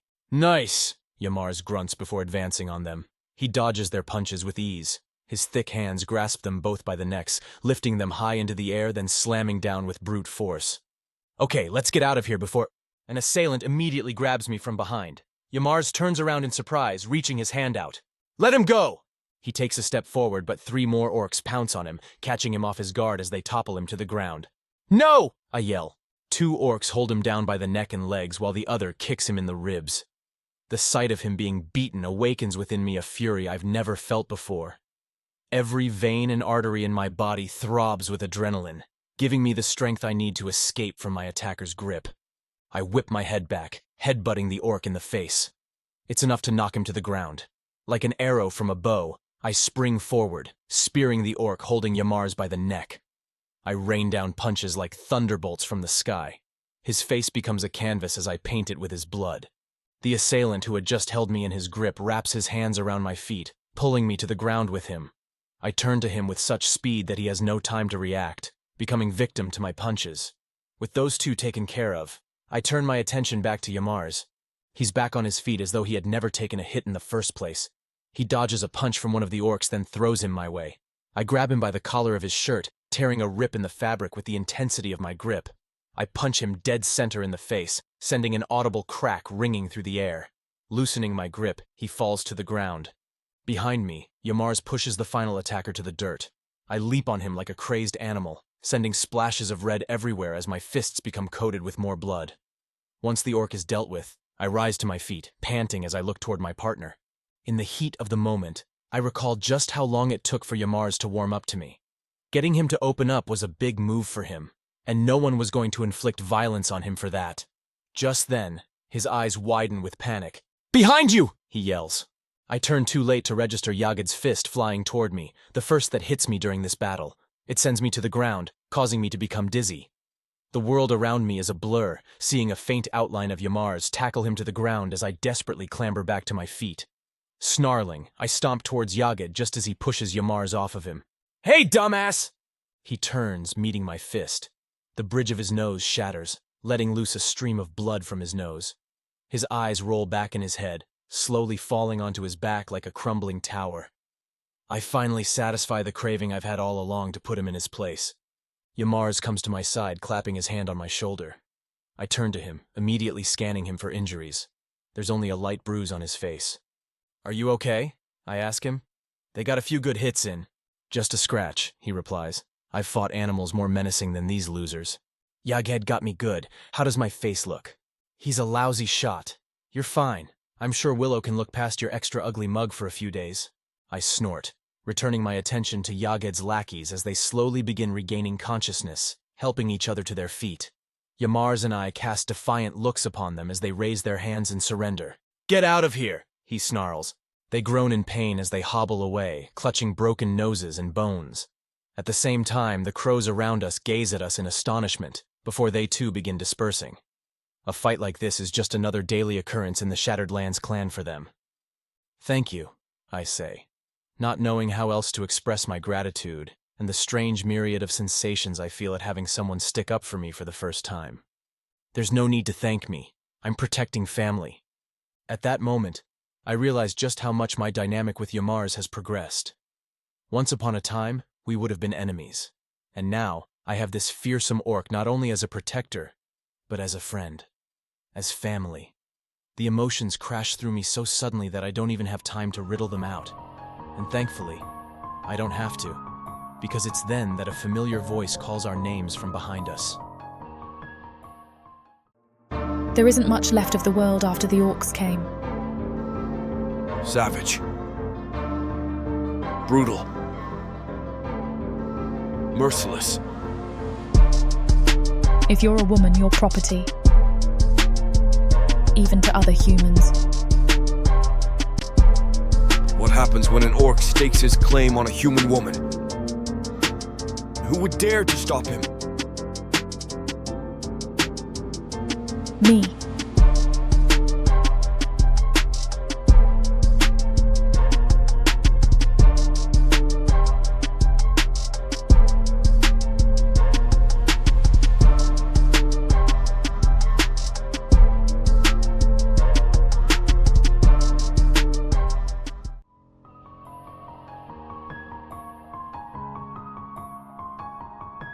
Chapter 26. Willow. Things have taken quite the turn in the last while. For some time, everything was so uncertain. I wasn't even sure if I was still in a relationship, let alone friends with Duma and Yamars. As if by some miracle twist, not only did they start talking again, but things took a deeper, more intimate twist. Now every day feels like magic, filled with laughter, good food, and great intimacy. Lately, I've been feeling something incredibly profound for both of them. Things are so good between us all that I can't help but wish to take things further. Am I falling in love? I keep asking myself all day long as I work, giggling to myself with glee. Every aspect of my life has been better since everything got resolved. I no longer feel frustrated, nor am I ridden with exhaustion in the mines. Even now, as I swing my pickaxe back and forth into the Hydium ore veins, it feels like nothing more than a good workout. I hear giggling behind me as I gather some ore into a bucket. I spin around to see Jinno trying to hide a smirk. "Hey, Willow," she greets. "Want to take a break?" "Sure." I place my tool down on the wall and join Jinno for a walk. "What are you all giggly for?" I ask. "I could ask you the same thing," she chickles. "You're a whole lot happier than the last time we were in this section of the mines." "Oh, just my dating situation," I say embarrassingly. "Uh-huh, sure. All of the guys in this camp have been after you since you came here." I nudge her at the elbow. "Seriously though, you're carrying yourself a lot better these days. You're all smiles and are the best miner on our team. Is it safe to assume you got everything sorted out with those orcs you're seeing?" "Oh, more than sorted." "What? Tell me everything," she pleads, squeezing my arm. "Well, it all worked out very strangely yet perfectly. Remember how I mentioned that I always felt like they could have been friends?" "Yeah?" "As it turns out, I was totally right. Everything got super awkward after that night they stayed at my place, though, and I thought that it was all over, or that they wouldn't be okay with this dynamic anymore. But I was wrong. They just didn't know how to react after it happened, so I found them and brought them to my place again." "And what happened then?" asks Jinno, her eyes wide with excitement. "Huh, well, let's just say I got the beef sorted and had a little fun with them afterwards." "Willow!" exclaims Jinno, slapping my arm. "You dirty thing, you! You had a threesome!" I make a zipping motion across my lips. My lips are sealed on that one, Jinno. "Well, I'm glad you got it sorted out. So everything's back to normal?" "Even better than normal. All of us are happier. Yamars doesn't even dish out punishments to the workers here anymore." "I bet he does to you in bed." "Jinno!" "Oops!" she exclaims. "Hey, Willow!" calls out another worker. "Whatever you're doing with our overseer, keep it going. He hasn't been this nice since... Well, he hasn't ever been this nice." "No problem," I laugh. "I second that," says another worker. "I'll admit, I always thought you guys being together was a little strange, but who am I to judge? I've never seen either of you any happier." "They're all right, says Jinno. "You seem better than ever, and for a human in Protheka, that's definitely a good thing." "Well, thank you," I reply. "Everyone deserves to be happy. For me, I never thought it would come in the way of dating two orcs at the same time. But that's the thing about life. It can surprise you in the best of ways." "You're right. Seeing how things have worked out for you gives me hope, says Jinno. Are you here for much longer? I have a few minutes left. Would you mind giving me a hand with the cart then? You've got the strength for it. Sure, I chuckle. No problem. I spend the remainder of my shift chatting merrily with Jinno and the rest of the workers, all of whom sing praises on Yamar's improved moods. It seems as though he has a direct effect on the morale here. Hearing everyone's stories makes me proud of him, knowing how shut off he once was to everyone around him. I make a mental note to tell him later of the workers' opinions. It would surely reaffirm him. The time comes for me to wrap up my shift. I turn to Jinno and pull her in for a hug. See you soon, I whisper in her ear. You too. Go have fun, you deserve it. Damn right I deserve it, I think to myself. As I spin around and begin marching toward the exit, I'm already wondering what we're all going to be getting up to. A wave of excitement runs through me as I think about when I came home to them, already there together. Maybe I can cook something, or we can go for a stroll. The possibilities of fun with these two in my life are endless. The exit point is just up ahead. I spot Milo hunched over the overseer's desk, turning around as I approach. Ah, Willow, right? That's me, I reply. Yamar talks about you all the time. He does? I ask, flattered at the thought. Indeed. You seem like a good person. Ever since you two got together, he's been a happier person. Everyone's been saying that.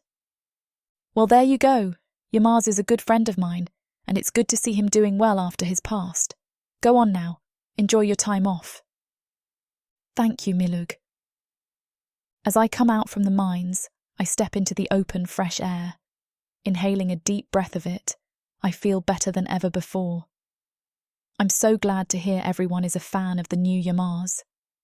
I take a step forward before someone rushes past me. Sorry, he calls out. What's the rush? I think, dusting myself off as two others follow close on his tail.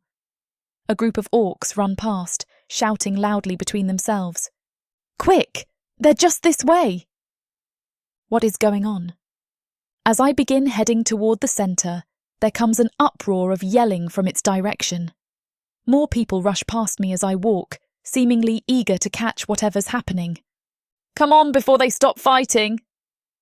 I roll my eyes. Great, another fight between orcs. Nothing new there. A tingling feeling crawls from the base of my spine up to my neck as I trot on. I've witnessed some orc fights over the years, and some of them ended up like bloodbaths.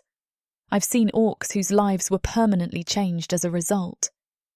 As I turn the corner leading to the encampment's centre, I see a large crowd cheering and raising their hands in the air. They yell out insults and roar with delight. Just then, a pair of orcs run past me. I'm telling you, it was two orcs against Yaged and his goons. Yaged? That name sounds familiar. I run through my memory, trying to remember how I heard the name. It was Duma. He said he had problems with Yaged. I freeze, suddenly remembering what else the passing orc just said. Yaged is fighting two orcs. No, it couldn't possibly be. Fear propels me forward, causing me to break into a sprint towards the centre. It's then that the crowd begins to disperse. I bob and weave between them, even pushing a few aside to see if my worst fears have come true. All around me, orcs are clinging onto others and themselves in pain. Some sport black eyes and bruised faces, while others have limbs hanging in ways they're not supposed to. I look all around until my eyes come to rest on a magnificent sight.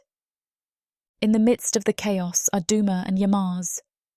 They're laughing with one another, and judging from the dirt on their clothes, they were part of this fight. Duma, Yamar! I call out to them as I rush over. They turn to me, wide smiles etching across their faces as I embrace them. What happened? Yamar gestures to a fallen orc on the ground. Our old friend Yaged here decided to cause some trouble for us after finding out about our relationship. Are you okay? I ask them, seeing the light bruises on them. Don't worry, Willow, says Duma reassuringly. We're fine. Yamar's kept us safe. You held your own too. Not bad for someone who got kicked out of the battalion. I wasn't about to sit back and let you have all the fun. Oh, Duma, mutters Yamar, before turning to me. It sure is damn good to see you. Oh, I was so worried about you guys. All these people were rushing past. Then I heard someone mention Jägerd and 2 orcs and... Duma and Yamar each lay a hand on my shoulders, bringing my racing mind to a gentle stop. We're all right. Because of my heightened feelings about them, the fear that consumed me was something far greater than any other fright I had ever experienced. I know I'm so lucky not only that they're alive, but that they barely have a scratch on them. It's at that moment I grab them both by the hands and begin leading them towards my house. Come with me. There's something I need to talk to you about. Chapter 27. Yamar's. My eyes drink Willow in. Something about watching her rush toward us, worried and looking frantic, has unraveled emotions I wasn't ready for within me.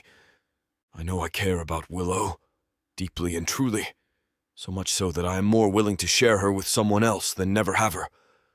Not that I mind Duma anymore. It almost feels right for her to have us both at her side. I never have to worry about her being without my protection. Now she has 2 men to cater to her, to pleasure her, to protect her, and I wouldn't have it any other way. Because I love her. It hits me so harshly I can barely believe it. For so long, I've stayed as far away from others as I could get, yet I couldn't resist Willow the second I laid eyes on her. She leads us into her house, and as Duma closes the door behind him, she whirls around on us, her eyes bright, alight with passion. I was so worried. She tugs her hand through her hair harshly, and I can see the tension lining her entire body. Sometimes I forget what it means to be with a human. Though Willow is no stranger to orc behavior, she has never been as intimately involved in it as she is now. To an orc, a fight is a part of life. But to Willow... Duma steps forward, taking her hand in one of his and cupping her face with the other. My heart swells as I watch the display, not with jealousy, but with love. To see her cared for, comforted, as she curves into Duma, who crouches before her so they are closer to eye level. I want my girl taken care of, and I'm glad she has 2 men to make sure she always is. Even if we are the ones that cause her to worry in the first place.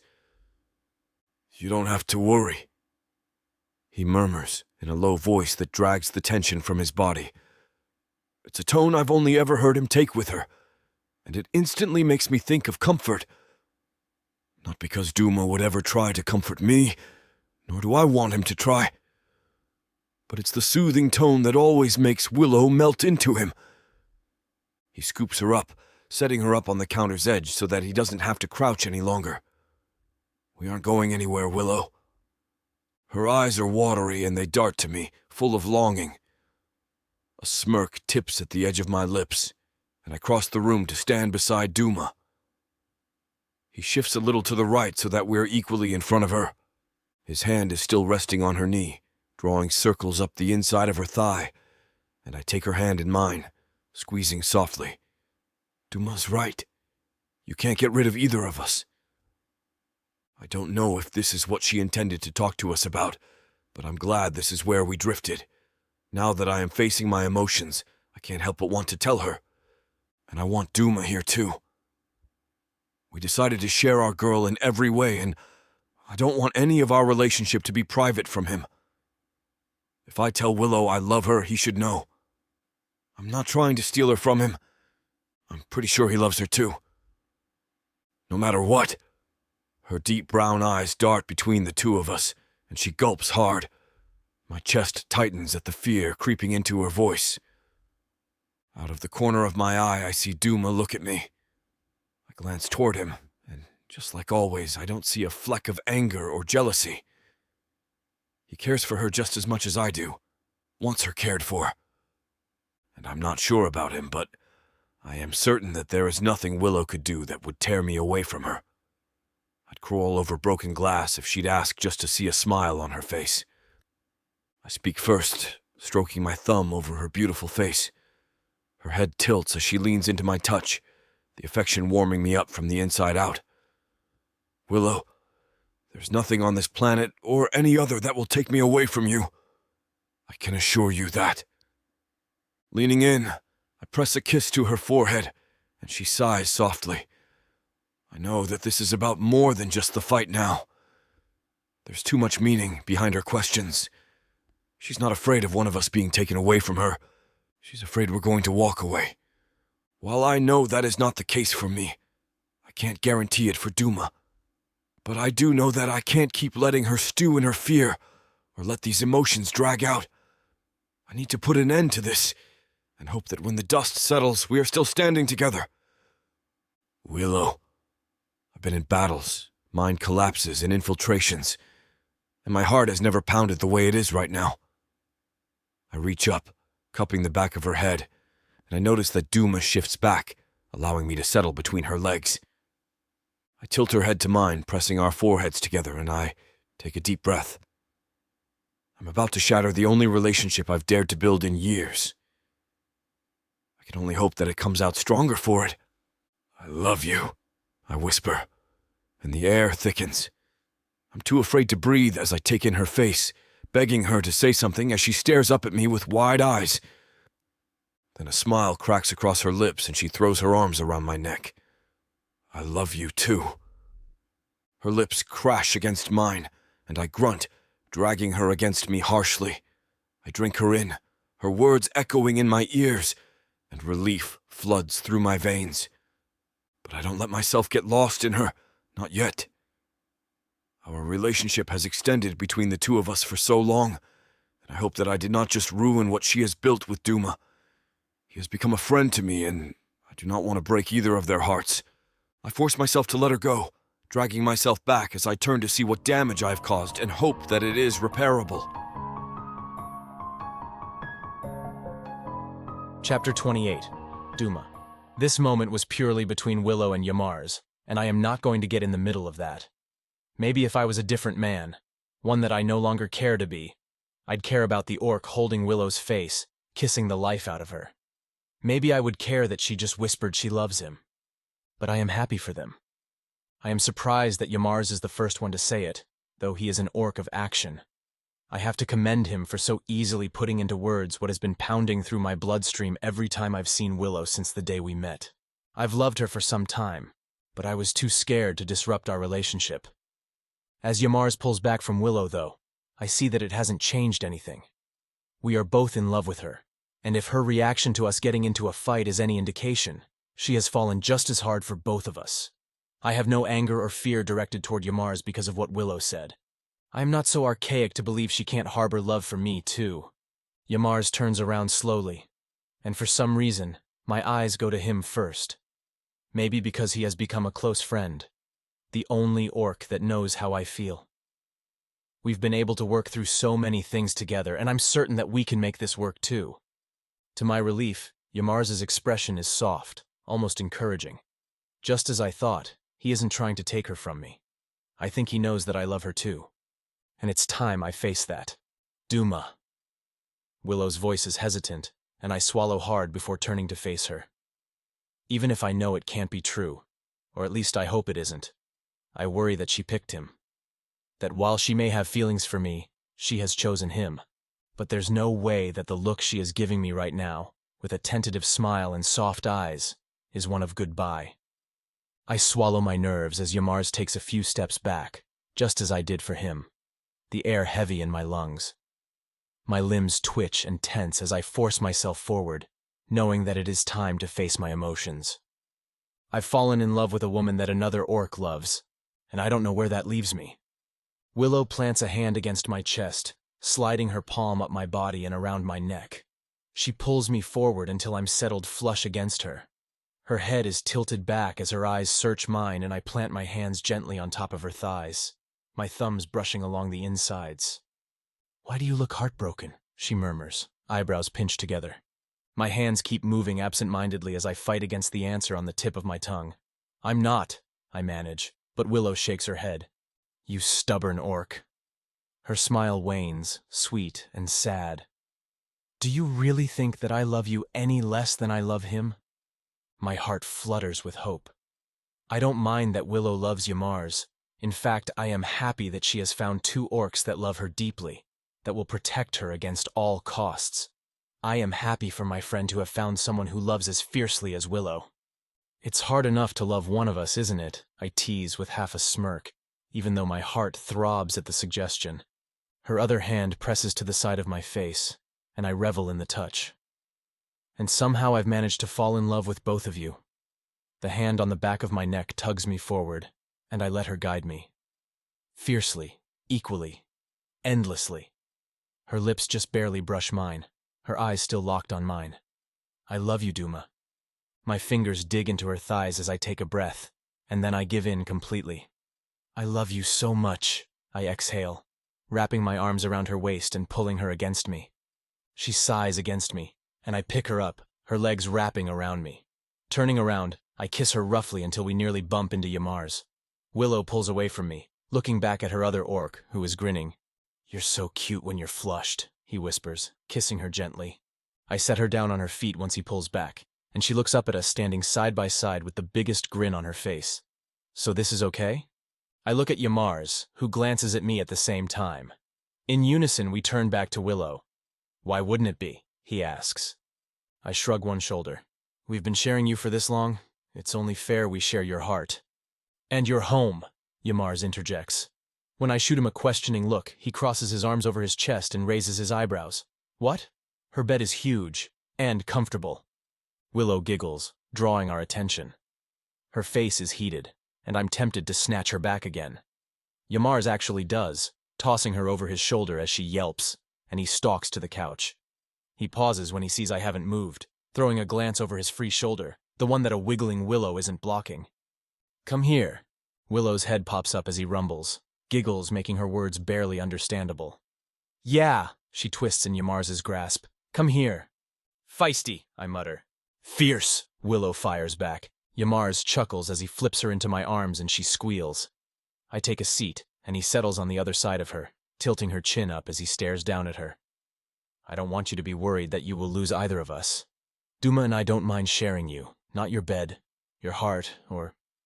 His eyes darken, and my pants twitch when I see the goosebumps run across her skin. Your body. My thoughts are too focused on how magnificent that body looks taking us, and for a moment, I don't notice the look Yamars shoots me. But then I feel his eyes boring into me, and I jump in. He's right. I press a kiss to her forehead. You're our girl, and nothing is going to change that. I lean in a little closer and drop my voice. Unless something happens to that bed, and then I think Yamars might be out. Willow giggles, and Yamars shoots me a glare with a grin. I smile, satisfied with myself as Willow leans into me, and I can't believe how lucky I got with both of them. Chapter 29, Duma. The feeling that has overcome me is one of indescribable happiness. Never before have I been given a sense of belonging, and with it, a sense of peace. But everything that has come before is nothing compared to what is happening right now. Willow loves us, and we love her. We even care about each other, Yamars and I, in our own unique way. The three of us together are finally a family, unburdened and free to love each other as we choose. After all that I've been through over the course of my life, and what we've been through these past few months, I never believed that this was even possible. Yet here the three of us are, laughing with each other as if the world decided to throw us a festival. Oh, I have no doubt in my mind that there will be more trials and tribulations to come. But nothing I have suffered, or may possibly suffer, will ever compare to this joy. I have found acceptance and companionship in not one, but two lovers, and from the life of an outcast, I have been made whole. I love you, I address Willow, barely above a whisper. I love you so much. Pulling her in for another kiss, I fall back into the seat, taking her with me. She laughs but presses against me, reveling in these feelings as much as I am. Even Yamars chuckles as he moves to help us, and his smile is still a small upturn. One day I will get that man to really laugh. I secretly resolve, and not just at me. But that's not my focus today. Today is another kind of day, and one for different plans. My friend and I seem to be in agreement. It seems strange now, compared to how differently we treated each other before. But now there is no one among the clan with whom I am closer with. When it comes to Willow especially, we both seem to be on the same wavelength. Come on, Yamar's orders easily, rising up. Last time we did this, we all ended up on the floor, and then I was sore the entire next day. Let's take this to a bed this time. I don't think the ground was reason why you were sore, old man, I tease playfully, standing all the same. Do we have to limit ourselves to a bed? Willow counters, equally teasing. To which Yamars groans and hoists our girl over his shoulder as he turns to the bedroom. You two will be the death of me, he growls, stalking to his destination. Not the warrior's death you may have imagined, but what a way to go, right? I quip, unable to resist, even as I follow them both. Now me personally, I have always believed the best death was between a woman's legs. Pervert, Willow cackles, as Yamars drops her unceremoniously on the bed. He begins removing his clothes, and I follow suit easily. That may be, but you love us, I remind her playfully, even as I toss my shirt. She scoots further back onto the bed to automatically make room for the two of us, unbuttoning her tunic. I do, she reiterates, sincerity coloring her tone. I feel my face warm at her heartfelt confession, and I would swear even Yarmars's smile grows a little. Still, I want to keep the mood light for now, to give us more time to overwhelm her later. Be that as it may, you've proven to be quite the sassy upstart, I tisk, coming to kneel on the bed as I unbuckle my pants. I'm an upstart. I'm not the ones going around throwing punches. I ignore her indignant exclamation in lieu of pulling her forward in a lightning-quick move.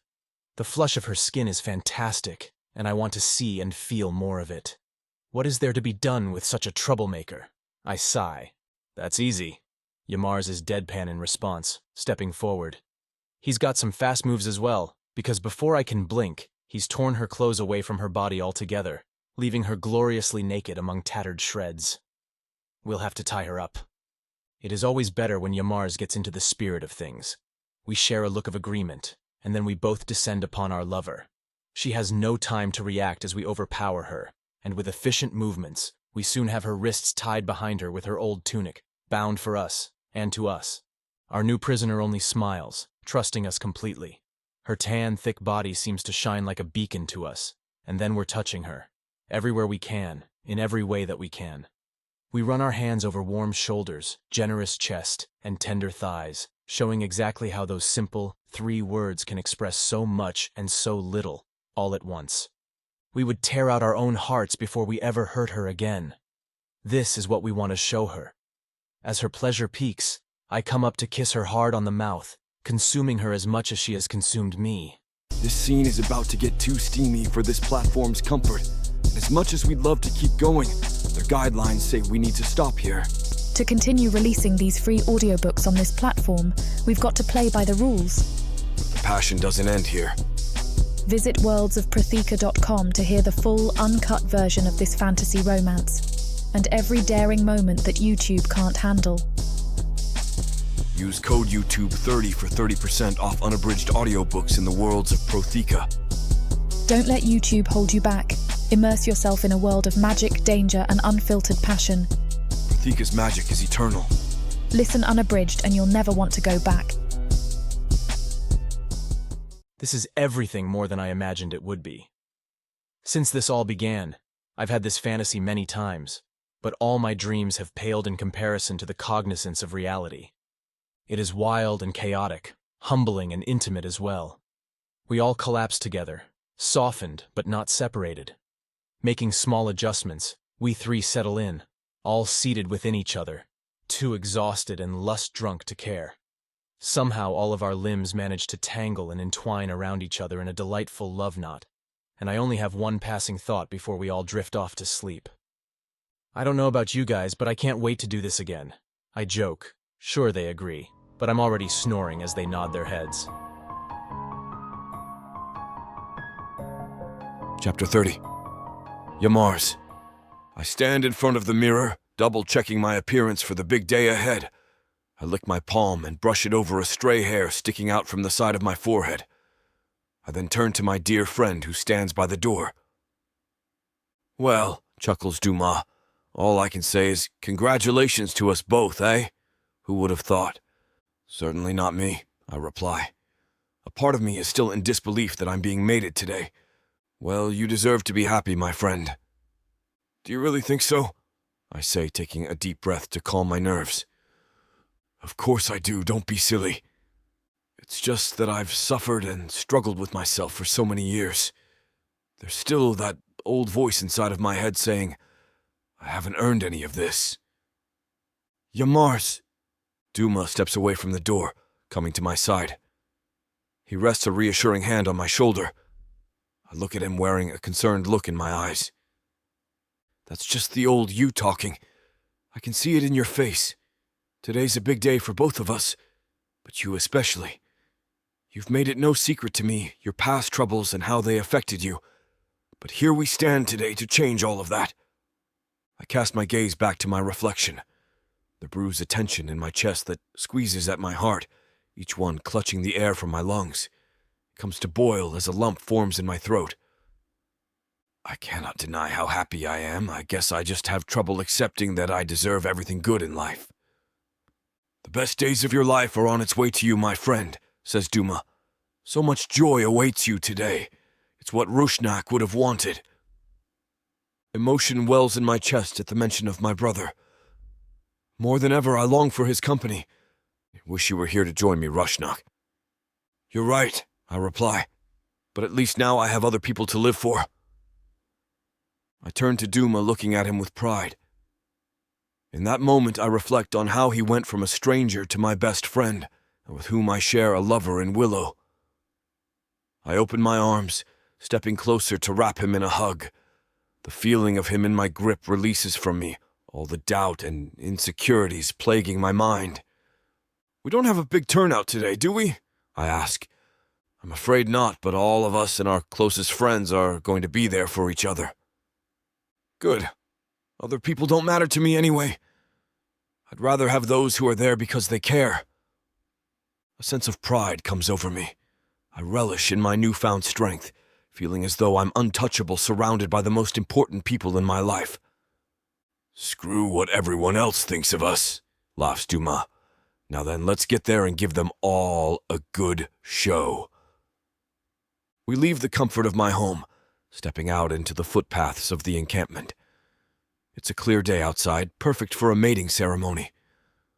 The sun shines down through the cracks of the few clouds peppered in the sky. I couldn't ask for better weather for a special day. "Everyone else should be at the gate now," I say, checking the time. "Let's go then." We begin strolling with confidence toward the gate. Walking by the smith's, canteen, and the goods shops, most of the orcs glare at us with disgust on their faces. They make no effort to conceal their disapproval of the ceremony, with some shaking their heads.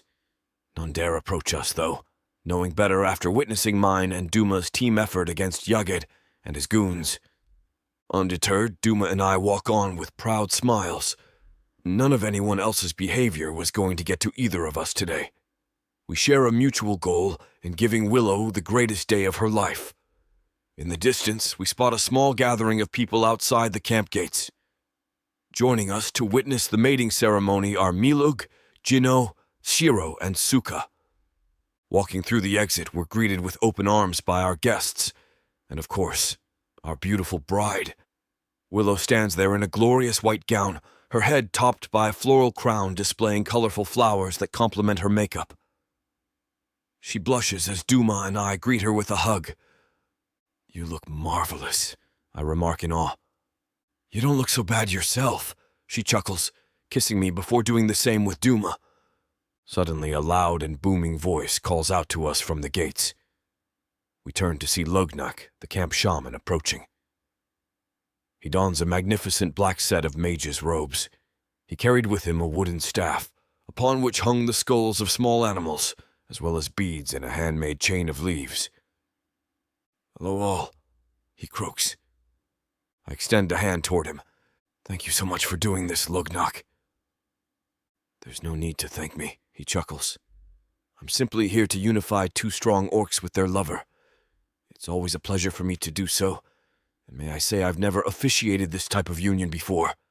I love a good challenge. It keeps me on my toes in my advanced age. I'm sure it does. Well, everyone, shall we go? Announces Duma. Him, Willow, and I lead the way through the forest. We've decided to marry by the stream where she and Duma met. Not only would it allow us to hold the ceremony away from prying and unfriendly eyes, but it was also special for both of them. I did not mind.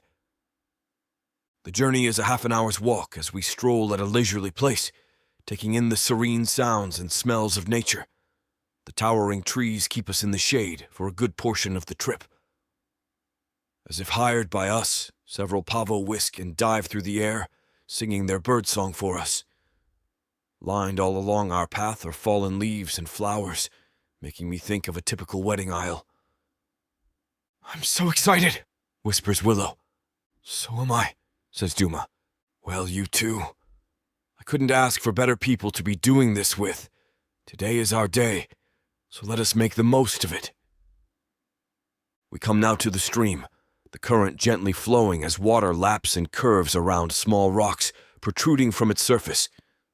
Season hop in and out of the water as though eager to catch a glimpse of the ceremony. Set up beside the river is an altar, the colors of which match the crown worn upon Willow's head. As we take our places, my heart begins to pump rapidly like never before. We stand now in a triangular formation.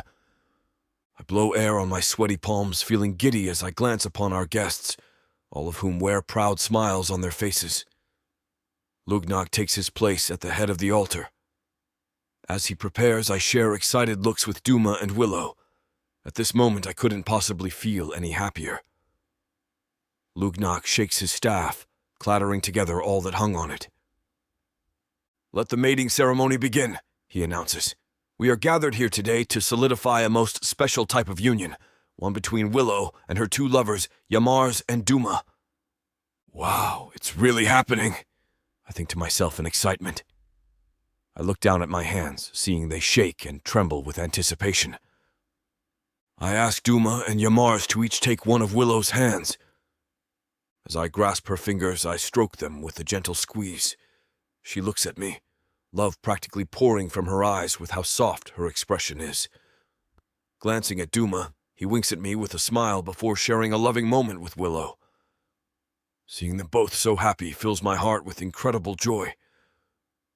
In the presence of close friends, family, and the members of the Shattered Lands clan, we ask that this union be blessed with happiness and strength to fight through anything with the power of love. May all of these three live a long and fulfilled life in which they exude vigor and gaiety for one another. Lugnak looks at me with a warm smile on his face, then casts it to Duma. "Now then, do you two have something to present to Willow?" Willow peers at us with glee as we both reach into our pockets. Duma gestures for me to go first. I pull out a small box, holding its front to Willow. I open it to reveal a hidium ring, causing her to gasp with shock. I ask for her hand. She smiles from ear to ear as I slip it onto her right hand. Duma then removes a similar box from his pocket, unveiling a similar ring. Tears of joy cascade down Willow's face as Duma slips it onto her left hand. We then reclaim her hands in our own. "Willow, this ring I bestow upon you is a constant reminder of my undying love for you. I ask you now to devote yourself to me and Duma in love and care for the rest of your days." "Willow," says Duma, "my ring shall serve you as a symbol of my evergreen love for this union. Will you pledge yourself to Yamar and I in a love that surpasses the end of time?" "Yes, to both of you," she cries. We both reach out to her face, dashing away her tears. "You may kiss both of your mates," announces Lugnak. Duma takes her first, our group of guests whistling and clapping for them, before doing the same when Willow and share a kiss of our own. I then wrap an arm around Duma, pulling both of them in for a group hug. "No matter what, you two will always be my world. Thank you both for saving my life." As everyone comes over to congratulate us, I notice the feeling inside of me. Never in my life have I ever felt such peace and happiness. This time I wasn't going to let anything slip away from me. This huge orc brings out the animal in me.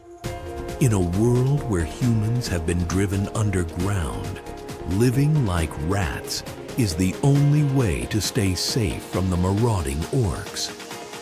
All my life, my only job has been to make sure I have enough to eat. These orcs of the Burning Sun clan will vow to keep their human mates safe. There is a nobleness to these giant savages, alpha male warriors who will protect their women at all costs. Get this complete series of books following the Burning Sun clan for 70% off. Each book is a full-length monster romance that features a giant orc with eyes for his beloved, curvy human. Happily ever after guaranteed. Protheka's magic is eternal. This bundle will show you that size really does matter.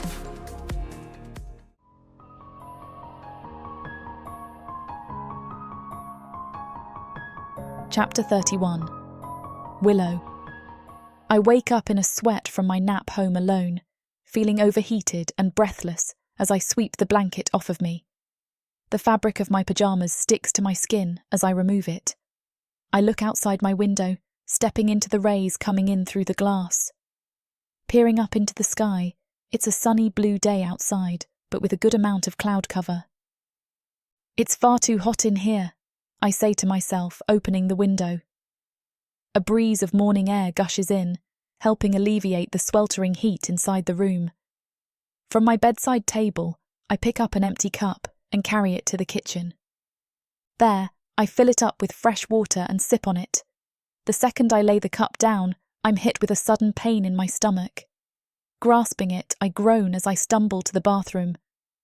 Oh, I don't feel so good. Kneeling over my toilet, I throw up. The experience of it leaves me disgusted as I try taking deep breaths. I run my hands over my stomach again, focusing on relaxing my mind. It's at that moment I feel something very concerning. What the heck? I run my hands back and forth over my belly again, feeling a small bump. Could I be? No, I shouldn't jump to any conclusions. I rise to my feet with caution, then walk out of the bathroom as I sit down on my bed. I should go and see the camp healer.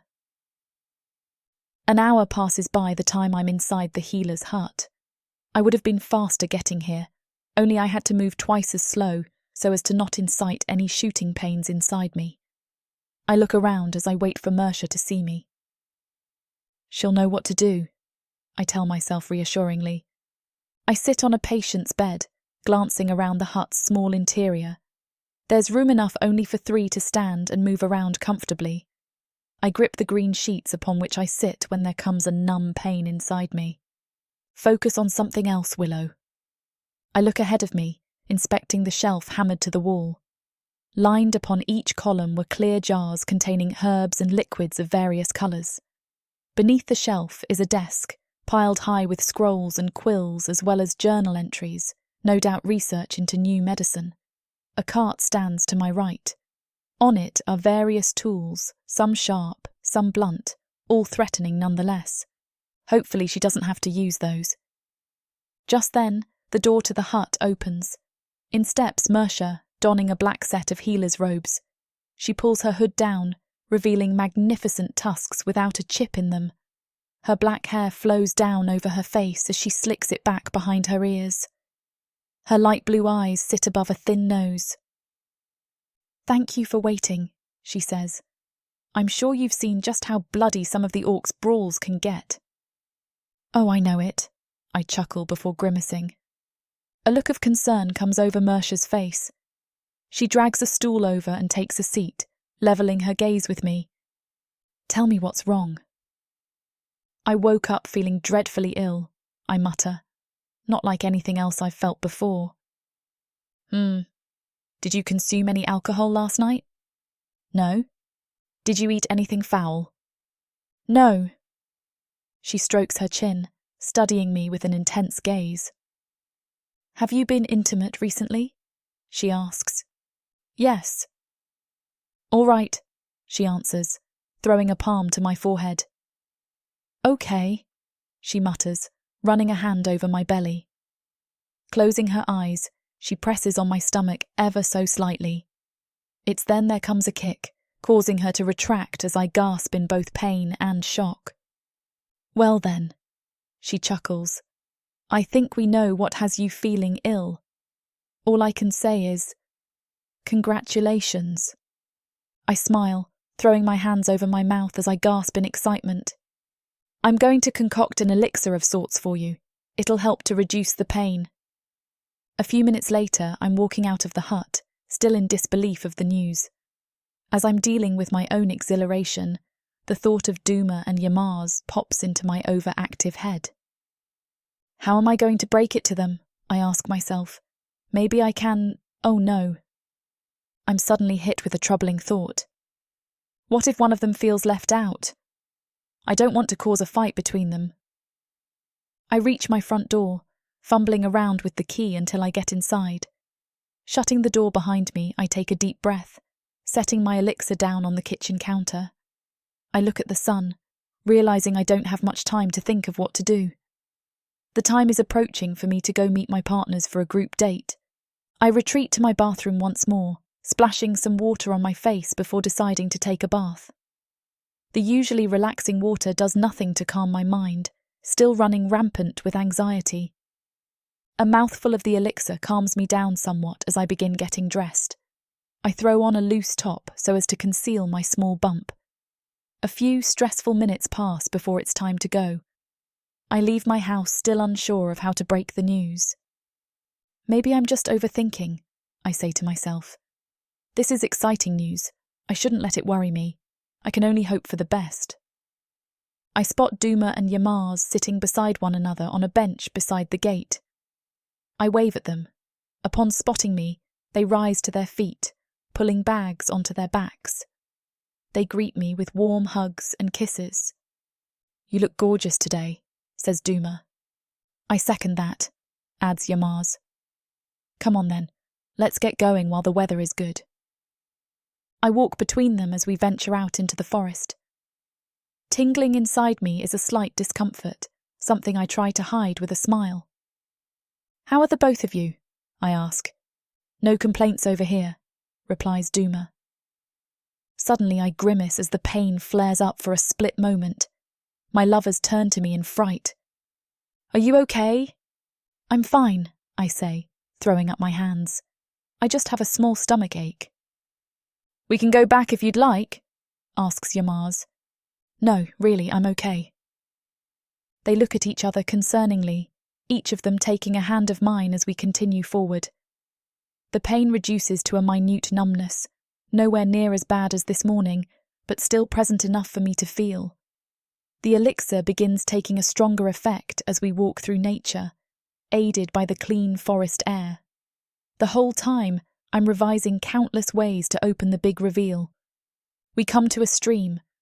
The water is as clear and blue as the sky, through which we see Kaisin chasing each other around. The boys set their bags down, taking out food and drinks while I prepare the blankets. They continuously shoot glances between the water and each other. "Who's up for a swim?" asks Duma. "Me? Come on, Willow," says Yamar. "No thanks," I snap. "You're not going for a swim?" he asks. "Why not?" "I just don't feel up for it. You guys go ahead." Duma and Yamar shrug before stripping. They then take turns doing magnificent dives into the water. I watch on, laughing and cheering as they wrestle around in the water. Occasionally they shoot suggestive looks at me. "Nothing you do is going to make me get in there."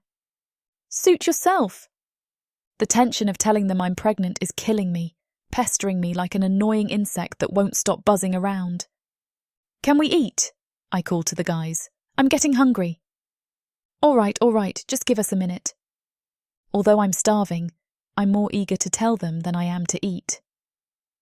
They climb out from the water, drying themselves off before joining me. I keep trying to speak, but my worries hold me back, clutching the air from my lungs each time I open my mouth. A pit forms in my stomach. Duma offers me some salted drip here. My stomach growls as I take it from him, I decide to eat in an effort to calm down, hoping some food will help my anxiety subside. Without noticing, I eat a lot more than I usually do, something that the guys take notice of. "Well," chuckles Duma, "I'm glad you like the meat." Yamar pulls out a bottle of rosé wine, as well as 3 glasses. "Care for a drink?" "No, thank you," I reply before chomping down on more meat. More for us then." I finish my food, twiddling my fingers in deep thought. Come on, just say it already, I think. The longer you put it off, the worse you'll feel. It's then that I look up and spot the guys studying me with worried expressions. "Are you all right?" asks Yamar. "You're sweating." I wipe my forehead with the back of my hand, feeling it become moist with perspiration. "Something's troubling your mind, love." "You can tell us anything you know," says Duma, reassuringly taking my hand. "We're here for you." I glance between them and take a deep breath, their smiles comforting me. Okay, here goes nothing. I woke up this morning feeling ill, so I went to the healer and she confirmed I'm pregnant. "Whoa!" exclaims Duma. "Really?" asks Yamar, an eager grin across his face. "This is amazing news," he laughs, grabbing me for a hug. Suddenly, a massive weight comes off of my shoulders, taking with it my anxiety. I laugh gleefully. "Congratulations, love," says Duma, wrapping his arms around us. "Why were you nervous about telling us?" "I thought there would have been frustration over who's the biological father." "Don't be silly. I don't care about any of that," he replies. "Me neither," says Yamar. "It doesn't matter whose it is because it's ours altogether. We're going to love that baby nonetheless." "I still can't believe it," cries Duma, tears welling in his eyes. "A kid! I couldn't ask for a better family to raise it with." Yamar and I pull him in for the biggest hug of the day. In their embrace, I feel safer than ever before. A wave of elation comes over me as I revel in the love shared between us. Nothing is going to stop us from now on.